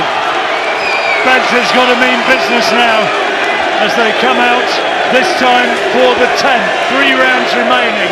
He's got to win all 3. Goes without saying, but he's got to win them big. I think he's going to have to put Nathan Heaney at least on the canvas, if not knock him out, to win this. This has been an inspired performance for the big ticket seller, the popular man from Stoke. Absolutely. You wondered where he was going to go, where his level was. But on this performance, he's a difficult man to beat. Timing's perfect, the range is perfect. He's grown into this fight, and you can see now an air of desperation around Denzel Bentley's work. He knows he needs something big. He's trying to walk forward, but every time he does, he walks onto another big right hand. Listen to the crowd in here. They sense it. Bentley is struggling. Terrific work again from Heaney. Bentley lunges in with a jab to the body, tries to throw a right hand over the top, and is way off target. Just went straight through thin air, as so many of his supposed power shots have done. But then a left jab from Bentley does knock back Heaney's head, but Heaney responds with a volley of punches of his own. No great power of them, but maybe 4 or 5 finding the target. He's a man on a mission. You just feel that he will not be defeated tonight. It's his night. Heaney again with a 1-2. Bentley coming forward. A ragged look about what he's doing now. Head down. Timing's gone. Heaney, the one that has taken full control here. Great credit to Heaney that this has been a fairly woeful performance from Denzel Bentley. He has, I think, whether he's underestimated Heaney and believed that he would just put him away the first time he connected, I don't know the answer to that one, but it certainly looked a little bit that way. I think styles make fights, and I don't think No one. I don't think Nathan Heaney thought he was going to box this well. I've never seen Heaney box anywhere near as good as this. Like I say, a man on a mission. He was never going to let this opportunity go. And he is within a whisper of stealing that British title. He's got Bentley on the ropes. Referee tells Heaney off the use of the head as he went in close. But I tell you what, Denzel Bentley looks really, really tired in there now. Winged in a big right hand, but it was only a glancing blow, no real snap in the punch, and he threw it from such a long way out that Heaney saw it coming and was able to take partially evasive action. Bentley advances, trying to get into the pocket again, but he's caught by a terrific right hand counter as he does so, as we move into the last 10 seconds of the round. And Denzel Bentley needed a big round, and he's absolutely not found it. There's a left hook from Bentley, last scoring punch of the round. Carl Froch, close round maybe, but Heaney surely, if he stays on his feet, this is going to be his title. That's how it's looking. I mean, and that was much of the same. Denzel Bentley pushing forward a little bit more, but looking ragged, looking a little bit tired, looking like he's reaching a little bit of desperation with his work, and not enough work, because Nathan Heaney is still busy. Even when he's on his back foot, even when he's under attack, he always fires back, he always finishes the argument. This is almost, if you scored this correctly, some of these scoring rounds, they're not even close because of the work rate of Heaney. This could be a landslide performance. It probably won't be, because Denzel Bentley's the champion, and that somehow, even though it shouldn't, goes with the scoring. But for me, Heaney is putting in an absolute sterling performance. Did he do enough to win that round, that last one, Bentley? It's a close one. I think Bentley could have just nicked it, but you feel like giving him a round because he's that far behind, which you shouldn't do. He is that far behind. You know, you're talking about scores of 118, 1-9, 118, 110. If he gets through this next 6 minutes, what can Denzel Bentley do? Can he turn it around? Can he have that champion's mindset, champion's mentality? Left hook lands. Listen, he needs a Carl Froch Jermaine Taylor moment, mate. That's what he needs. Yeah, absolutely. You don't see too many of those, and this is what Denzel Bentley is looking for. He's stalking Heaney, who'll have been told by his corner, just stay out of harm's way. Right hand from Bentley did find the target, and there's swelling now under the left eye of Heaney, starting to mark up. What a fight we've had here. Don't forget to tune into Virgin Radio, the home of Chris Evans and the rest, for the best new music. But this is the best in sport. Bentley against Heaney, Fight Night live on talkSPORT. And I tell you what, it is going to be one huge upset if Nathan Heaney can just see this one through. Good right hand from Bentley. He's finding the range. He's got another right hand. Left hook from Heaney. Gets through, and they're trying to tell him to move, to box, to stay away. Don't trade with him. There's been a massive turnaround in this 11th round. Left uppercut, come hook goes in there from Bentley as well. Heaney is starting to come to pieces a bit here. The face is looking bashed up, and John, the legs are starting to go beneath him. He's starting to look groggy, and Denzel Bentley will sense that with 90 seconds to go in this round. He's closing in, looking for the big shot, but Bentley has to take one from Heaney himself.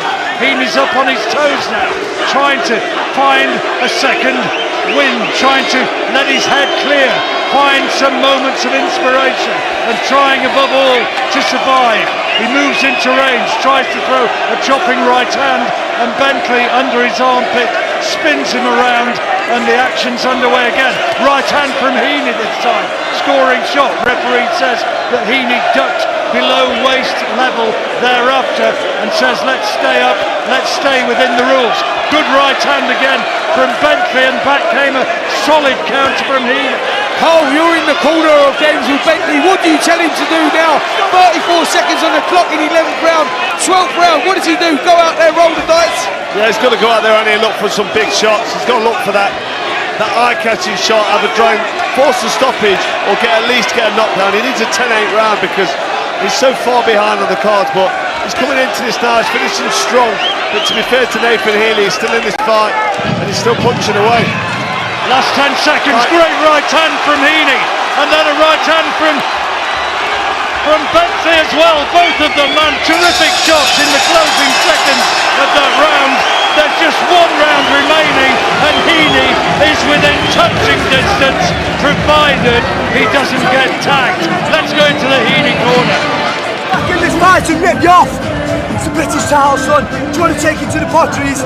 Do as I'm telling you. Come on, how are you feeling now? Don't let him edge back in it easily. You okay? Wake up now, let's go. Last round. This is you, man. Nathan, don't get caught, nothing silly. Fast hands and move. If you don't punch at all, you're not going to keep him off. Bump move, bump move, bump move, bump move. Breathe. How many times will I have to tell you?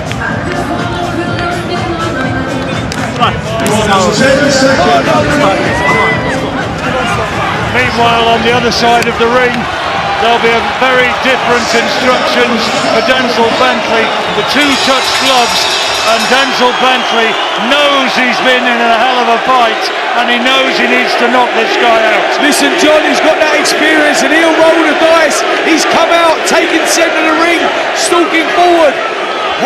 Nathan Heaney moving around the perimeter, trying to stay out of trouble. This could be the most important 3 minutes of Nathan Heaney's life. Well, it's certainly the most important 3 minutes of his boxing life, and he's certainly doing his family and his city proud here tonight. But Bentley is also a proud man, and he's still got the capability to turn this one around. Just coming in, trying to walk Heaney down, but he's being tagged by a jab as he does so, and a left hand as well. Missed with a right cross, Heaney, but good fast hands from Heaney. Straight left and a right, and then a chopping right hand as well. And the first minute of this final round has been won by Nathan Heaney. Yeah, John, I think Denzel Bentley's blown a gasket in round 11. I'm not sure he's got anything left. He's trying to force it forward, but there's nothing in his punches, Cole. I'm not sure that he's got what it takes to try and get this inside. He was walking forward, trying to let shots go, and he does look quite cumbersome, but it is round 12. Both fighters are tired, but Bentley is pushing forward, he's trying shots, but Heaney will just meet him with everything because this is his last round of his big chance. The hand speeds with Heaney. He's beating Bentley to the punch now. Bentley tries to throw out a jab again, short of the target, right over the top from Heaney. Bentley winds up with another right hand. Heaney gets in with a right of his own, and another, and a left hand, all scoring shots to the head, and a chopping right hand as well. The crowd are going ballistic. 1 minute, 10 seconds on the clock. Heaney's throwing everything at the kitchen sink. The crowd are on their feet. Bentley's trying to go with him. He knows he needs to knock out here for the win. Dramas in this 12th round. Well, this has been a staggering performance from Nathan Heaney. To be confirmed still, of course, by the judges, but unless Bentley does something extraordinary in the remaining 45 seconds, the great fairy tale is complete, and Heaney, holding on to Bentley, stumbles forward and stumbles to the ground, and the referee having a word with him, telling him don't spoil it by fouling at this stage, as we move now into the last few seconds of the fight. All around, people are standing up, people are cheering.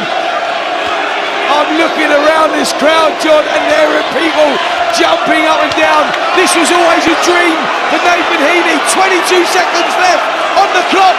Bentley goes for it. He rolls the dice. There are going to be tears of joy here tonight if this goes Nathan Heaney's way. We're into now the last 10 seconds. Can Bentley find something now? Heaney holds his arm up, taunts him, waves to the crowd as much as to say, you've seen it, you believe, and what's more, I've done it. And the reaction of the crowd is just extraordinary. Fantastic performance from Nathan Heaney, who is now chaired around the ring by his coach Steve Woodbine. We have seen something very special here tonight, and you have heard something which was totally unexpected, apart from the real die-hard fans of this man. If you're listening in Stoke, you'll say, rubbish, we always knew. I don't think the rest of the country did, Tonight, he was just outstanding. Yeah, John Rawling, absolutely spot on. No one really believed that Nathan Heaney had that in the locker, that he could produce that sort of performance. That is the best I've seen in box by a mile. What a performance when he needed it. Wow. Denzel Bentley never give up right till the end. Mate, we get to see some fantastic things in these boxing rings, and we can recollect them over the years. None of us are going to forget what we just witnessed. It's the British title, man, I told you. None of us are going to forget what we just witnessed. This kid was an 8-1 on favourite tonight, Denzel Bentley. And Nathan Heaney has thrown the bookmakers' odds out the window and gone for it. That was his World Cup final. He's dreamt of this moment all his life, and he's absolutely gone for it. And fair play to him, man. I just hope that the judges honour what we've just seen, because that was truly sensational. What a performance of a lifetime, and he thoroughly deserves to be lifting the Lonsdale belt in a moment or two. He's got the Stoke City flag, which he's now holding and waving towards his supporters, fellow Stoke City fans, and listen to the reaction. You know exactly what they're feeling, you know exactly what it means to them, and the results, the score sheet, the all-important points tally is now in the hands of Thomas Schreiber. Surely the judges, surely they're not going to deny him. Here we go, here it comes. Has Heaney done it? I believe he has. Ladies and gentlemen, after 12 rounds of boxing, we go to the judges' scorecards. Judge Victor Loughlin scores it 114 to 114, even a draw. Judge Steve Gray scores it 116 to 113. And Judge Howard Foster scores it 117 to 111. Both in favor of your winner by majority decision. And now both British and WBA Continental Middleweight Champion, Nathan Hitman Heaney! He did it! He did it! Nathan Heaney is the middleweight British champion, overcome with emotion, a lifelong dream. He set out on it with his father on this mad little journey. Small halls, leisure centres, working men's clubs. Well, tonight, the arena in Manchester is without any shadow of a doubt his. Stoke City took over the northwest of England, and he has been crowned the British middleweight champion as his fan base sing his song, Tom Jones's Delilah, ringing around the arena. In full voice, Nathan Heaney in the centre of the ring. And gents, thoroughly deserved. When that 114 card came in, I thought we were in for one of them nights. But thank the Lord that two judges saw what we majoritarily saw and gave Nathan Heaney the British title via a majority decision. How one judge scored that 114 is beyond me. In fact, he should never judge another fight again, because that is scandalous. I mean, he won that fight clearly. In fact, I'd go as far to say Denzel Bentley was probably lucky to get 3 rounds if he won 3 rounds. I had it 9-3. I thought he was absolutely fantastic, Nathan Heaney. He boxed his socks off. He set a wonderful pace early doors. And when he had to, Carl, he answered the trend. And that's what we didn't think he could do. He stood there and went toe-to-toe when he needed to do it. Yeah, he certainly did. That's exactly what he did, actually. And he worked away, didn't he? He kept believing in himself. Some of his work's quite crude and it's quite basic, but when you're busy and you're landing shots and getting through, Denzel Bentley, I think, was just a little bit too sort of lackadaisical in there, a little bit like, I think he was thinking he was going to catch up with Nathan Heaney later on in the fight, and he did push through towards the end. But when you leave it too late, when Bentley pushed forward and up the work rate, Nathan Heaney just went with him and just met him as he came, and there's no way of getting himself back in that fight. Denzel Bentley put him in a position where he needed a knockdown, or a stoppage or knockout. And when you're chasing it like that, you make mistakes and walk forward or walk into shots. Bentley then got tired. He threw that away early on, but did he throw it away, or did Nathan Heaney just have the fight of his life? Because that was one hell of a performance. Sensational performance. It felt like, John, I don't know how you were seeing this through commentary, that Denzel Bentley thought that he was going to come here and just blast Nathan Heaney away. He thought that I'm going to load up, I'm going to land this big one bomb, and that's going to be the end of the contest. I think I said that in commentary at one point. I mean, he really did look like a man who believed that this guy wasn't really in his class, and that he'd have just too much armoury for him, and that he'd just land and put him away, and it wasn't going to be. I mean, that was a great performance though from Heaney. He performed to a game plan. I didn't think he was as good as that. I didn't think that he'd be capable of doing that for 12 rounds. Well, he does look a little bit stiff, doesn't he, and a bit rigid and crude at times, but his movement was really good. Like I say, he's probably fought the fight of his life there, because his head movement, he was ducking and slipping, making a miss, almost nonchalantly walking around at times, and then he'd throw 1, 2, 3, 4, then he'd put 5, 6, 7, 8 on the end of it, and Denzel Bentley kind of didn't know what to do, and he's just lost his British Commonwealth, and you know, he's lost his belts there, lost his titles, and he walked to this ring this evening, not one bit, not one iota expecting for that to happen. I think he's in shock. The condition as well of Nathan Heaney, geez man, to be able to keep going and keep going and keep going. You made a comment halfway through the commentary, he looks in incredible shape, but the gas tank was there. He's obviously done the work in the darkness, enabling him to shine in the spotlight this evening. Yeah, this is the fight of his life, isn't it? And you get the feeling that he's performed. I mean, he's put in the best performance of his career in front of his home fans, and the atmosphere is amazing here tonight. It's been, this really is a real happy ending and a real great story for boxing and for Nathan Heaney. I mean, Denzel Bentley's going to be gutted, don't get me wrong. There's always a flip side, isn't there? Without the highs, you don't get the lows. But for Nathan Heaney, that might just be the fight of his life.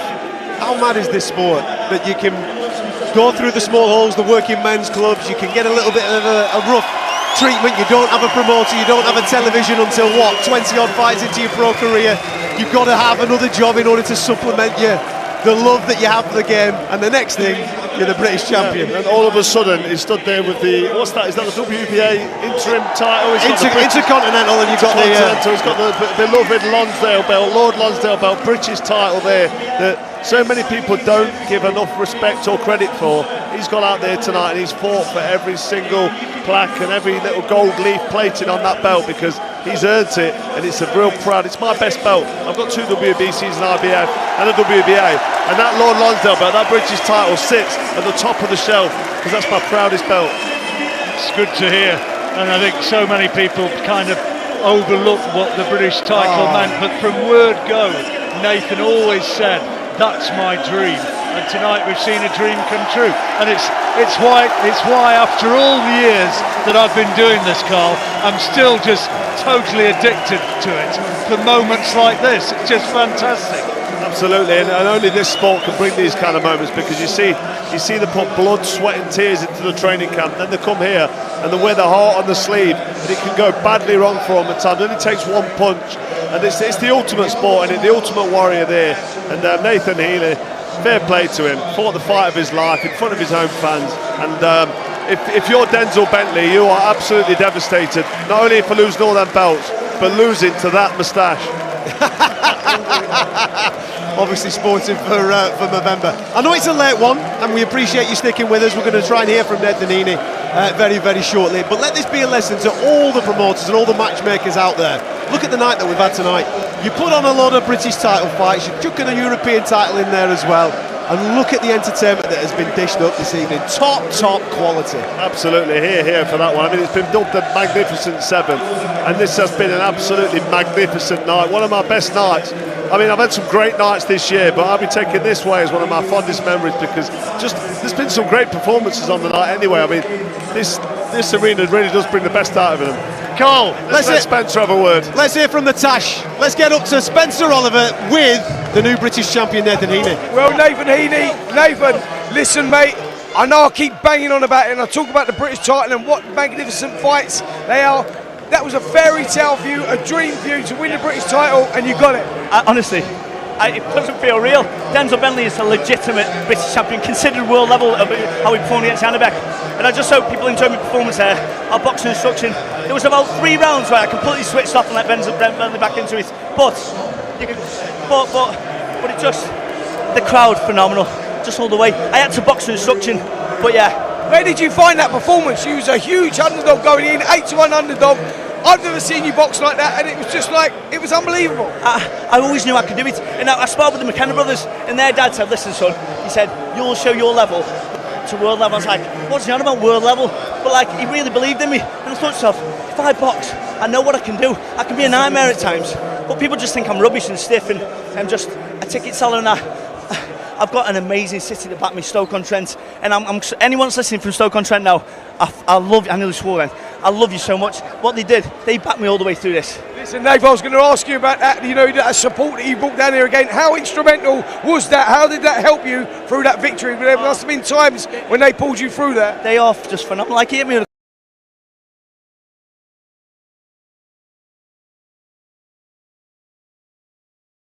I've got to enjoy this moment. I have a bit of a rest because I've been training for 2 fights. I never came through over the last 6 months, and it's been 7 months since my last fight, and he's fought before between me, so he's been sharper than me. But I just hope people, I proved I've got some ability in the boxing ring, and I deserve to be here.